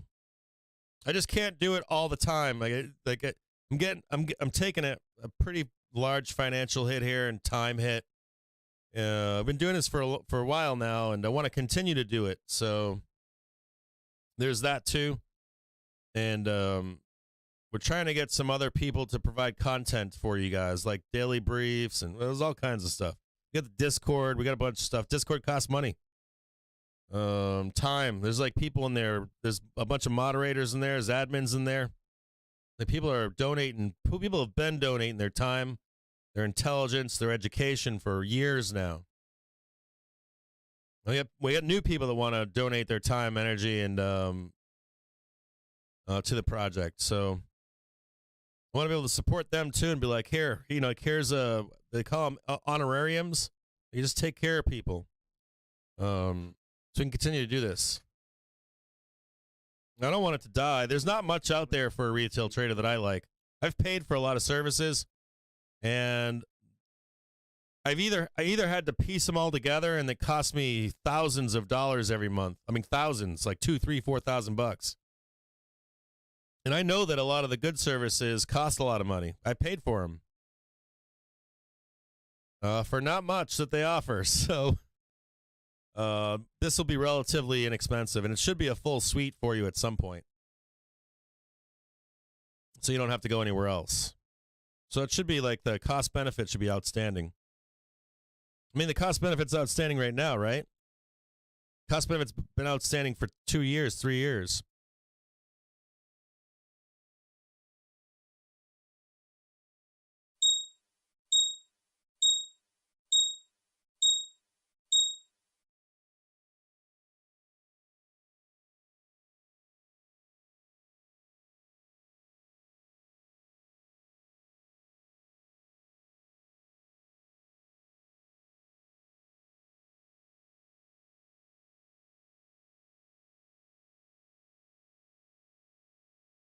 VIX making its way higher now, trying to attack that high one more time, baby. Bears in charge right now.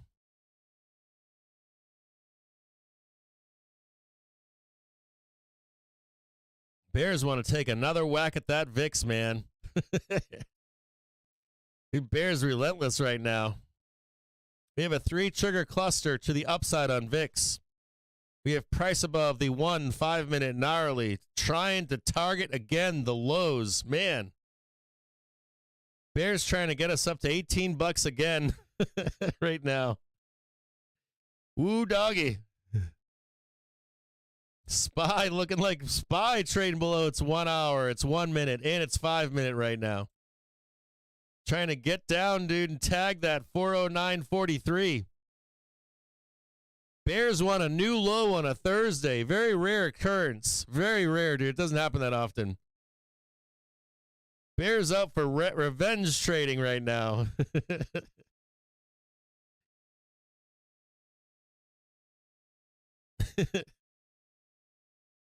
Bears not giving up, man. There's not a lot of shit in the market right now, though, too. There's like the options complexes, like for like new money coming into it, it's kind of weak. You got all kinds of like call buyers and no put fuel.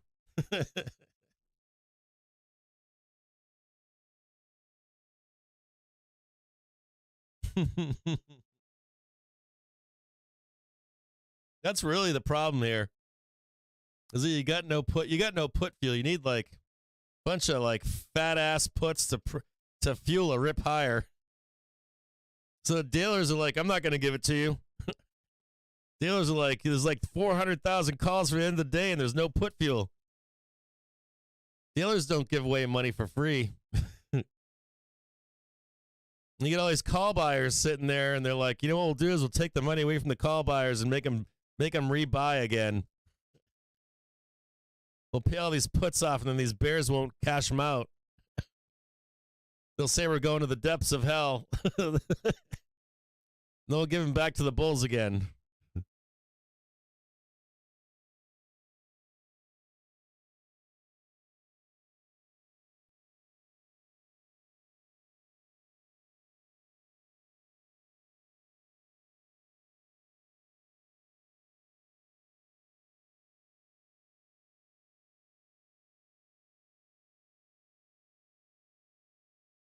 Yeah, H-bomb. That was my cross on the. That was the Bears crossover.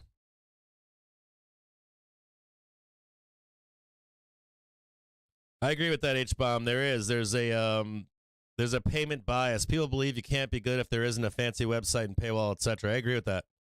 And there's like H-bomb. There's like all kinds of shit with that. Like they like just pay for views on YouTube. Every day it would look like I've got 10,000, 30,000, 100,000 views.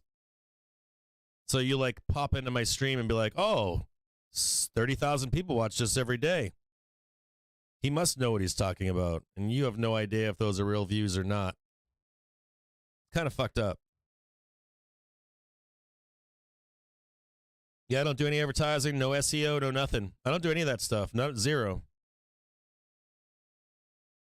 Winky's saying Para retested its 52-week low today. Next couple of days will tell the story.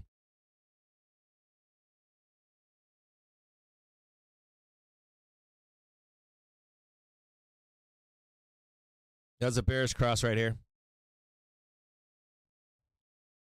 Smaller time frame.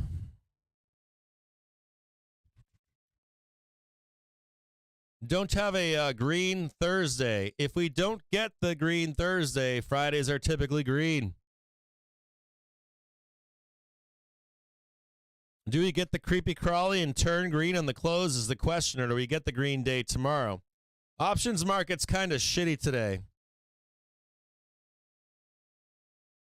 Ping-ponging around, right? It's 135. Did we get the new low? Yeah, we did. We got the new low. Bears are still alive here, believe it or not. I know it looks bullish here, like dips being bought, but they're still in charge right now. On the hourly and 130, they did get the new low. So it's up to them until 145 to get a new low. If they can't get the new low, we'll start it all over again.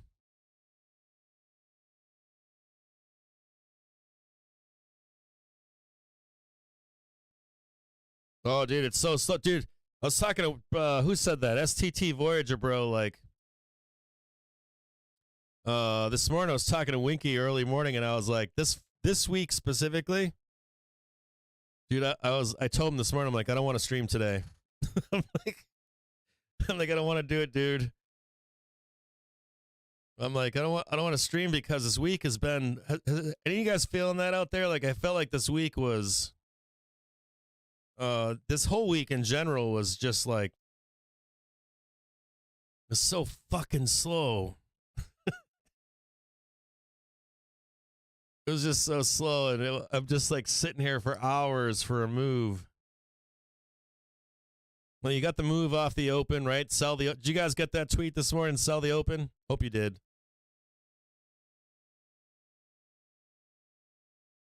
Because that was the move, right? Sell the open.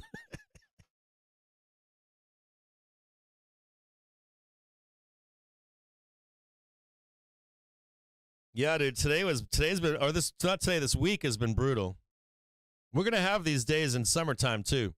Like we're like rolling into this for the summer. There's gonna be some. I think there's gonna be some summer slowdown. There'll be a month or two in summertime where we're just like, let's start drinking margaritas. Matter of fact, I gotta work out right now.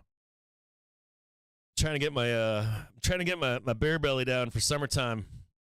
Put on that winter weight, man.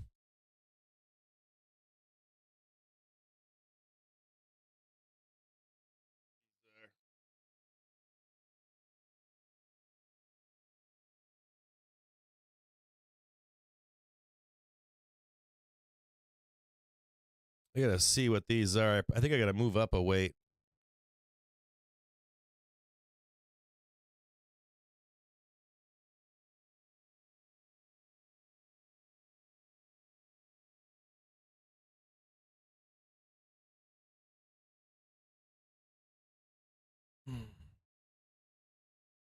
Sorry about this. I gotta do this on stream. Maybe I'll turn the mic off for a minute here.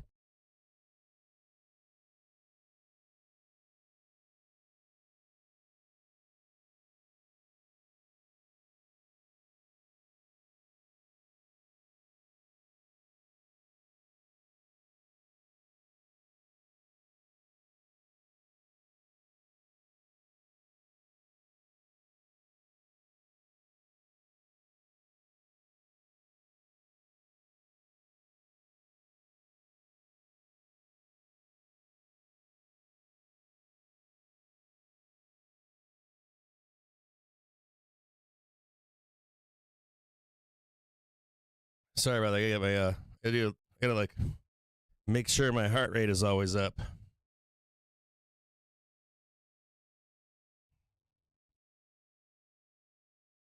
No, I think I said earlier, like you're selling May, you have to limit your expectations of selling May.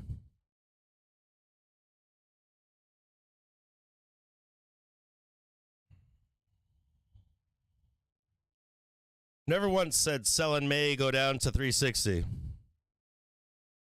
But you do, you normally exit in May. So as we're coming into this month, we're exiting.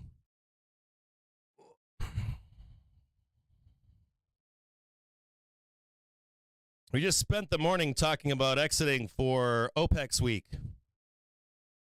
We spent the morning talking about trades for the vol event coming out in June. The X day, all this stuff.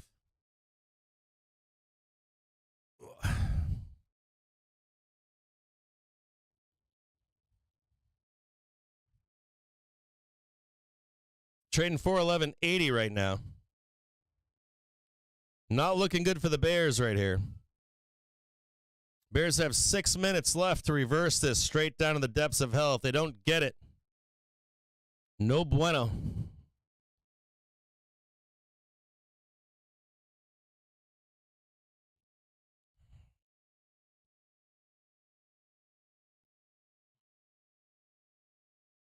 I've been doing it every day. I've been working out every day.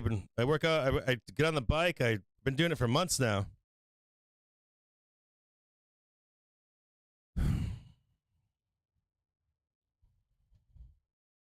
I changed everything too. Like I haven't been drinking whiskey. Drink water and coffee. Take my vitamins. Take my dick pills. What else do I do? Taking vitamin D. Take that all the time. But one thing I've been doing is eating tons of nuts, and I think that's bad for me.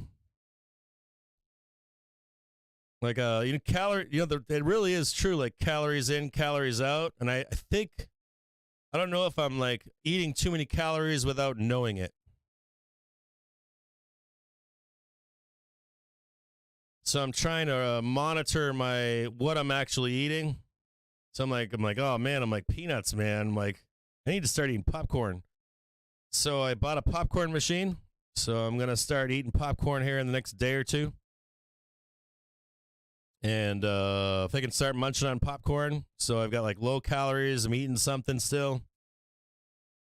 I'm going to slow down on the kind of nuts that I eat and the amount of nut. I eat a lot of nuts and shit. I eat balls all day long. I love balls. Bulls balls, bears balls, you name it.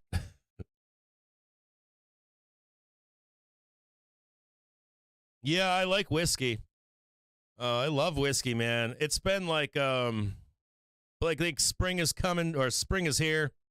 It was a really dark spring here where I live, right? Normally, here's the deal. Normally,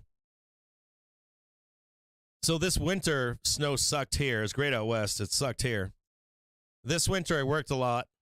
And in the background, I've been working a lot this winter. And then this spring wasn't sunny. It was like dreary, cold, snow, wind, like 40 degrees, then snow and wind. So normally I'd be very active in the springtime coupled with this stuff, and I'd be doing great. This year specifically, I've had to, I'm not getting as much activity as I normally get. I'm doing something's fucked up, but I don't know what it is. So I haven't been drinking beer. Now I'm not drinking beer. I was drinking beer before. Now I'm not drinking beer, not drinking any whiskey. Trying to watch exactly what I eat or the amount of what I'm eating, kind of food that I'm eating. Playing a lot more golf right now so that I can like be out there. Lifting weights, riding a bike, doing all that shit. That shit takes months, right? If you fall behind, it's never like 3 weeks later. It's like 3 months later, 2 months later, you start seeing differences. Popcorn isn't good.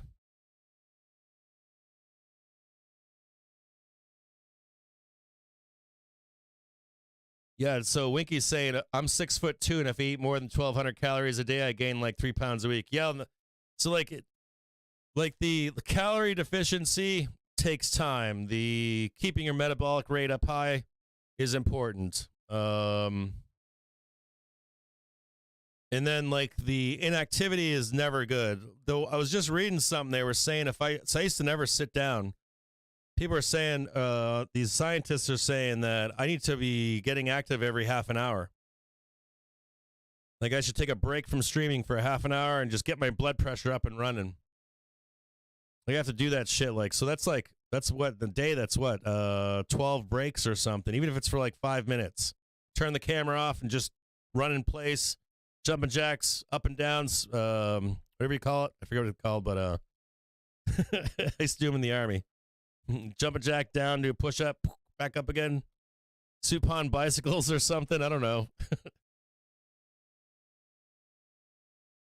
Never. Yeah, my testosterone feels fine. I'm like still kind of aggressive. No problem having sex or anything. I can jerk off 10 times if I wanted to in the day. Get a hard on whenever I want. I use the dick pills because I like them. I think they're fun. I'm like 16 again.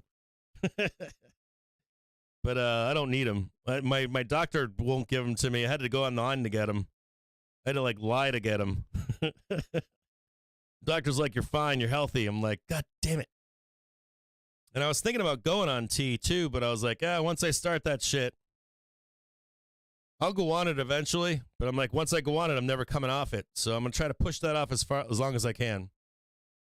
I want to get on T at some point.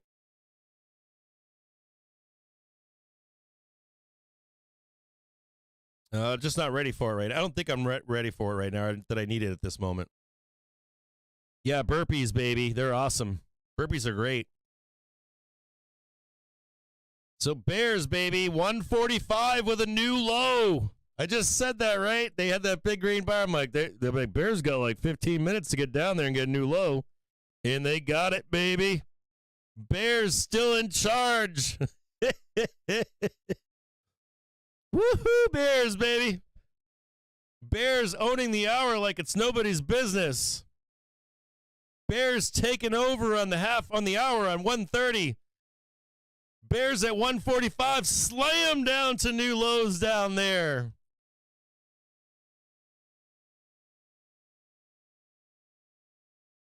I thought about a stand-up desk. I think like stand-up desks are great if you're not on stream for 7 hours. Like when you like stand-up desks are great if you're like, especially if you're like in and out of the desk, going here, going there, but just standing up behind it for 8 hours. I don't know if I can do that. Oh man, Bears, blood in the marketplace, trading 410.80, 410.73. Are they going to get that new low at 410.30? I was talking to you earlier about that 410.30. Do they get it? Or, sorry. Down here at 410, I think it was 410.43 or something like that. Do they get it?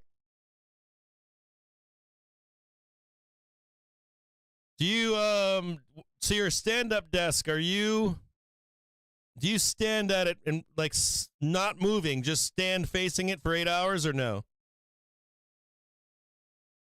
Like, I think that's one of the keys here is like, I think if I was up moving around or like walking around or going there, here and there, the stand-up does be great.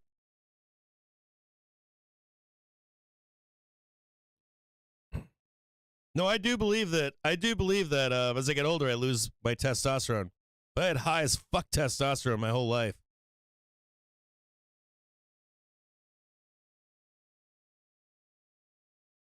I can do an up and down desk. Ooh, yeah. I see what you're saying. Yeah, but you constantly multitask. Oh, blood in the marketplace.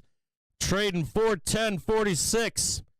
Captain said, this isn't the trade for me right now. Let's see how cheap them calls are for Friday now, baby. Woohoo, doggy. Oh, yeah, they're cheap right now. Dirt cheap. Ooh, bottom of the market down there. Ooh.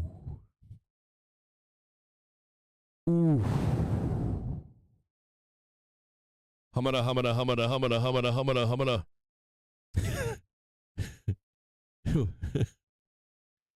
Ooh.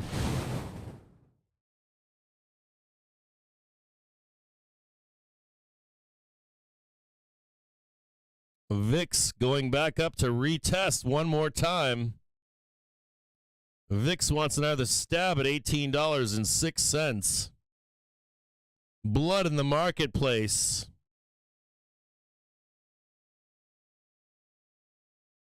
Ooh. Oh no. Bull's getting taken out to the woodshed on a Thursday. Very rare day for this to happen.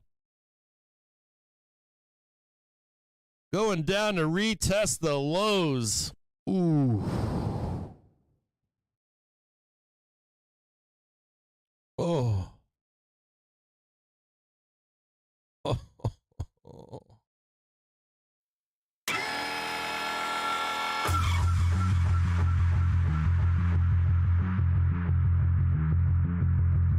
According to Lipper, US investment grade funds see $1.43 billion inflow.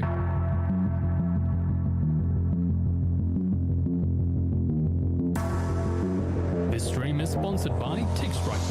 TickStrike allows you to actually hear order flow in futures, forex, and stock instruments.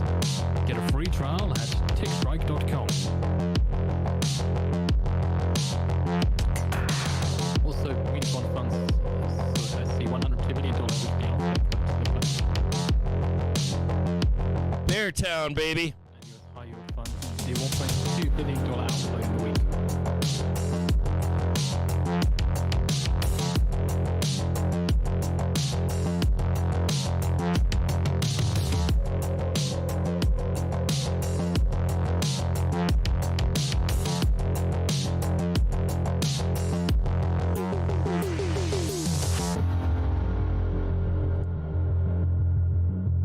Bears like not in my house.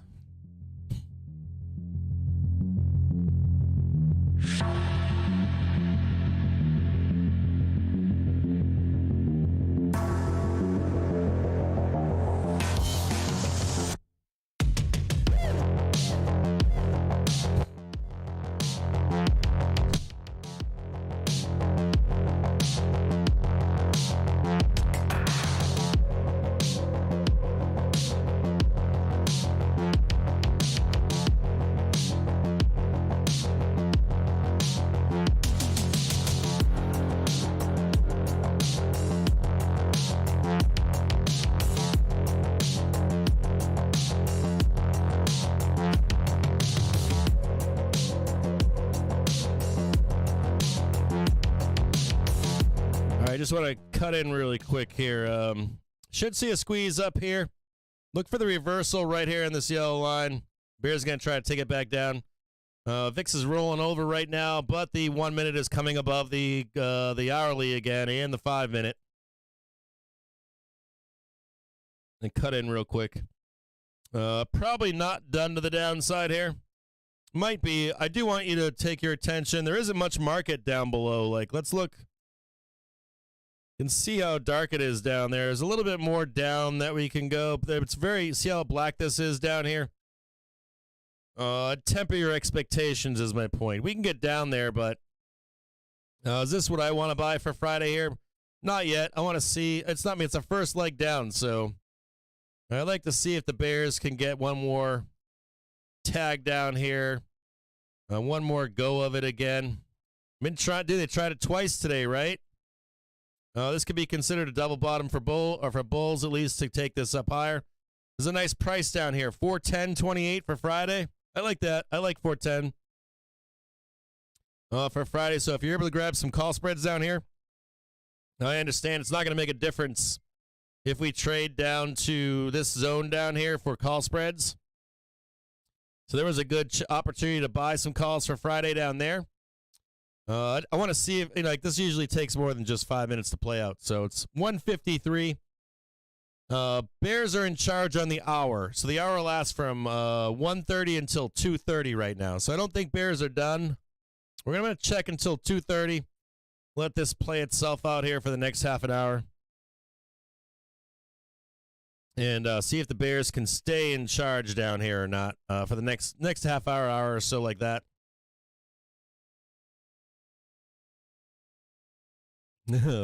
Bears, dude.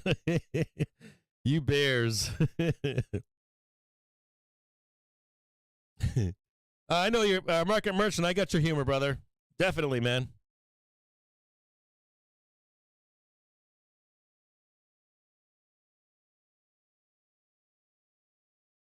Yeah, it's only 2 o'clock. It's early. It's 1:54.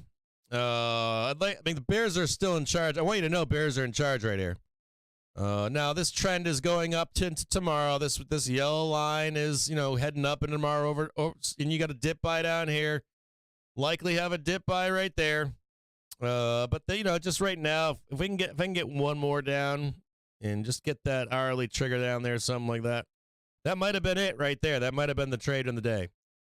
Your last dip buy for an up Friday. I think we're going up on Friday right now, so we have a red Thursday. It's very rare to not have a green Thursday. If we get a red Thursday, though, your probability of a green Friday goes up a ton. So I'm just going to let this play out, give it a minute to breathe, and see if we can get one more new low down here for the Bears. 1:55 in the afternoon, coming into the 2 o'clock hour. Or the half hour, I should say, at 2 o'clock. See if the Bears can do it one more time in at 2:30. And hopefully I can get a dip at like 2:30 this afternoon.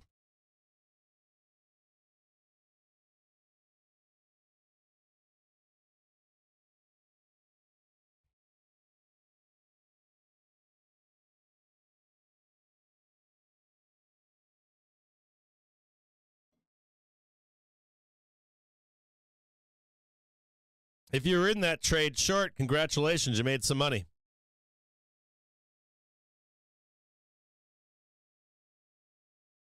Here's your yellow box right here. Here are your sellers are right here.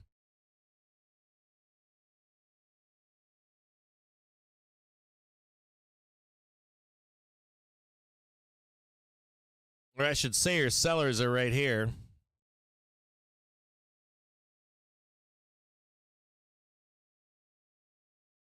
And your swellers are up here. Like your gym bros. Your gym bros are down here. And they only work on arms or legs. They don't do both. These are your old guys up here. These are the old sellers. They're sitting right here. That's where they're looking to tee off.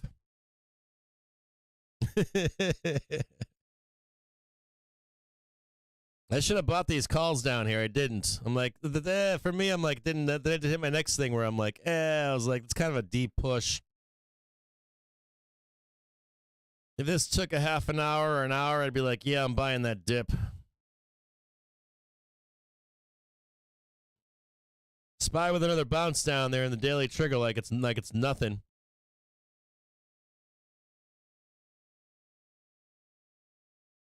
VIX consolidating still. VIX trading lower again, but it's right on that trigger, man. It's right on that 3 trigger cluster. So we have a 3 trigger cluster on VIX for VIX to go higher right now. Now, if it checks back and confirms that we're going higher in VIX, we'll find out here in just a moment. Still no trade for me at this moment, long side, long calls or something like that. No bull trade for me at this point.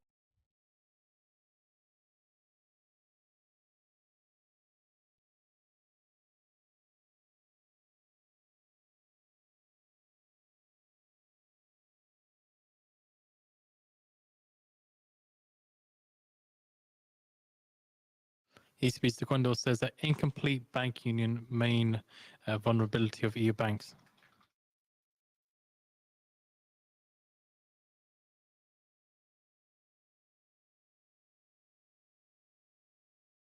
I'm reading what you're saying, Winky, right now.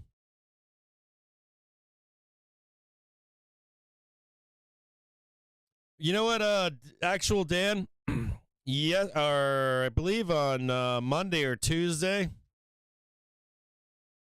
On Monday and Tuesday, when we had those big rips down, end of day, like 1:30, 2:30 in the afternoon, I was like, dude, these hedge funds know that there's no liquidity. So it's like a hit and run. Like you just come in and just start, like you own a bunch of SPY or you own a bunch of SPX or ES. You just dump it as fast as you possibly can while you're short. And in a low volume day, like we had I think it was the lowest volume of the year, I think was Monday. It's like totally easy to manipulate the SPY comp or S&P 500 complex. Make a quick hit and run, and then you're out of here.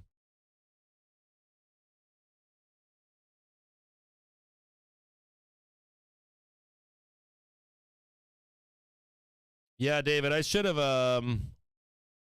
bought this one right here. I didn't. I was going to buy it. I was talking about buying it earlier. I should have bought some calls for Friday down here.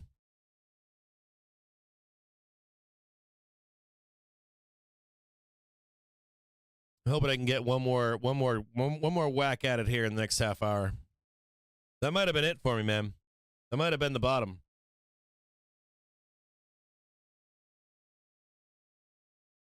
I'm not in disagreement with that. I'm with you on that one.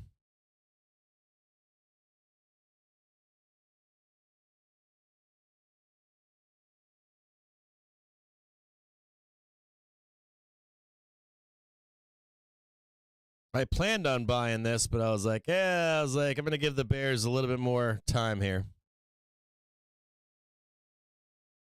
But David, I got you, man. If you bought that bottom down here, it's a sweet buy down there.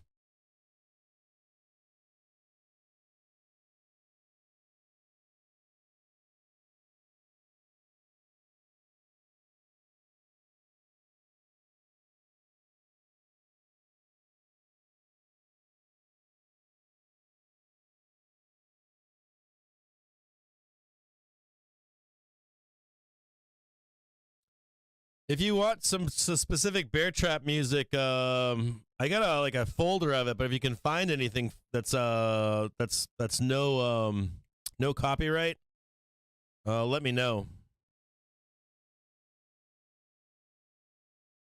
Yeah, I like this buy down here, David, too. I'm not anti-buying this down here. There's not much below it, man. You can't. There's nothing below, right? There's no market down there.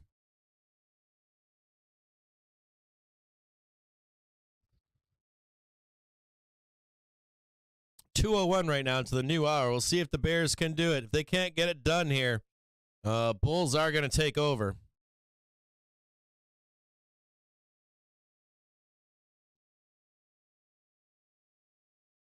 Yeah, David's saying take your money and run too. I wish I had bought some calls for Friday down here. That was a juicy buy down here either way. Even if I got stopped out down below, like if I got stopped out down here, it's still a good trade to go higher.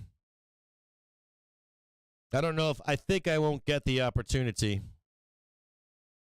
I think I missed my opportunity. We'll find out.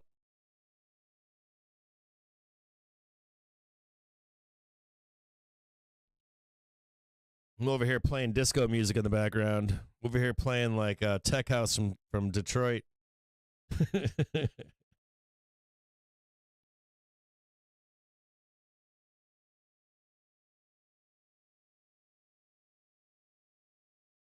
Yeah, I do pretty decent timing on this stuff. I can get it to a tick on a 1 minute usually. I'm kind of greedy, man. I'm usually playing for pennies, so I'm like, yeah, I'm buying this for 20 cents and selling it for 30. Selling it for 60 or something like that. I can get wrecked in these trades if I don't get it to the tick on options.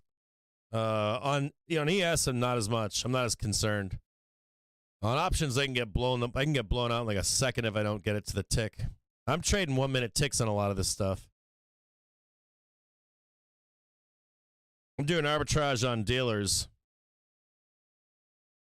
I'm trying to like fight theta, small time frames. It's all directional, that kind of shit.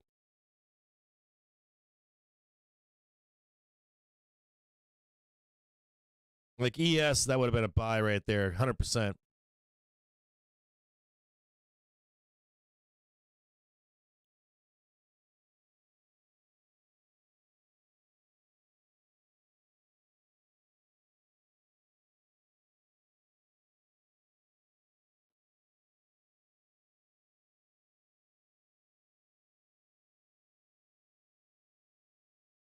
$2:04 in the afternoon. Bears have 26 minutes, 15. Well, not quite that. They've got 11 minutes and then half an hour, almost half an hour, 26 minutes. Was it a hit or run is the question. We have a high probability of having an up Friday right now, just so you know. The way this day's turning out, the more time we burn, the greater the likelihood that we have a green Friday.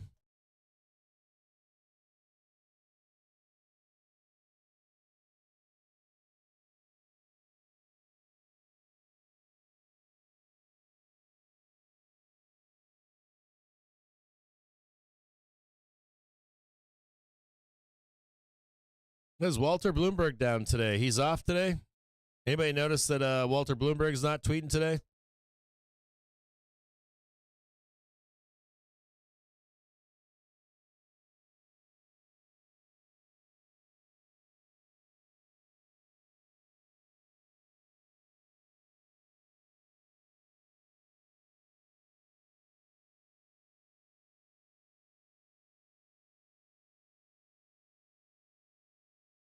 What do you guys have?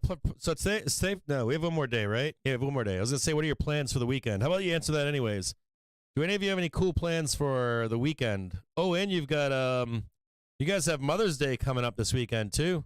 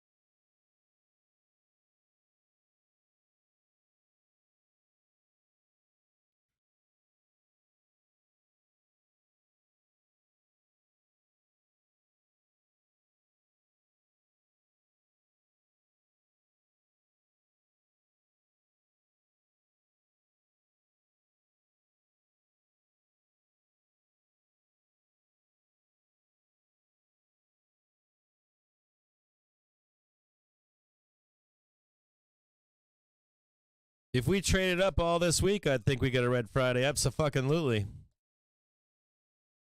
Absolutely. Be taking the money and run on a Friday. VIX as well. VIX is important in this. The VIX OPEX.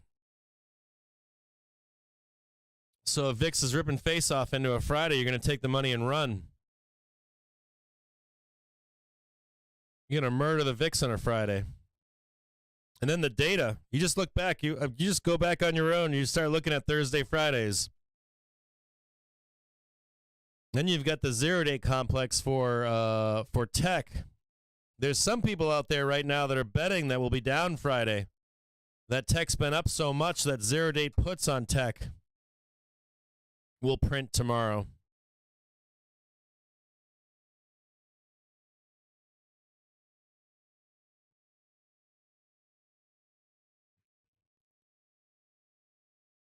Oh, you're moving out of Connecticut? I did an externship there once in Connecticut. Was it Rocky Hill or something? I was there for 6 months or something like that. Made some good friends down there. Lifelong friends, actually, believe it or not. I haven't spoken to him recently, but over the years, I keep talking to him.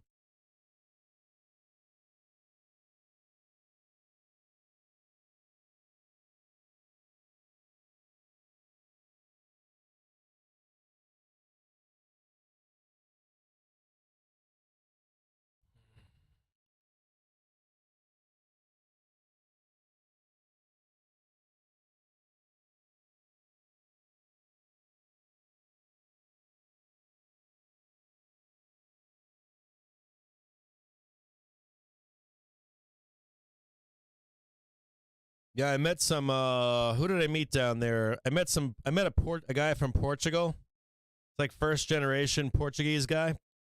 He used to call himself a pork chop or something. I don't know what that means, but he took me into his family and took me in because I didn't have any family down there and stuff. And I got introduced to his whole family, and they eat like crazy. Good eaters. They like fast cars, or at least he did. But the cuisine was unreal. And they got great, family. This is sponsored by To The Tick. Get free daily pivot points, Fibonacci, and market profile levels by signing up at tothetick.com. And I hung out with him for a long time. Then I met some college interns externs when I was externing. A bunch of people from Rhode Island and New York and stuff like that. Some young people. Hung out with them. It was cool.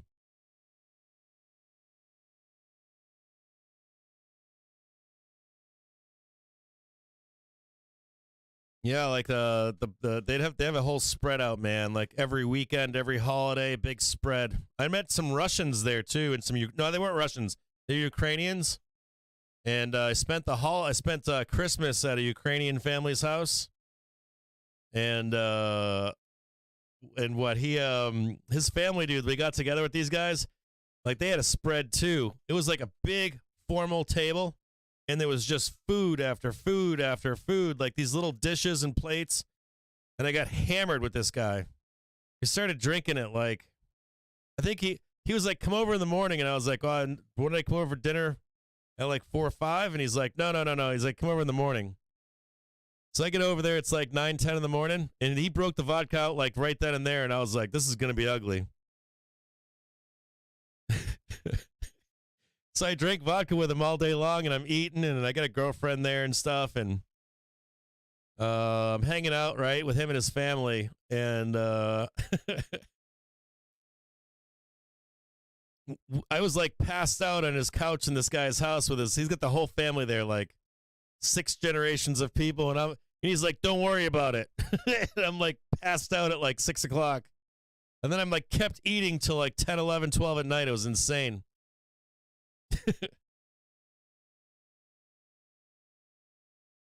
Yeah, they like fish, definitely.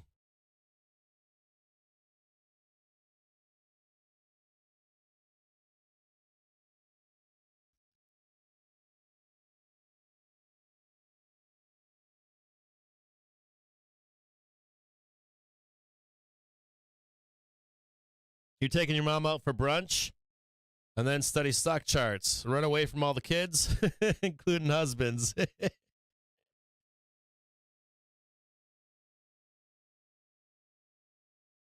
Oh, yeah, dude. It's one place I haven't been.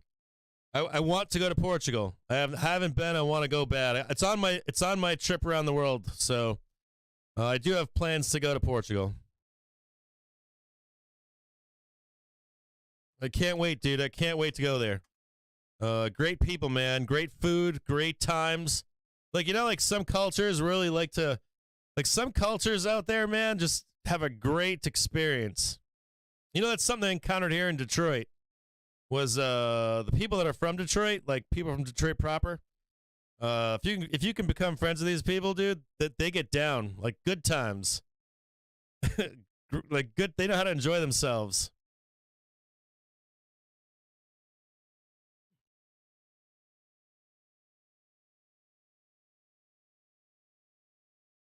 Like a lot of like suburban America, like I like it, but like you get down with some people, man, they have good times. They don't enjoy themselves.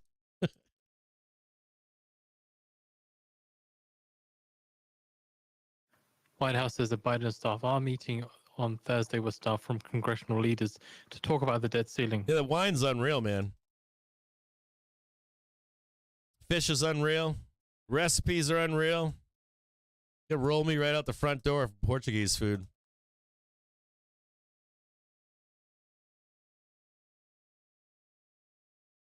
Yeah, I was gonna sail there. It's on my. It's like all sailors like going there. It's like a big sailing destination.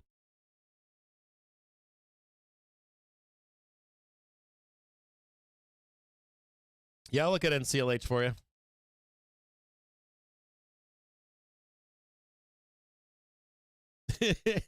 Yeah. My girlfriend was like, "What are we doing?" You know, because like if you did like we weren't expecting to do this, but like culturally, it was like this is what we do, man. I'm like, okay, let's do it. You know, so we did it, and it was fun. It was a lot of fun. I had a blast. Nice, Fernando. Whenever I do make that trip, you guys are gonna know. I thought it was happening. I thought it was happening just post-COVID. Well, like when I didn't know about COVID, the plan was like right around now to start doing this, and COVID messed it all up. Now I've got a child that's ready to go to college, and not so like I got to deal with that. Not deal, but we have to be there for her to go to college. My youngest one's getting a little bit too old now to go, and it's like all bizarre. So I don't see us doing it. We're like pushing it off now for the next at least 5 years or so. It kind of sucks, but it's what it is. COVID messed up a lot of stuff for people, including myself. Like COVID, man. I mean, I shouldn't be complaining either.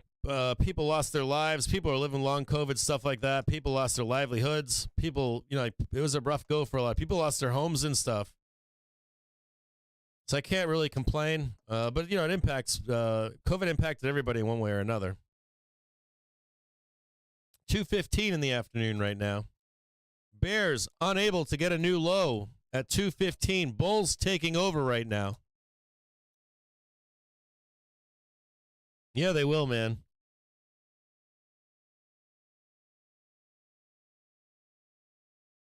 Bears not able to get a new low on the quarter hour here. They do technically have until 2:30, but it's not looking good for Bears here. I want you to know that it's not looking good for Bears.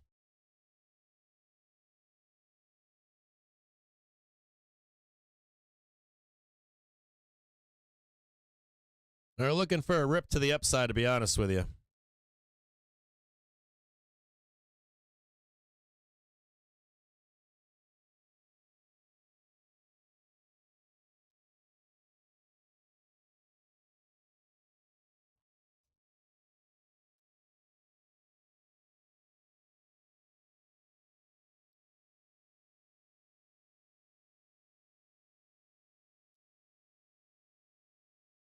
Yeah, the Azores, man. I want to settle the Azores too.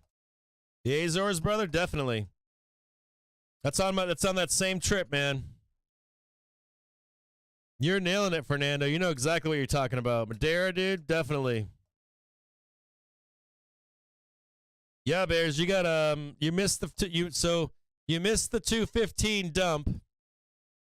So that's inferring that we're going to consolidate here. You have 15 more minutes. but for the hour to win the hour. But if you don't win this hour, man, it's going to start ripping faces off to the upside. So I'll give you 14 more minutes. And I'm looking for a dip to buy here, so.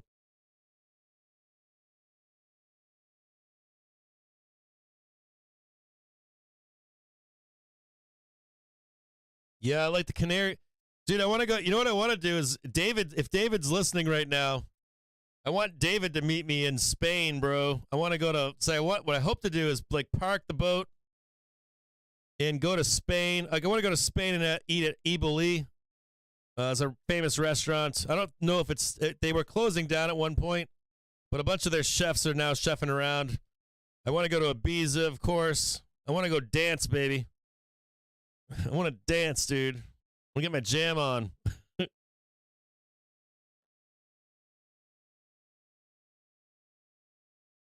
I want to eat good food like that. So if I have like a favorite region for foods, probably south of France, Spain.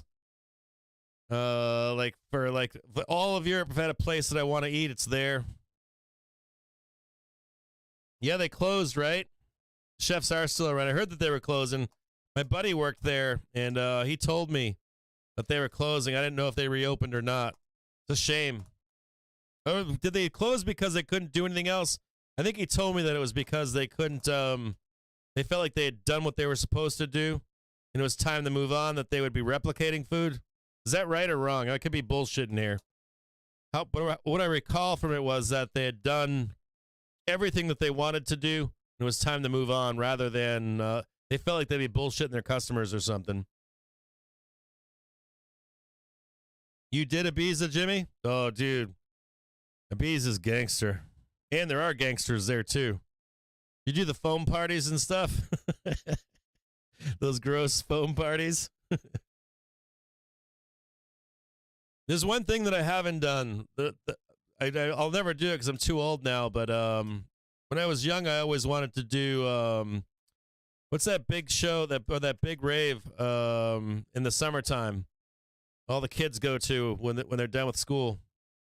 That's up, but I think that's over in England or something, or maybe not England. I forget what it's called. Not Nottingham. I forget what it's called, but I never got to that. I'm kind of pissed at that.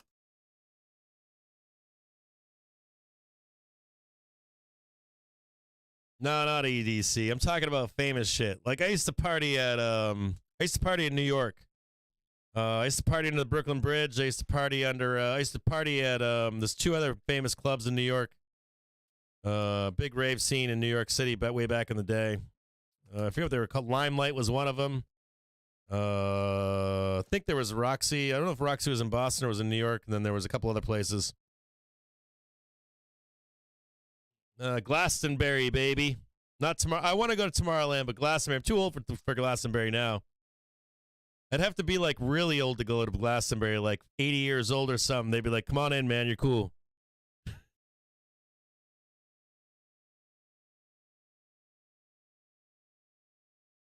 I used to hang out with a bunch of DJs from out there too, from over in Ibiza back in the day.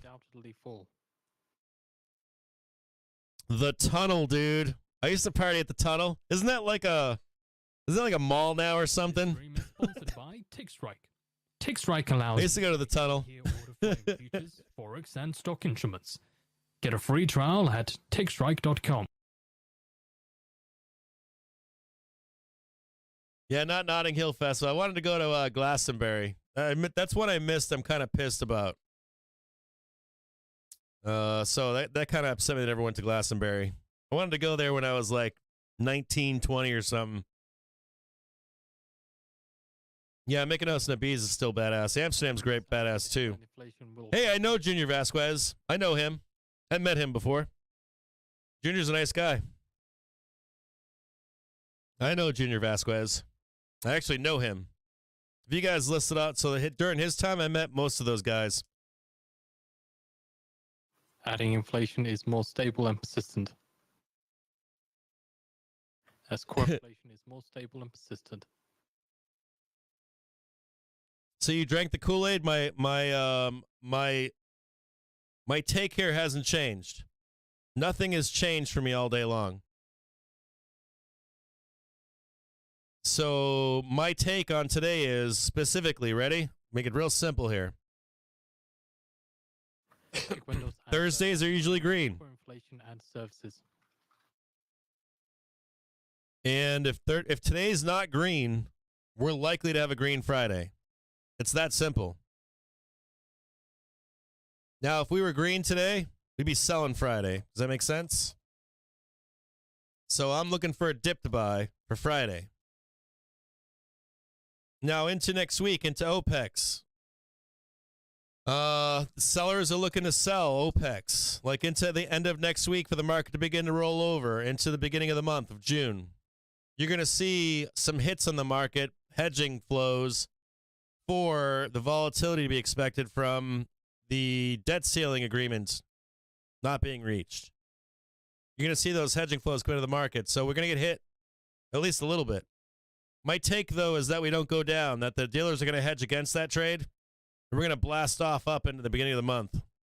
Now, the fly in the ointment here for tomorrow, if you had a fly in the ointment, like we're going down cap on Friday, you're wrong. You're wrong, Captain. Well, you have some kind of a point because VIX is low still. It's not high enough, right? They want to get the VIX up into the close on Friday. But let's look at the week here.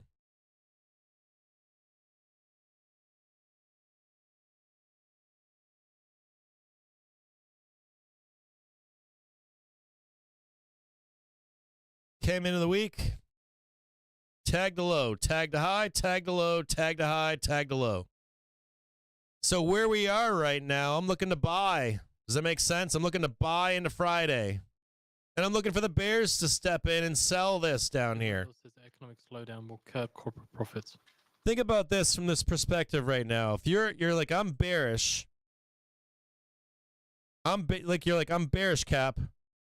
You want to sell this. You want to sell this. If you're a bear, you want to sell that. If you're a bull, you want to buy this, and buy this. Make sense? Until something changes. If you're a bull and you buy this and you put stops right here, you didn't lose shit, did you? If this fails, you have a stop. But otherwise, until it breaks, you buy it for the top up here. If you're a bear, you're not getting short right here, right? If you're a bear, where are you getting short? Here and below. That's where you get short, right here and right here. So are you short right here? Not really. I mean, intraday, you could have taken that short down here, but this is just another dip buy for bulls to get up here into Friday. Does that make sense? If you ran this trade 20 times, you'd win more by shorting up here and shorting below here than trying to say, yeah, we're going to crash into the close tomorrow. Does that make sense? Like, this isn't worth the trade. So until it doesn't work anymore. So tomorrow, we're having a down Thursday. If we were up on the Friday like this, I'd be like, hell yeah, let's go into Friday and sell this down and get the VIX up. If we traded this up into the close and held this up here, I'd be like, hell yeah, if it opens here, we can take this up even higher, sweet, I'm in. But with a stop right here, does that make sense?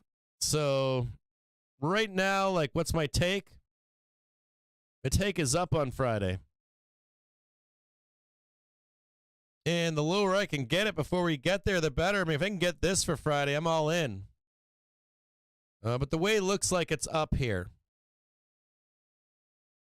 Now, what does that mean, right? So let's look at the farther out in time. So this is the first right here. That's the first right there. Everybody and their sister knows our only volatility. DeGuendo says there can be more rate hikes, and how many will depend on data. Our only volatility is like that X date.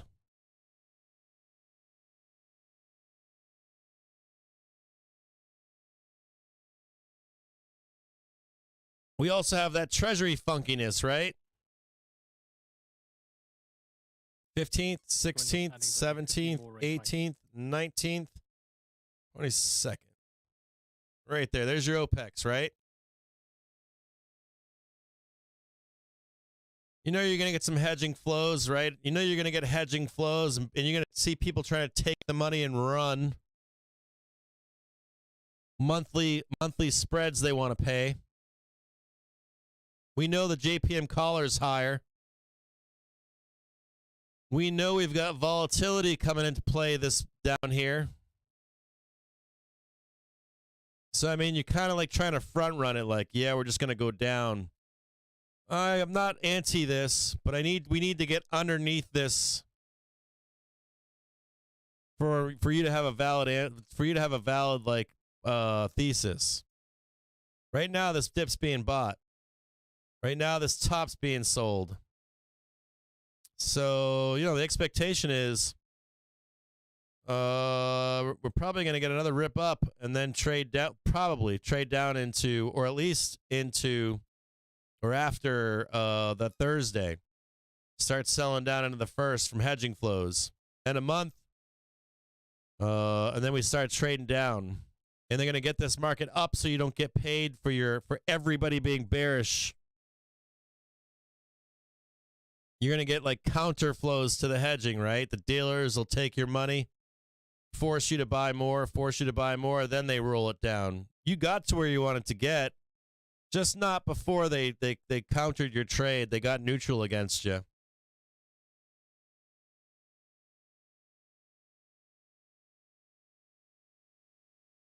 You know, and even saying that, until it doesn't work anymore,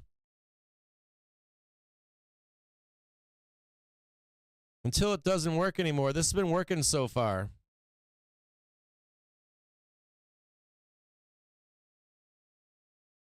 You know, we're already down here. We already hit it. You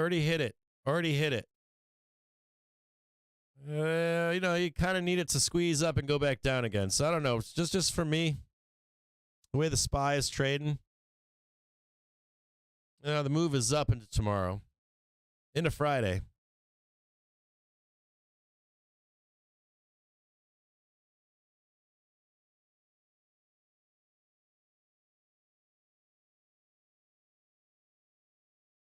Squeeze it up, park it back down here into next week. They fill their spreads. End of month window dressing. Bearishness coming into the market for the, or volatility coming into the market for the, you know, the X day. You know, you got all these monthly spreads that the banks have. They want to close out and make money. They're going to, you know what they do, man? We come into that OPEX bullshit. Not bullshit, but, you know, they're closing out all their shit and then they're making new trades for June.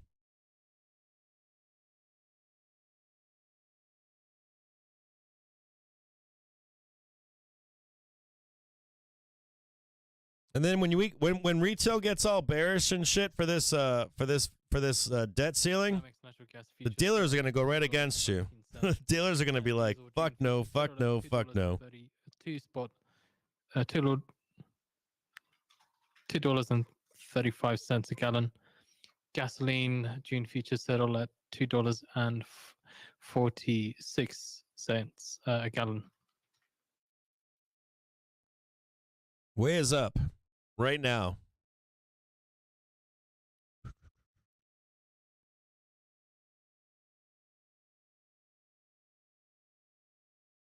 Like intraday into tomorrow. I'm not anti going down more, but you haven't broken the daily trigger. You didn't break it yesterday. You tried a bunch. NYMEX WTI June futures settle at $70.87 a barrel. So that's down $1.69 or 231. Bears failed. Bulls court right now. This stream is sponsored by To The Tick. Get free daily pivot points, Fibonacci, and market profile levels by signing up at tothetick.com.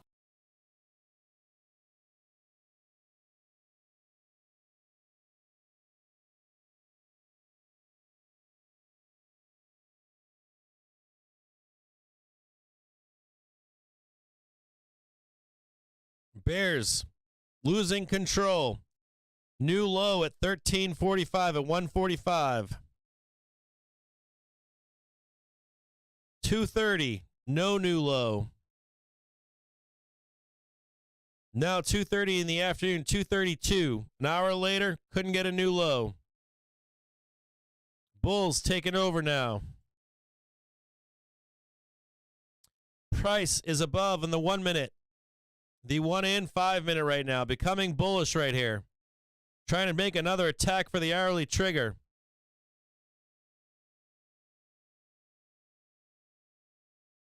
That's right, Darth Moley. You know what's up, brother.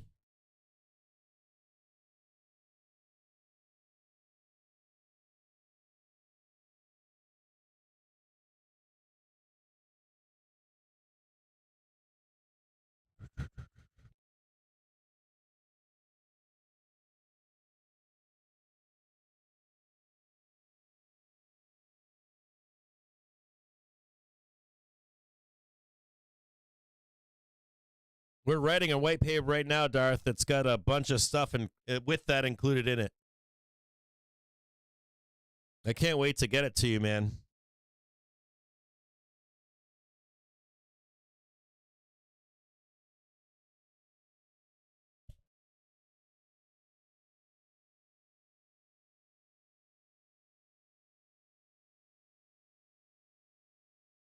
Oh, God, we've got I shouldn't say that. White House, Biden staff are meeting today with staff from congressional leaders to talk about debt ceiling. Congressional leaders going off to snort cocaine and bang hookers in the Hamptons, while the congressional leaders' staff discuss debt ceiling over the weekend.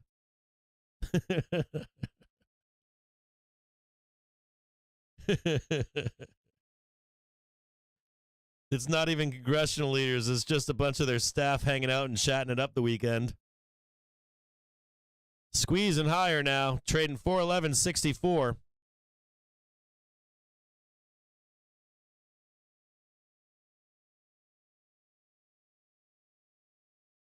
Bulls coming back to find out if sellers still exist above on the hourly trigger.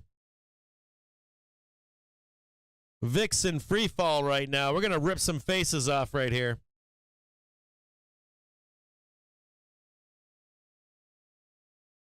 We need some bull music because SPY is about to explode.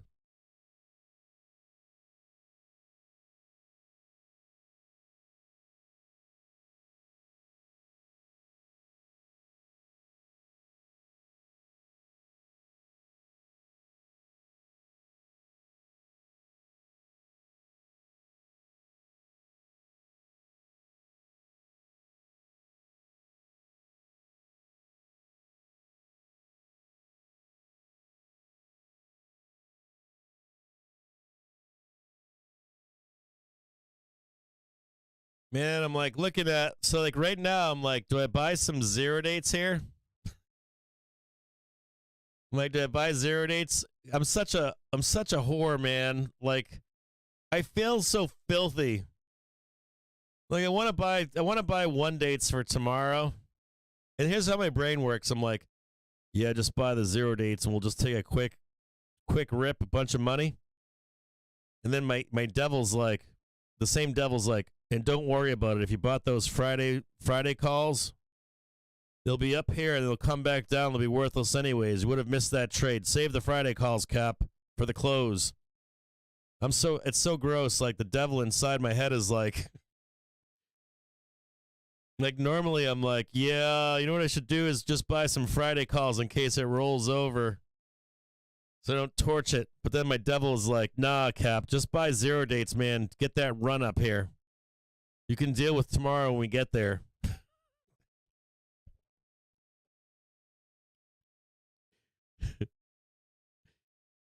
The demons, man. I got the day trader demons. I got demons.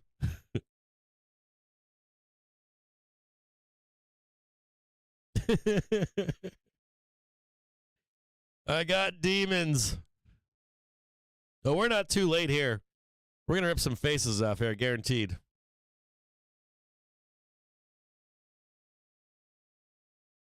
VIX is in free fall right now. Bloodbath on the VIX here.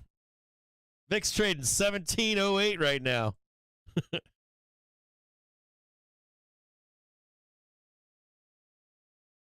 VIX in free fall.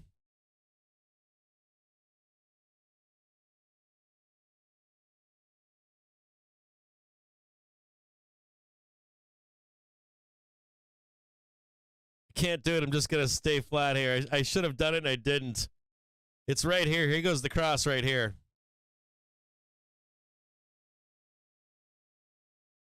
A bloodbath in the VIX currently. Such a sweet trade. 5-minute trade to the upside. Pull off a quick 40%. Such an easy trade. No-brainer trade.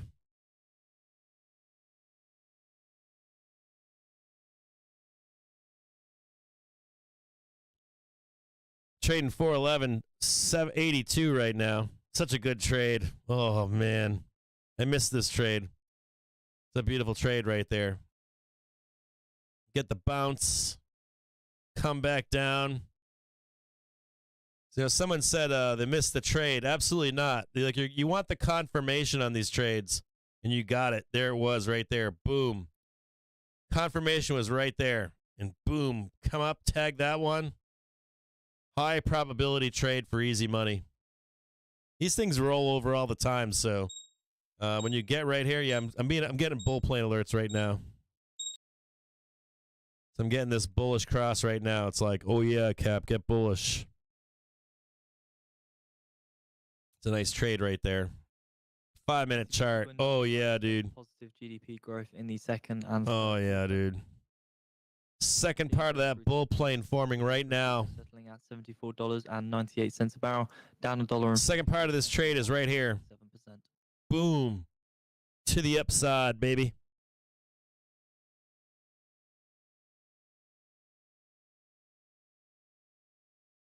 Oh, look at how gorgeous that is. Oh. ECB's to Guindos says ooh, yeah. Ooh, yeah.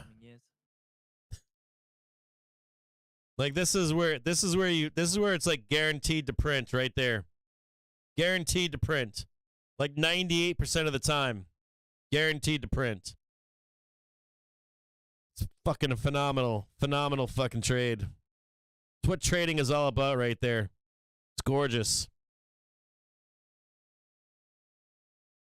Beautiful thing right there. Beautiful trade. Stunner. That's what this market's all about right there. It's a great trade, man. Ah, I love this market. It's like free money machine.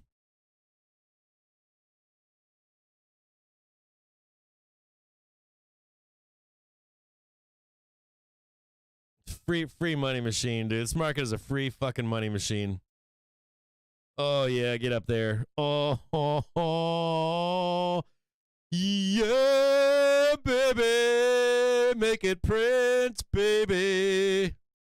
Just make it print and kill the VIX. Look at that gorgeous ripper right there. Woo! Oh.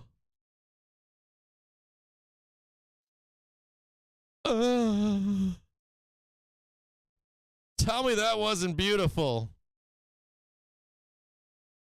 Call that one the stunner.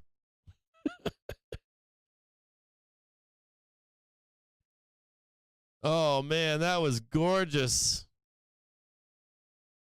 It's a beautiful thing right there.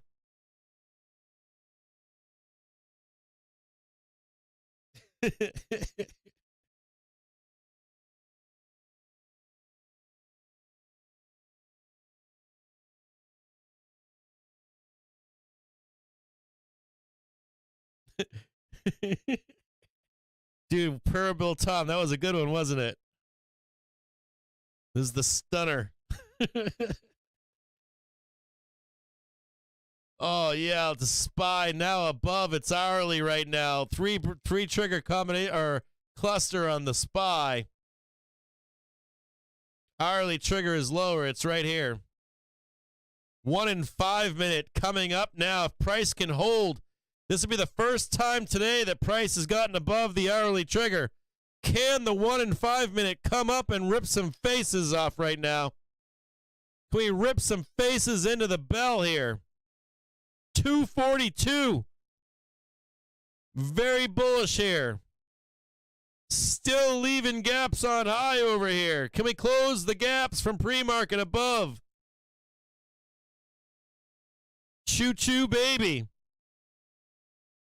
If price stays above the hourly trigger, the white and the red line right here, we're going to rip some faces off. Trading 412.26, 412.28 right now. New high on the day in cash market. Squeezing the 412.40. Buy.exe. Oh, sellers being pissed. Seller rage right now. Look at that seller rage. 3 trigger bull cluster right here.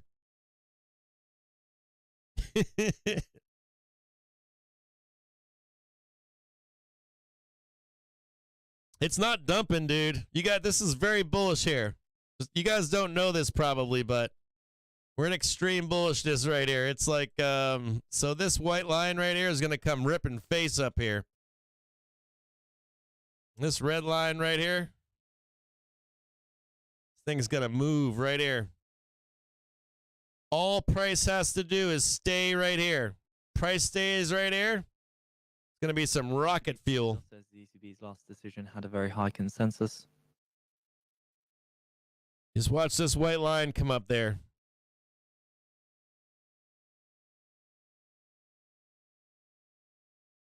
Yeah, Red Fire, dude. You see that, man? That was awesome, dude. Extreme bullishness. Close your shorts. If you're a hedge fund, you're listening right now. Close your shorts. Close your shorts. It's been a long week.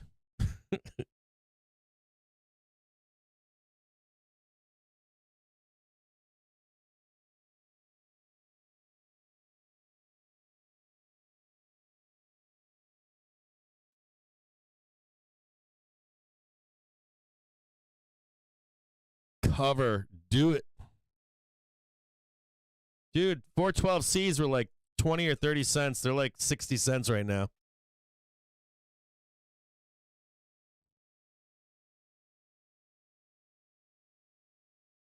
VIX bloodbath trading down to a low of 1687.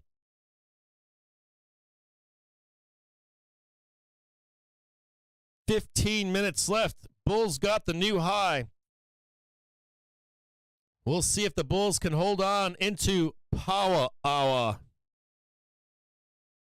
Bulls have another 15 minutes right now to get a new high. They have 15 minutes.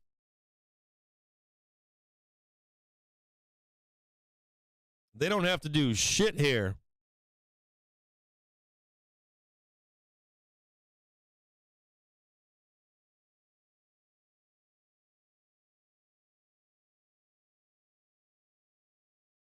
Haven't shown these in a while, have I?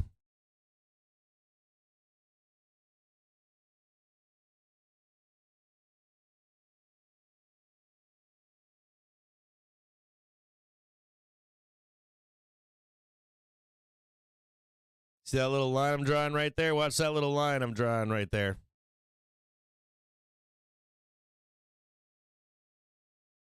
Just right here. Bam, bam, bam, bam. That white line comes up there. Woof. Rocket ship.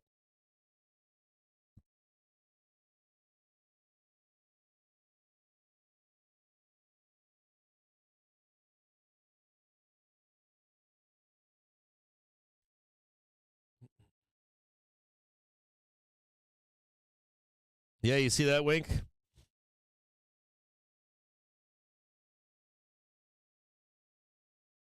See if I can get a taste of this here in just a minute. I might try to get a taste here.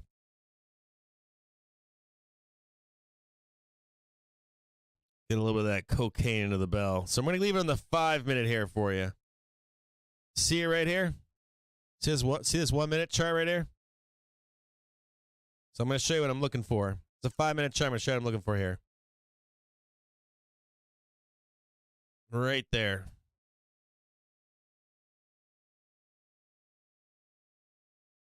Right there. That's what I'm looking for. Just want price to stay right here.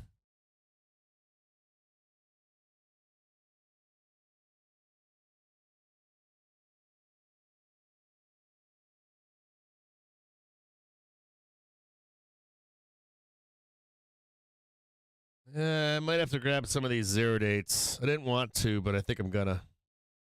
Is that 413s? They're probably not going to pay the 413. That's right here. I'm going to have to go in and get the 412s again.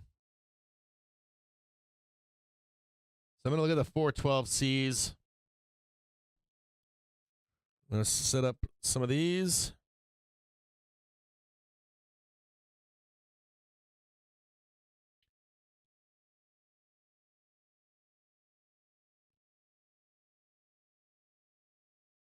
Have some patience here.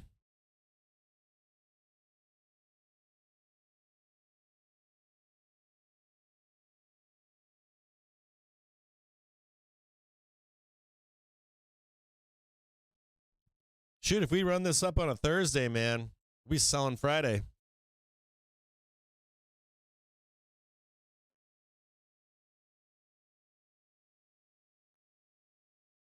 You got bears at home. They're like, I bet you there's like bears at home right now. They're like, can the market just please roll over? Like, I've been in my bunker for like 3 weeks. Like, can you just please go to the depths of hell for me? They come out on a Thursday, check the market, and they're like, I hate this. Goddamn day traders. Day traders selling it, buying it, selling it, buying it, selling it, buying it, selling it, buying it. Meanwhile, you got bears. They're like, can it just roll, please? We're like, no, we're not done yet. We're playing with the market.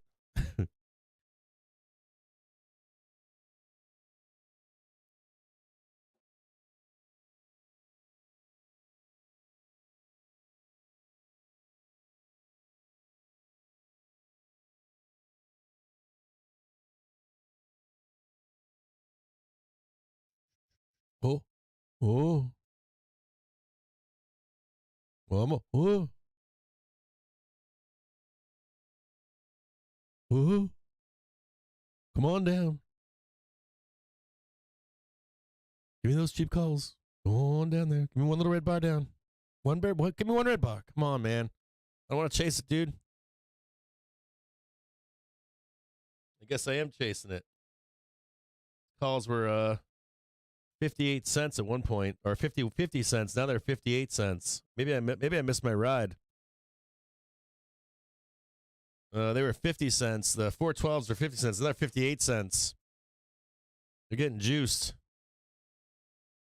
I just want that quick rip down for like 35-cent calls and write them up. 250 right now. Bulls have 10 minutes to make a new high.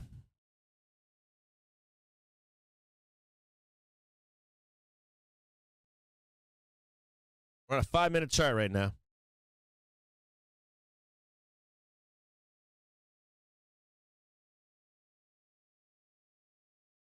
$10 minutes to the hour, power of hour. We got one more day left in the week. Man, if we trade this up into the close today, it'd be great. 9 minutes for the Bulls.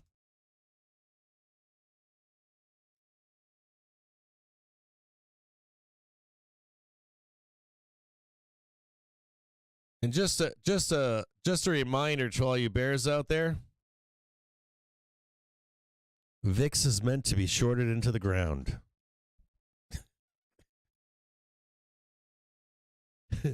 VIX was built to short into the ground.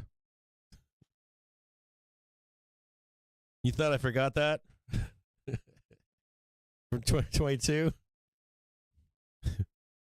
Teach every bull I meet. Oh, yeah, they're now 50 cents right now, 48 cents.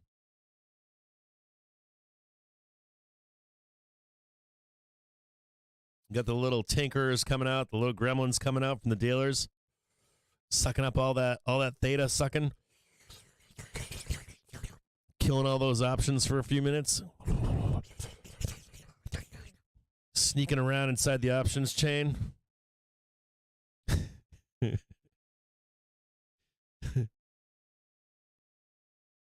Here I am paying attention to the options chain. I'm just looking for some cheap ass calls so I can sneak right in for a minute. Ooh, they're 45 cents right now.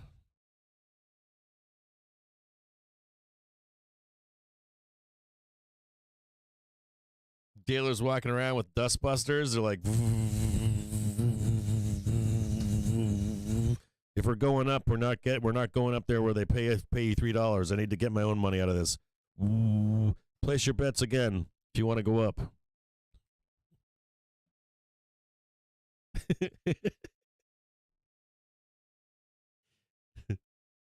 Ooh, they're 43 cents right now. 42 cents right now. Nice and cheap, dude.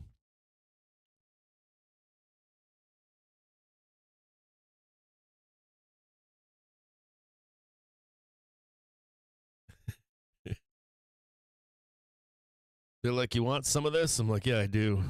They're like, they're 43 cents. We're going to hold them at 43 cents for like 5 more minutes. And I'm like, nah, almost there. I'm like, I'll wait until like 2:53. I mean 2:56. Oh, they're back up to 48 cents. Dude, they're up 20% in a minute. I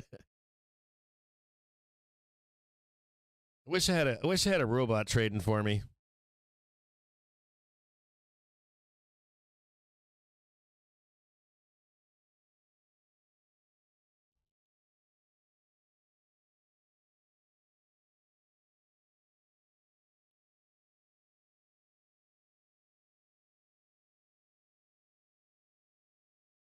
Still sitting here on the sidelines. Want to see this white line come up here. Now, like right now, if I was putting on some risk, I'd buy like 10 here. Add another 10 down here. I'm going to take it nice and easy right here. Just want to make sure I got a guaranteed trade here. There we go. There's the yellow line's crossing that red line. I'm just going to give it just a little bit more. See if I can get a liquidation break. See if I can do it to the tick. Matter of fact, see if I can go to the 1-minute chart and get a great deal.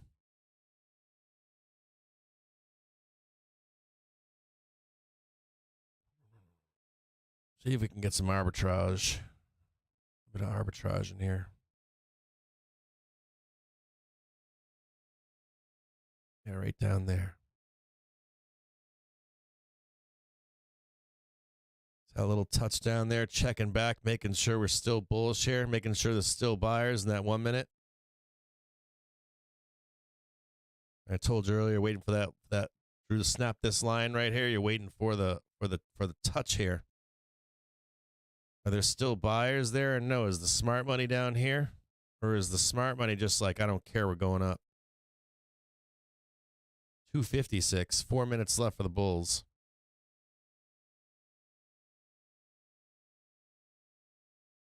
ECB's to coin losses. I don't believe anybody who names a terminal rate.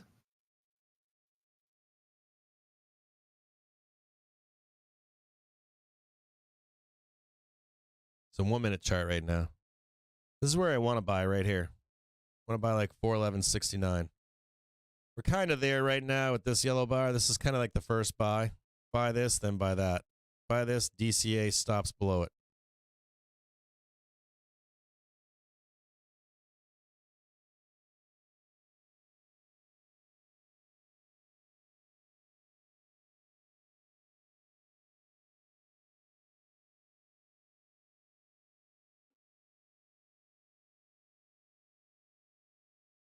And ECB's De Guindos adds that markets can be wrong about the terminal rate.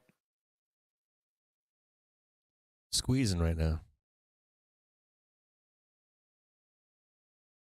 3 minutes left for a new high for the bulls. Remember that. 3 minutes left for a new high for the bulls. Last few minutes right here. Watch that. The high is 412.43. Got 3 minutes left to get a new high. Watch these next 3 bars. Actually hear order flow in futures, forex, and stock instruments. Quiet, quiet, quiet. News squad, quiet. People working here trying to make money. I want to see 3 green bars right now. Here's 1 green bar.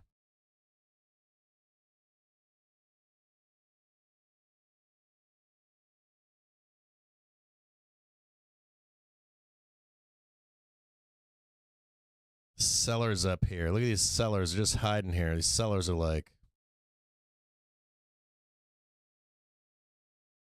bro, we're right here, bro. Don't even think about it, bro. And we're right here too, bro.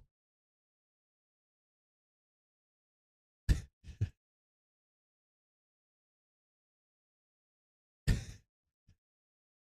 like, you ain't right there. Your boss is way up here. This is where your boss is, up here. Trust me, bro. We're right here. I'm like, nah, dude, your boss is way up here, dude. They're way up here, bruh. Step aside. I want to go say to your, hi to your boss, the big time buyer up there. He loves buying this shit up on the high. Get out of the way, bro. 1 minute left for the bulls. If we fail to get a new high here in this last minute, you will see a roll over and find out right here if we're going higher to meet the big bros up top.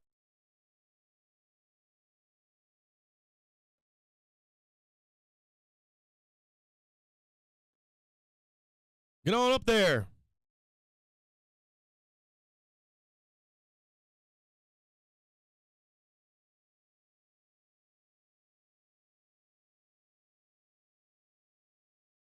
One minute left. Squeeze it, baby.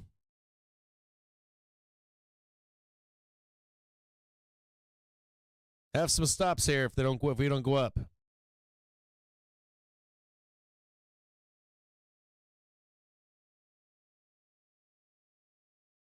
Come on, baby. Squeeze it up there. Get up there.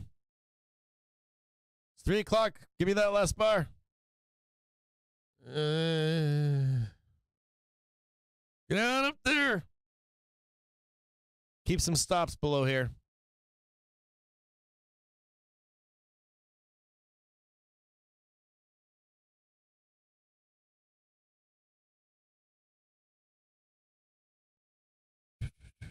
Yeah, I guess maybe we're not as strong as we thought we were.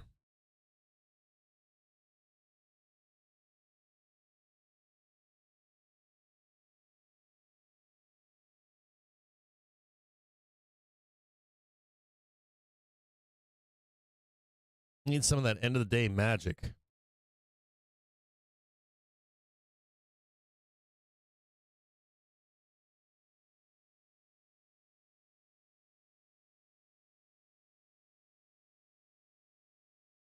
VIX trading 1690 right now.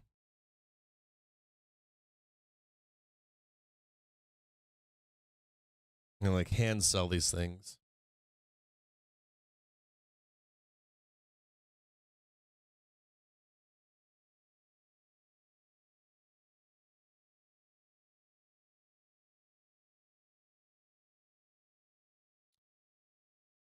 We've got an order in to sell here.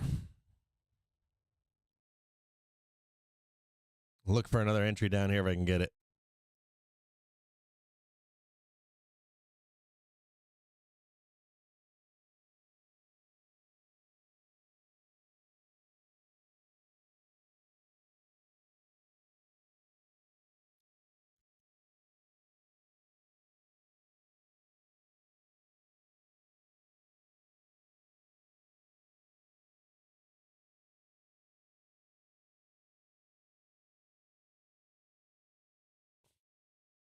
Bull's like, we ain't done here yet. I'm like, I don't know, man. Maybe.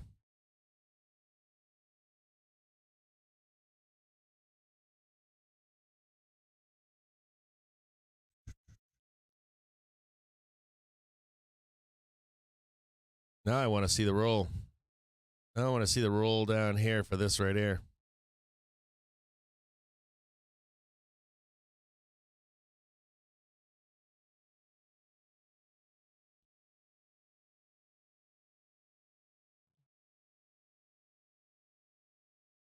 Jim Burrows are like, you didn't believe us, did I? Did you? I'm like, I didn't. I tried.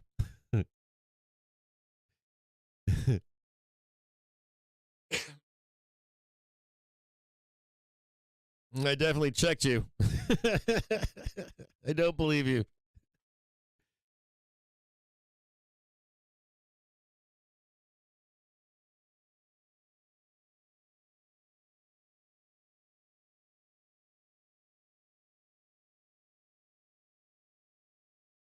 Yeah, they're all stinky right now.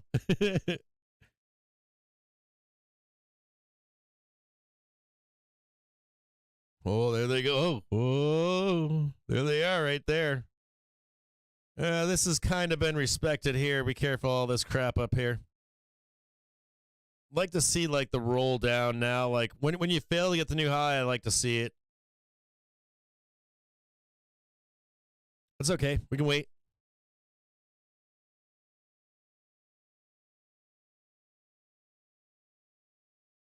Be careful in here on 0 to 8. They'll clean you out even if we go up. So just be careful of that. You might want to be trading Friday calls if you are bullish into Friday. A little bit less damage to the psyche. It's like kind of one of those things. No, it's 304 right now. Bulls unable to get a new high on the quarter hour. They're still in control until 3:30. But even saying that, hold on a second. Even saying that, you know, it's like you want to see that bullish push, you know. You want to see it right on that half hour. We're not seeing it, so they still have a half an hour to get up there. Might take a little bit more to get up there. Now I want to see it down here. Now you might say if we go down here, it's going to roll over, Cap, because of the red line, but on a 5-minute chart, it's not. So on a 5-minute chart right here, this is really what I'm looking for. So in a 5-minute chart, what I'm really looking for, if we fail to get the new high, right?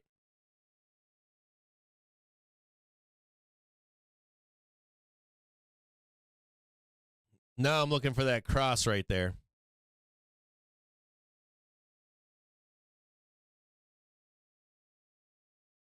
So I'll leave this up for you so you can see it. I don't want to see this break. I want to see this dip get bought right in here. That run up into this bell right here. So I'll leave the cross there so you can see it. And they got 412s are down at 35 cents. They were like 54, 59, 60. They just lost half their value. I'm not in them, but they're 34 cents right now. So you can see like just a few bars. These have lost, 100% of their value, right? 1, 2, 3, 4, 5. They've lost a lot of their value. So you got to be really careful doing this arbitrage into a close, anytime really, but truly into a close. The theta just kicks right in.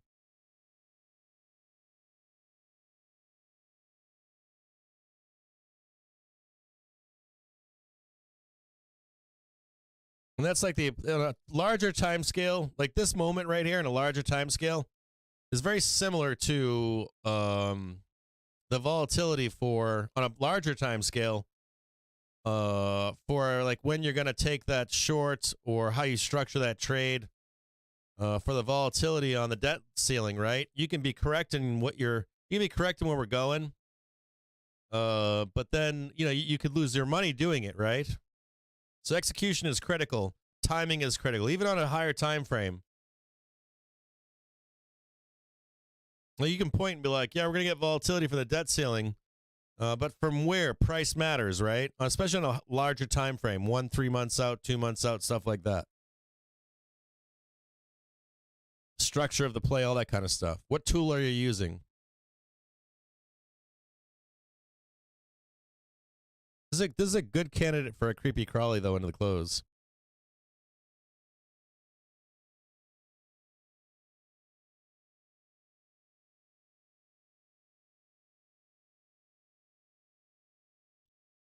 We're closing with a bull flag, either not a bull flag, but we're closing with a bull plane right here in the 5 minutes. So, this is what we're closing. Bears need to reverse all this. They can't reverse this. Closing on a bull plane is quite bullish right now. Unless we get a reversal after hours or something we don't know about. Still fucking bullish either way.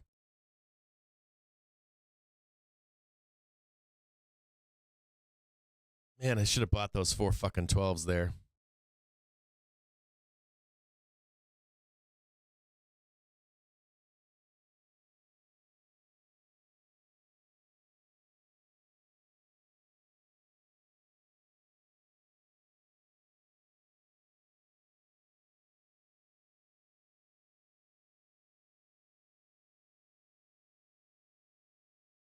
$3:08 in the afternoon. Do we get one more pump is the question into the bell? We don't know if we do. We have to make sure you keep defending that red line right there and that white line crosses above.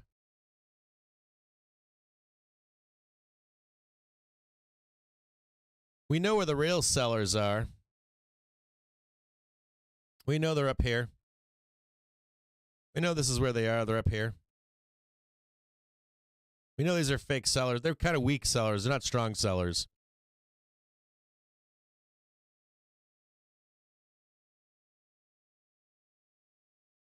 Now, if we get up here into the close today, I do want to warn you of a couple things. We got some space to run up here. Whole bunch of space. R3 on the upside is way up there. We got some space to run.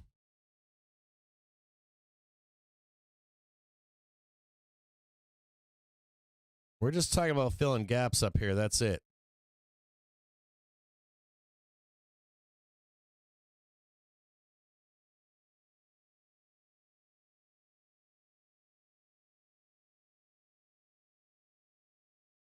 I should have bought that bar down there, and I didn't. Like this one down here, I should have bought that one. 3:10. 5 more minutes left for the Bulls. Bulls failed to get a new high at 3 o'clock. They have 5 more minutes. Can they do it?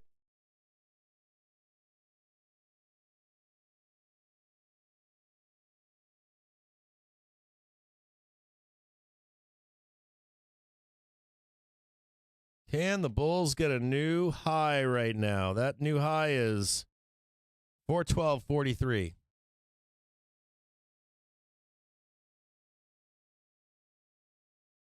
Can they close the gap on the day?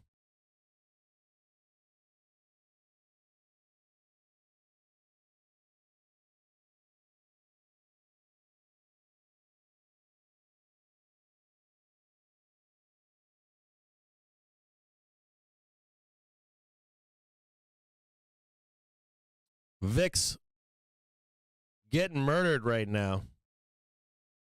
Not showing itself in the SPY right now. Hedges still on the market right now. Take the hedge off the market, please. So that everything else is following to the upside, and you're pinning the fucking SPY right now. It's pissing me off. Bloodbath in the VIX right now. Price not following as of yet in the SPY.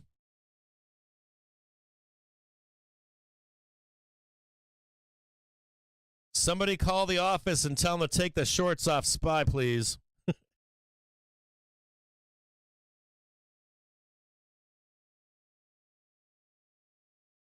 It's like some guy is like in the office and he's like, fuck these retailers. I'm going to leave it on until 3:20.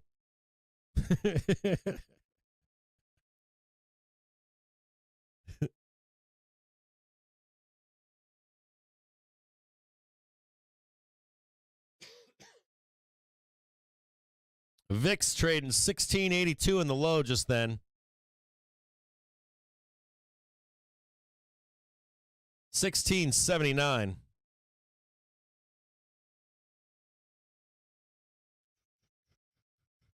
Jesus, just in those like past 30 minutes, you could have cycled in and out of 412 like 3 times for like 10 to 20%.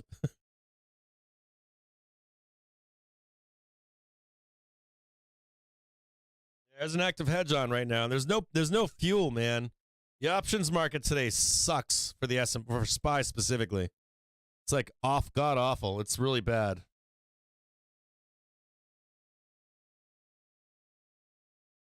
VIX dying again.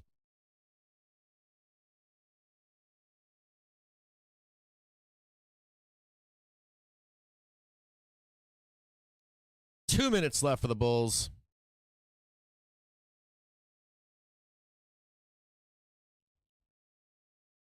I gotta take a leak too. Let me go to the bathroom real quick. I'll be right back.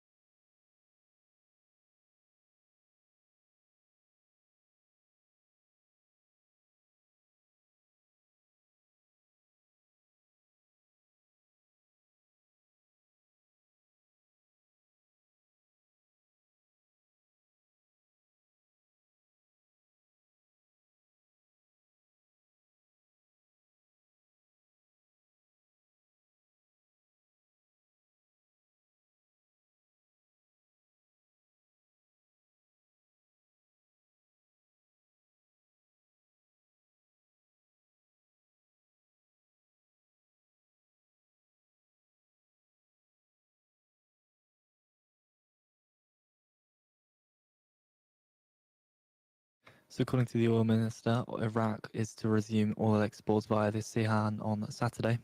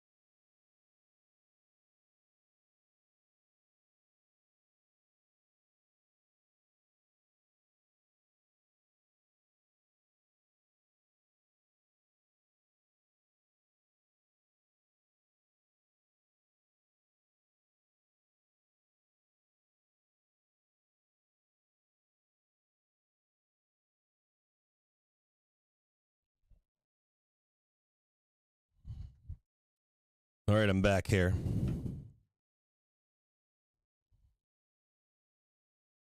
All right. So according to the oil ministry statement here, so otherwise picking it up now, so Iraq asks Turkey to resume the northern oil exports on May 13th. A little bit of a roll going on down here. They're down here retesting it again. Is that what they're doing? Let's go over here and take a look. All these dirty dogs, huh? Look at them. Look at these dirty dogs. There's your recheck down there. Last gold, the last yellow bar. Is sponsored by To The Tick. These dirty bears. Fibonacci and market profile levels by signing up at tothetick.com. Let's see if I can slide that over right there. These dirty bears.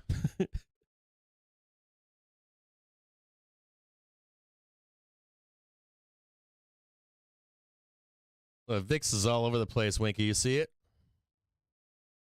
VIX is like, do you guys want to see how crazy the VIX looks right now? It's wild. VIX has been like, VIX looks like it's having a really bad day. If you look at it on the TV script, it's like, it just looks like, it looks like it's get like a, it looks like nobody likes the VIX, and so they're just smashing it around. As well to outpace defaults. Oh, they're trying to, look at them, they're trying to get underneath it on the 5 minute. Oh, look at that, man. They're all angry over here. Dudes, come on, sellers, stop. It's like a, stop with the emotions, man. Come on, sell side.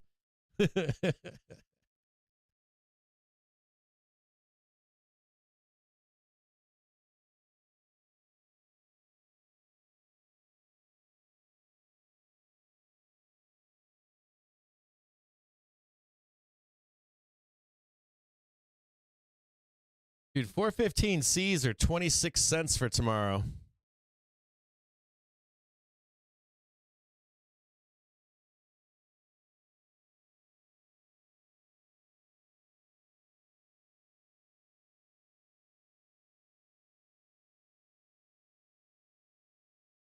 Yeah, I own some, I just bought me some 415 Cs for Friday.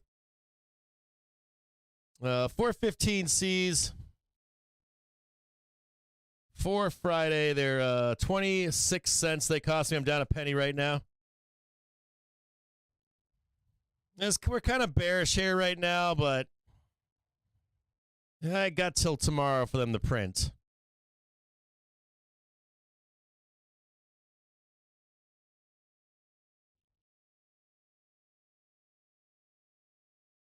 Got a bunch of puts on for tomorrow.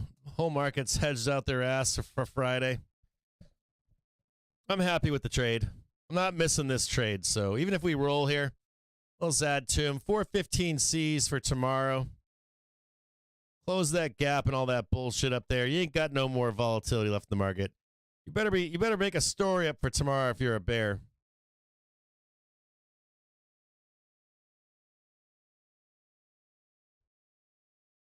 You better have some good stories for tomorrow as to why we're supposed to go to the depths of hell.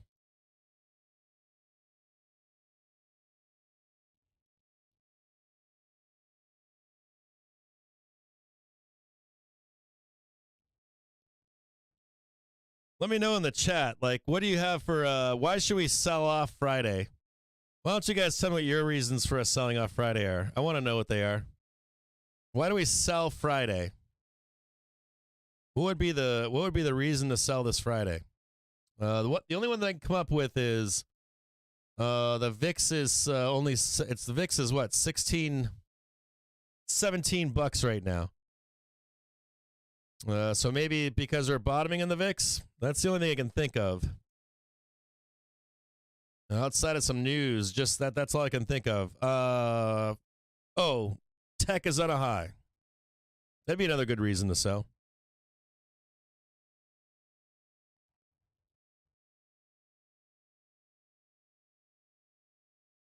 And hey, who's watched a couple things? I have two questions for you. Why do we sell Friday? Answer that question for me in the chat. Give me the counter reasons to sell Friday. That's a good one right there. VIX still has a 16.2 gap. We sell Friday because. I like that. It's a good answer. And then answer my next question for you was that's right, Damien saying no selling. I want the reasons for us selling Friday, not the reasons why not.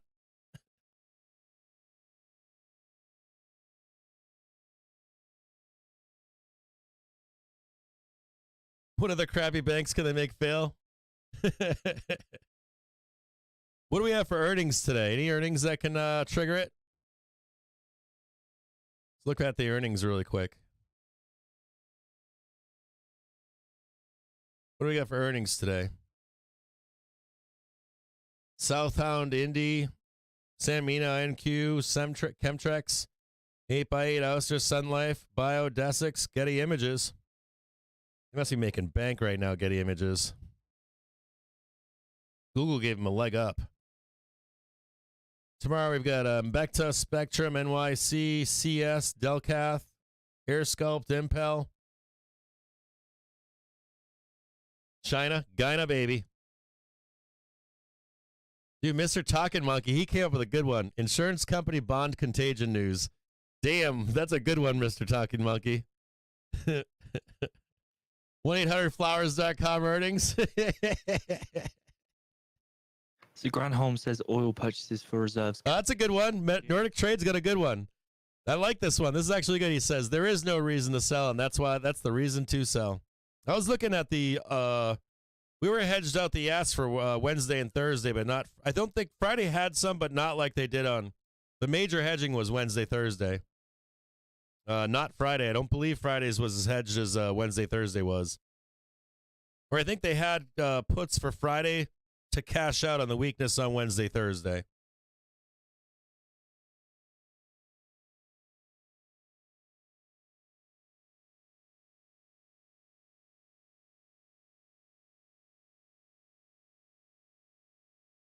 Here's some good ones. Hold on, I got some more.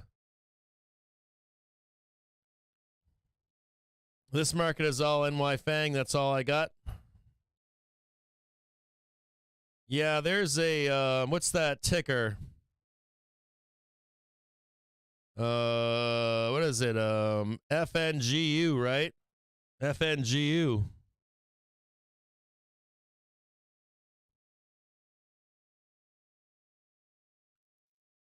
Gaps below in Fang.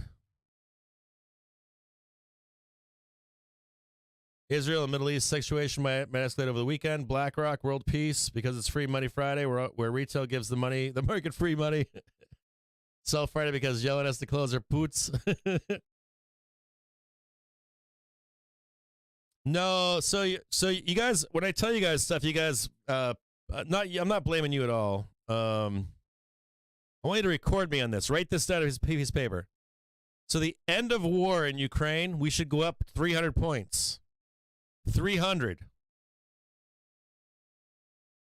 Or it'll get priced in before it gets announced. We'll start going up like 300 points. But it's not good on a longer time frame. Does that make sense? So we're talking scale here. So like in the course of a year or 2 or 3, the end of war in Ukraine is not good. The end of hostilities with China is not good. It helps to fight a recession. A war, a proxy war, I don't care what it is. Well, I do care, but it has to be like China's bad. We're going to war with China. We're funneling arms to a proxy war with Russia, any of that kind of stuff. So on the grand scale of things, at the end, I'm going to show you guys something here. I put this on sometimes, but maybe I need to do it again. So as long as war rages, it's good for the market in money at the end of a short-term debt cycle. Governments have become very intelligent. Like back in the day, we would fight a world war. In this day and age, I think they conspire and say, we'll do a proxy war. It'll help all of us pull ourselves out. Here's a link for you. You need to watch this video. It's very simple. If you haven't watched this video, a lot of these people in stream already have, so you don't have to. But if you haven't watched this, I need you to watch this. You must, because if you don't understand it, we can't have the conversation. So I need you to watch this video in your free time. Like, do it tonight. It's important for you. You'll then begin to understand why we have civil unrest, like why we have civil unrest right now, why we had it at the end of COVID. I need you guys to understand why these things happen in our system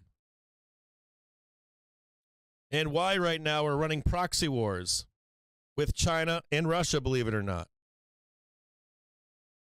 So the initial so that's the same with rate cuts. If we get rate cuts, right, you'll get an initial squeeze higher to grab liquidity to short. Does that make sense? So if we get rate cuts, my view is bearish, not bullish. And I'm not talking on the time frame of a day trader going, oh yeah, we got rate cuts, let's send it up 200 points or 300 points or 100 points.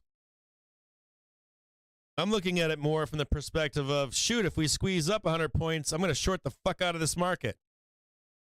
Does that make sense?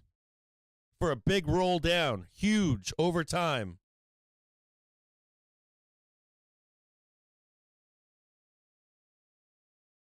Yeah, E-Trading Short said he watched it. It is a matrix, man. It is a huge matrix. Like when he talked, when he calls this wrong, I want to tell you that this guy that is Ray Dalio, he never times it right. Ever. He's always wrong. But the thesis is right. And even if the thesis isn't right, the market and economy does these things. Like they act on this thesis. There's a lot of argument that we don't actually impact this stuff, but this is what we do. It's important for you to understand these concepts, these mechanics. And they're late. He does the greatest job I've seen in basic understanding of these concepts. Probably one of the best videos on a base understanding of debt cycles.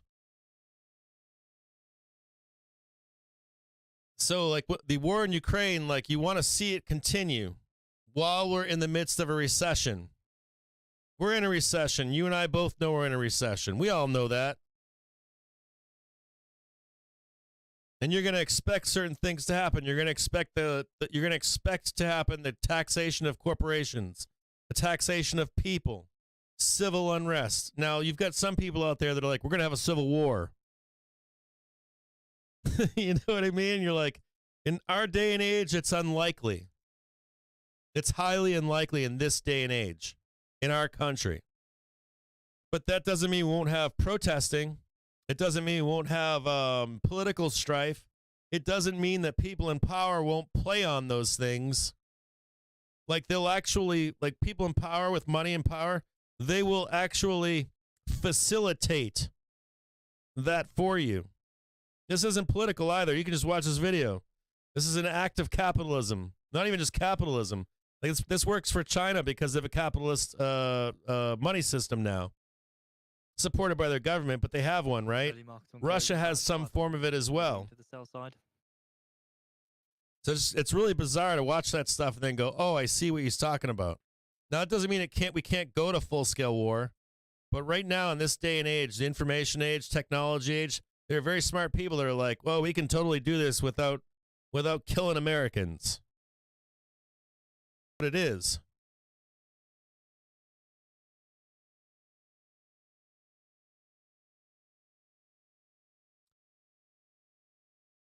Yeah, it's like a manufactured it's manufactured tools. So that soft landing they talk about, part of it is a war.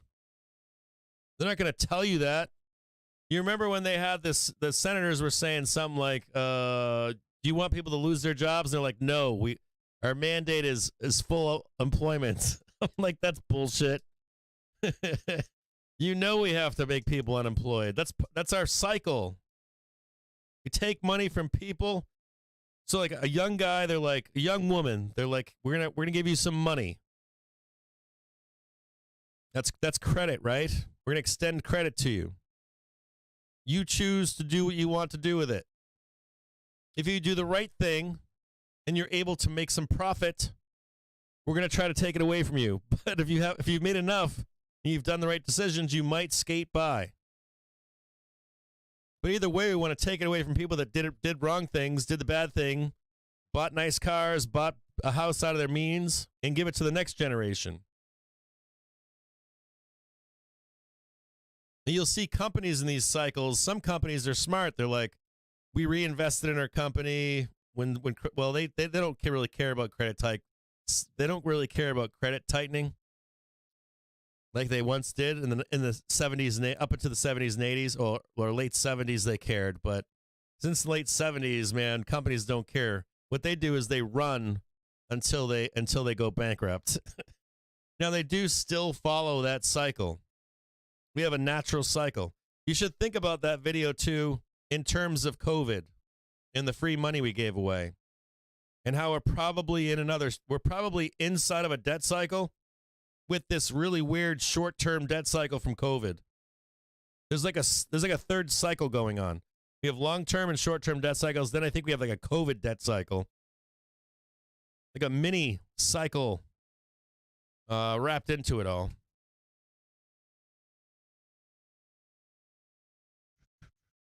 Still sitting here in some calls, not seeing much movement in price. Up a penny, down a penny.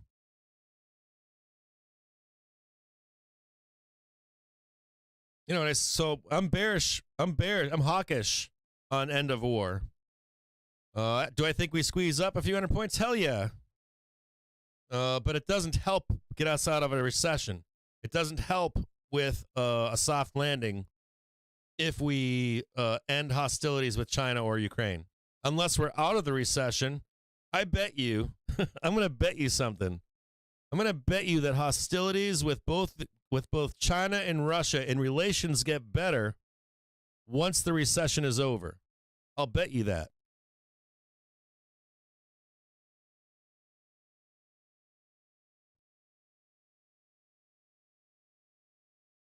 I'll bet you that we'll resolve all those issues the moment the recession is over, or near the tail end of it, or near the time when the market's going to roll over that last time. Like those kind of things. Hey, they love war, man. They love it. They love it. They love it.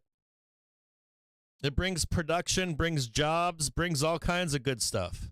Not good stuff, but for the economy, it does. It kind of dulls how much of a recession we'll deal with. I mean, Germany went through this, right? World War I, between World War I and World War II. If any of you guys know your history, you understand all these concepts.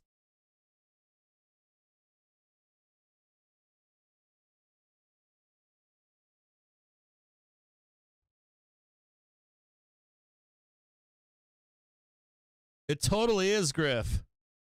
It totally is, man. It pumps up our GDP. Absolutely, brother. It inflates our GDP numbers. Like people are out there with like, GDP is going to go down to the depths of hell. I'm like, not as long as there's war. No, they aren't. I mean, they'll go down, but not like, they'll be blunted. You know what I mean? Getting some weakness right now in the S&P 500. I got to watch myself here. I don't want to get trapped in here. Getting a little bit of weakness right now.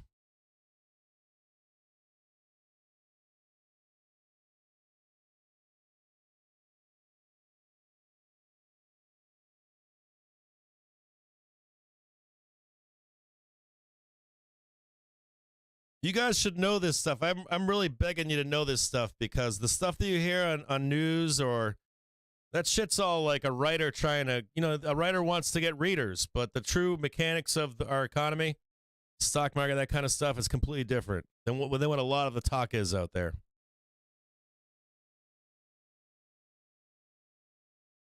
It's not, so war can be used to sidetrack focus from recession, but the truth is, watch that video. I beg you to watch that video. There are mechanics to war that actually dull recessions and depressions. And it's money.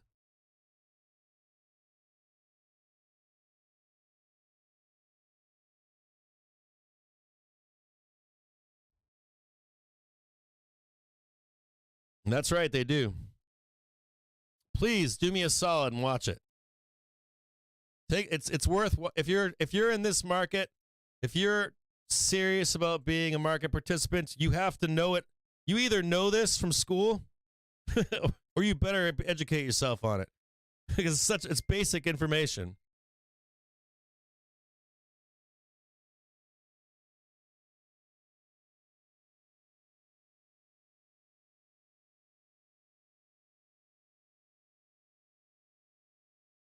21 cents on my calls right now. I'm getting squeezed right now.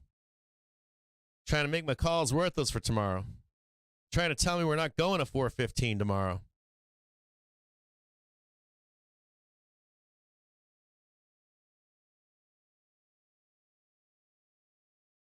We're like, we ain't going to 415 tomorrow, Cap.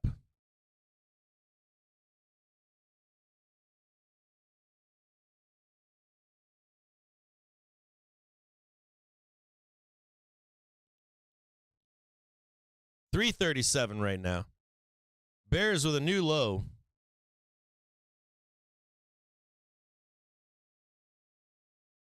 Hey, White Sportman, how you doing, brother? I've been meaning to call you, man. I apologize for not calling you. I've been crazy busy, bro.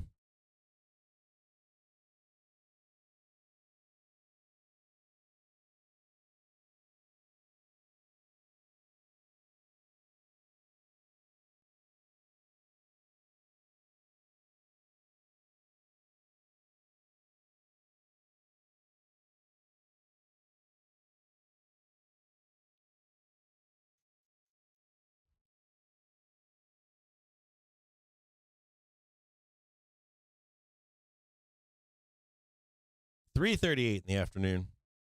Slow trade in this market this week. Yeah, definitely, bro. I'll give you a call. I'll give you a shout for the, I got to make an announcement here. Thanks. Will you, Ice Boyfriend, can I call you on the weekend?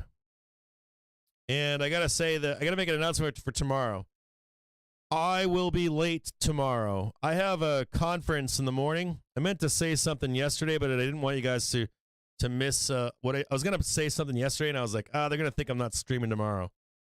So just a heads up that tomorrow, I might ask, you know what I'm going to ask? Can two of you, is there anybody on Twitch and YouTube moderators? Winky and I will not be here tomorrow. Please don't burn the place down. Please. The stream will be up. No, wait a minute. Forget it. Forget I even said anything. So here's the deal. The stream will not be up. It can't be up. I need the computer tomorrow. The stream will be up tomorrow, but it will not be up until early market and closing balance. Oof. Sitting at 506 million to the sell side. I want to see. Shoot, I don't know if I can get the stream up tomorrow in the morning. I will have the stream up, I think, by 12 o'clock. At the latest. 12 p.m. tomorrow. If I have any updates for you, I will post them, like real-time updates, not shit posting. I'll post them on Twitter. I have a conference with a bunch of people in the morning, the people that are really smart, and I can't miss it. So 9:30 tomorrow morning. I have a meeting from 9:30 until 12 at least. If it goes later, I'll say something. It is possible. You know what I could do? Tell me this before we end the day. I can put the stream up tomorrow, but it would only include. It may include like just the Weeble chart, or it's possible it could include the. I could do just the Weeble chart.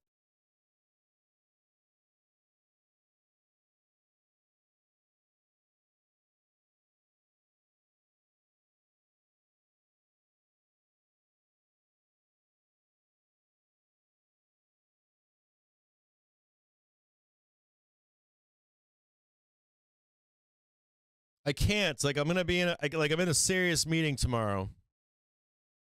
I can like live tweet or something, but I can't. I have to pay attention in this meeting. It's very important. So tomorrow I will be live by 12 p.m. If there's any time change, I know this is what I'm gonna do. I'm gonna put the stream up at 9:30. I'm gonna try to get Bookmap up with Weeble. so you have a place to chat. So I'll have the stream up no matter what tomorrow morning, with at least Weeble up, minimum. So I'll have the stream up 9:30 tomorrow morning. But I can't guarantee that you get all the tricky stuff in there.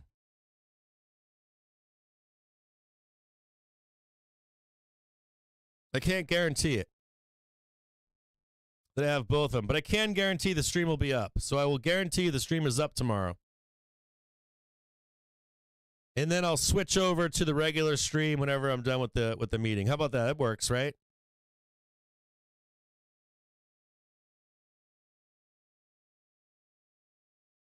That way I can stop in the chat. Like I can get in the chat and instead of live tweeting, I'll get in the chat and I'll just say, hey, we're, like this is happening or that's happening. So I'll have the stream up at 9:30. At minimum, I'll have the Weeble chart up. And I can cycle through that and the book map, I think. I'll switch. Maybe I can do both. Oh, I can do both. I'm going to have both up tomorrow. I think I can do both tomorrow. So I think I figured it out. So I'll do both for you tomorrow with a live stream. I will not be on it. Winky will not be here until 12.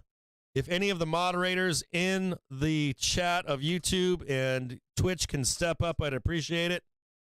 Just make sure we're moderating. Make sure the animals don't go out of control too much. Dad's not here. Woo! You can probably do a little bit of that. It's like a day off. Day off from Captain. Chase, if you're listening, maybe you can come into the stream and get everybody all bared up or something. Tesla, Jess, you come in here and get everybody bulled up tomorrow.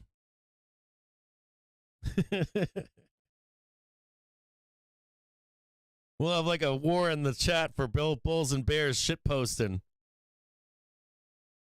We'll make it a shit posting Friday. We'll call it shit. Oh, that's what I'll do. I'm going to name the video Shit Posting Friday. I shit you not. I will. I'm going to name it Shit Posting Friday. That's tomorrow's morning. Tomorrow's segment. Shit Post Friday. If you're a bull or a bear, tomorrow's the day to shit post. It's going to be a shit show in here. And I'll have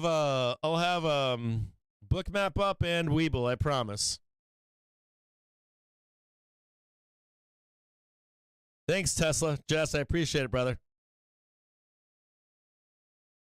Someone tell Chase we need him in the stream tomorrow. Early market on closing balance still sitting at 506 million to the sell side.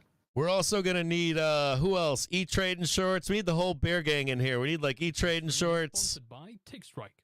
TickStrike allows you to actually hear order flow. We're going to need Foresight Finance in here tomorrow. Chase. Free trial at tickstrike.com. Oh, look at that. My calls are just fine.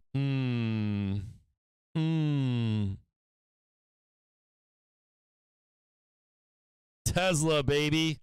Get Tesla gang in here tomorrow.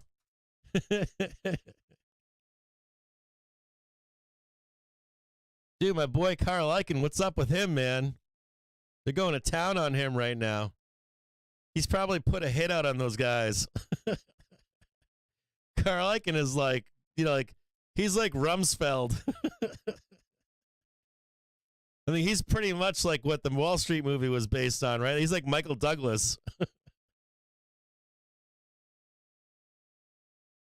Tesla ripping into the close. Woohoo, Tesla, baby.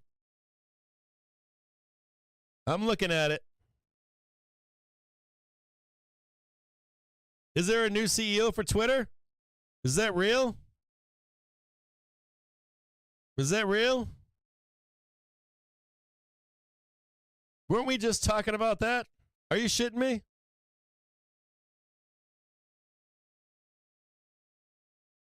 Oh, yeah, baby. Look at that. Woohoo! 173. Is that real? New Tesla CEO or new Twitter CEO? Thank you. I swear Elon must listen to these broadcasts. He's got to. He's probably sitting somewhere right now listening to these broadcasts that I do. He's got me on the background when I'm bitching about him being. If that's real, Instant burr. Oh, dude, and they're still pinning SPY on that? Utter bullshit. Oh, man, that's awesome sauce. Look at that face ripper. Woohoo! Is that real news or no?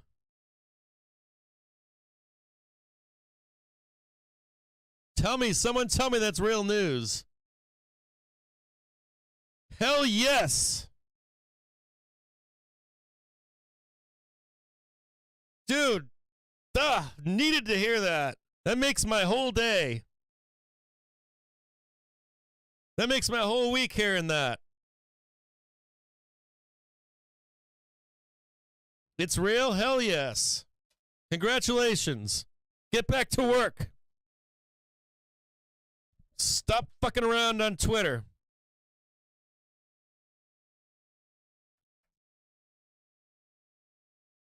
Thank you very much for tweeting that, for texting me that. Man, I'm so stoked that he's doing that. Oh, we were just talking about that shit here. Like, dude, that's like one of my checklist of stuff. Congratulations if you're a Tesla holder.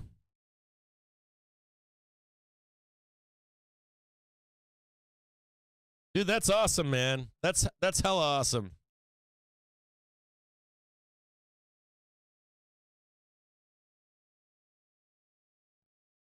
I know that dude's, you know what I'm saying? Like, my Cybertruck will be available. Like, seriously, he should just do like a conglomerate and start hiring CEOs for all this shit. Like, if he was to start, you know, put people in charge, like, there's like a startup CEO and a running a company CEO. He does a great job. I know that he didn't start Tesla. I know. But he did take it where it is now. So now it's time to, like, hand off some reins, man. Like, people that know how to do this shit, let them do their thing. Can't be micromanaging people all the time. Like, what are you doing that for? There's a time and a place for that. It's not now.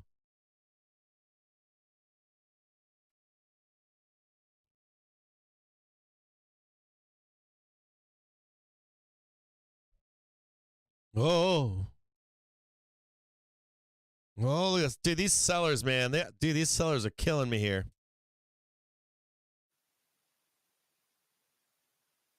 Oh, dude, the shorts are like, it's just stop. Billion to the sell side. Wait for the final orders to come through before we call it. Dude, congratulations, man. Congratulations. If you're a Tesla bull, congratulations. You needed that. You needed that news.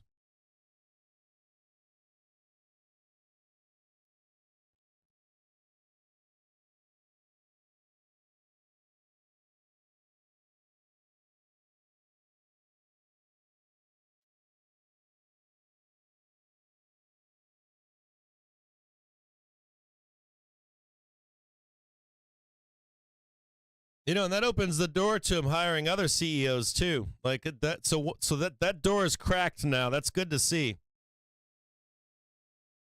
Like, the door is open. The door being open is good. Dude, that's good news, man. As a Tesla bull, I like hearing that. I don't know about you as a Tesla bull. I love it. I think it's good. Dicking around on Twitter, man. I'm like, what are you doing, dude?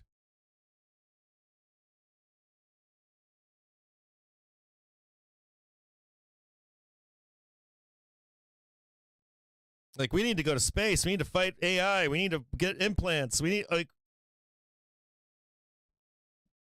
EVs. We need all this shit, man. Like, you're supposed to be the guy pushing that. Leave that social media shit to somebody else.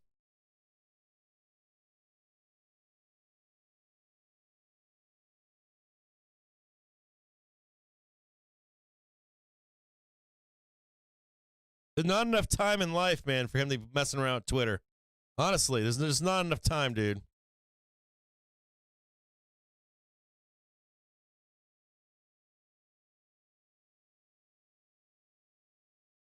Yeah, I'm not selling, man. I'm right here.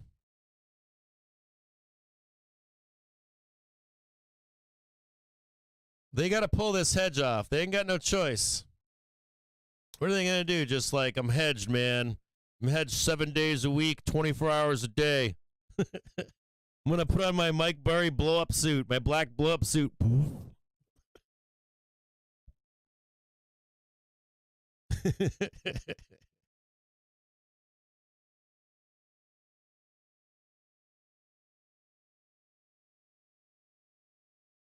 Yeah, I don't think that he is addicted to social media. I think that he knows. So, in my view, it has to do with. I don't think we're gonna beat the AI. He's trying to carve out a fiefdom for himself. It's like Plan C. Like when he was younger, he was like, Plan A is like, get off world, try to compete with AI before AI starts rolling out. Dig some tunnels under the ground in case we have to go underground. That kind of shit. I mean, that's real. And then I think that he got this, like, not delusional, but like real fear and was like, oh shit, the AI is, we're not going to, like, someone smart probably told him, we're not going to beat AI off world and we're not going to beat integration with AI. And so he's like, it's almost like Twitter is one of his doomsday bunkers. I'm not kidding you. It's like a doomsday bunker for power and money. Because there's a real war going on for your minds. There really is. Like that public town square, man, is no joke. As we commit, like the next 20, 40, 50 years, it's a no-brainer to try to carve out a fiefdom. So I get that. But he wasn't that guy. His promises were to integrate and get off world, And, that, I know that's a crazy, risky bet, but I put it behind him to do it. And so him going to like Plan D, I'm like, I don't want anything to do with Plan D. I want nothing to do with Plan D where you just, the robot overlords come to get you.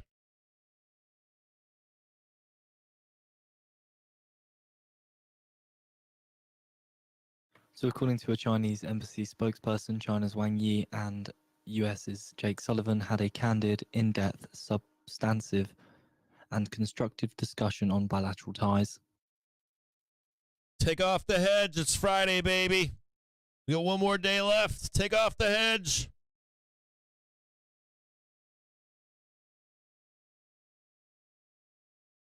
So the Chinese embassy spokesperson says the two sides had discussions on removing obstacles in China-US relations and stabilizing the relationship from deterioration.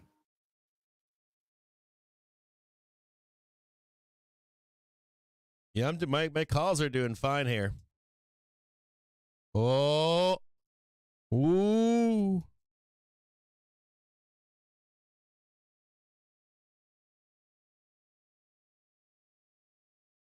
I need this to get up so I don't get theta burned after hours. Like that after hour price burn. I need to go up right now.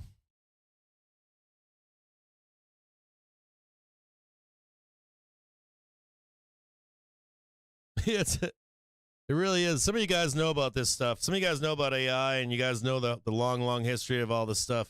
So a senior administration... Like digging tunnels under the ground, it's not for Las Vegas and LA. That shit's for like end of the world shit and for going to Mars.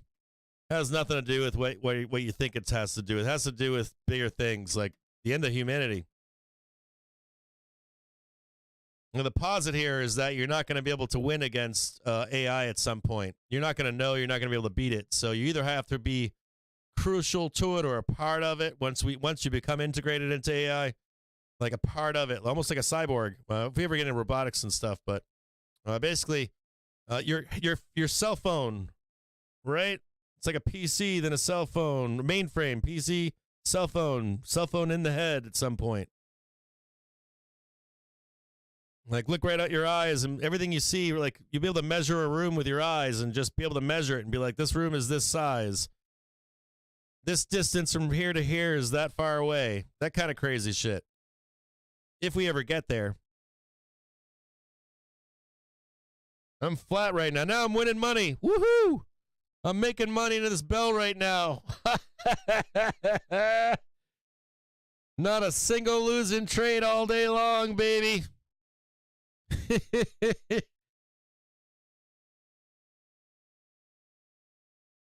Squeezing him up on higher.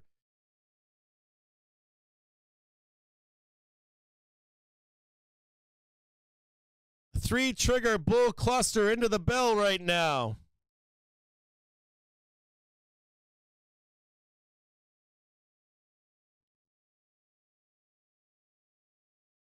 Just drop EMPs. You know what? I think you're right there, man. I read a book about this once, and it scared the shit out of me. And, I mean, they were talking about, like, when Elon was saying, you know, I don't like it getting out of the hands of people. Like, forget people, dude. Other countries. Like, you think we're sloppy? Some other countries, how sloppy they'll get? Like, that's real danger. It makes you wonder if they have those in place just in case it gets crazy. Would we even be able to stop it?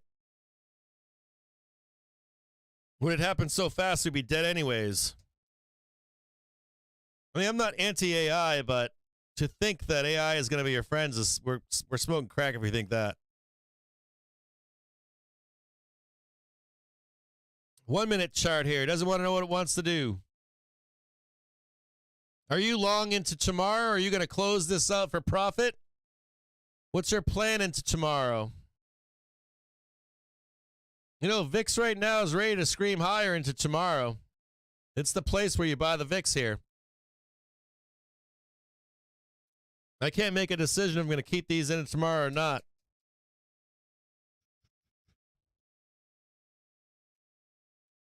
I was hoping for a squeeze up into this bell, and I'm not getting it. I might end up closing these out at some point here.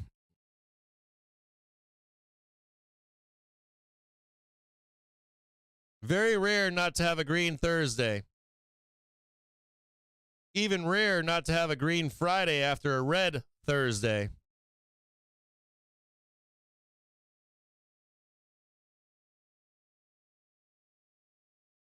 Come on, baby, print me this bell right here.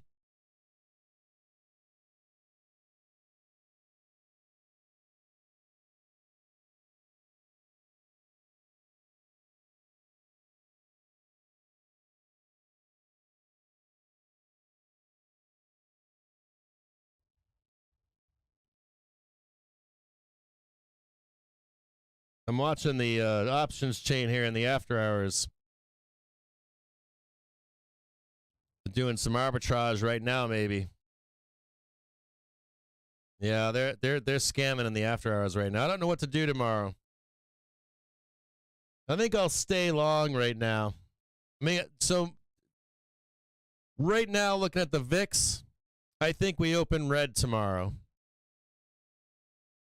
Or we sell the open tomorrow. So just let you go from today until tomorrow. I don't know what the plan is for tomorrow. Looking at the VIX right now, I'm like, the VIX looks like it could be bought by open tomorrow. It's been consolidating. I don't like the VIX this low. I'll be honest, I don't like the VIX this low. I wished we had squeezed up into today. It looks like there's a hit squad out there.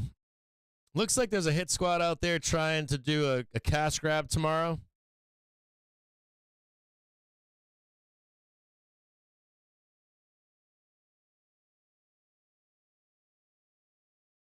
But I am long calls right now into tomorrow. I'm on 415 C's. We didn't get the price action we wanted. They killed the VIX and didn't let price go up. So there's probably some kind of a hit squad out there. There's some hedge fund that thinks they're going to sell Friday. And we've got 410 Ps for tomorrow, or 50 cents right now. There's 203,000 of them for tomorrow. Those can be really juicy to fuel a ride up tomorrow, but we really want them to be fatter. You know what I mean? You want like really fat puts to make a nice run into a Friday. I wonder if we get a Friday that's sideways. It's either going to be a sideways or I think down day at some point tomorrow. Yeah, that's what I was thinking, Goat Boy. A buyable dip in the morning.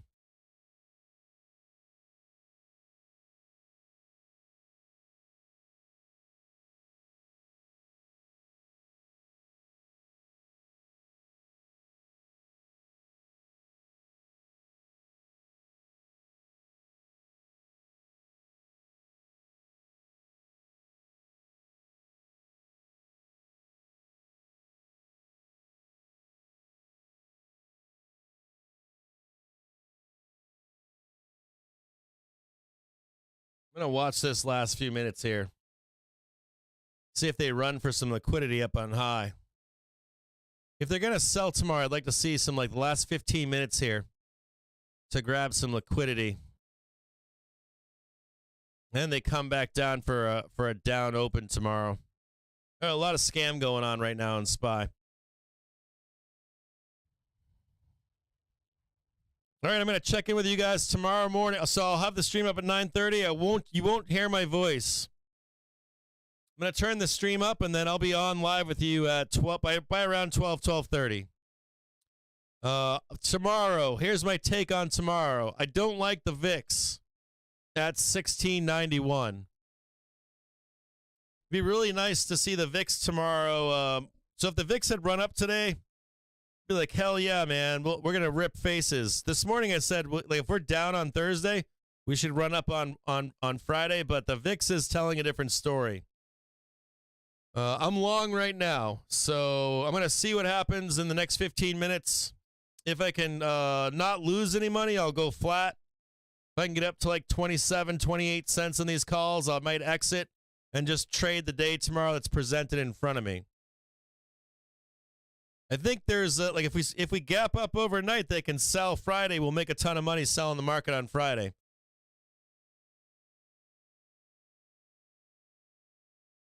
Otherwise, the only thing I can tell you is that if Thursdays are down, man, Fridays are typically up. The VIX is disagreeing with that. Unless we murder the VIX on a Friday, that'd be a shocker. Dude, they're not even give me a penny on these calls, man. All right, I'll talk to you guys later. Thanks for showing up. Like and subscribe. Find me on FinTwit. Let your friends, family know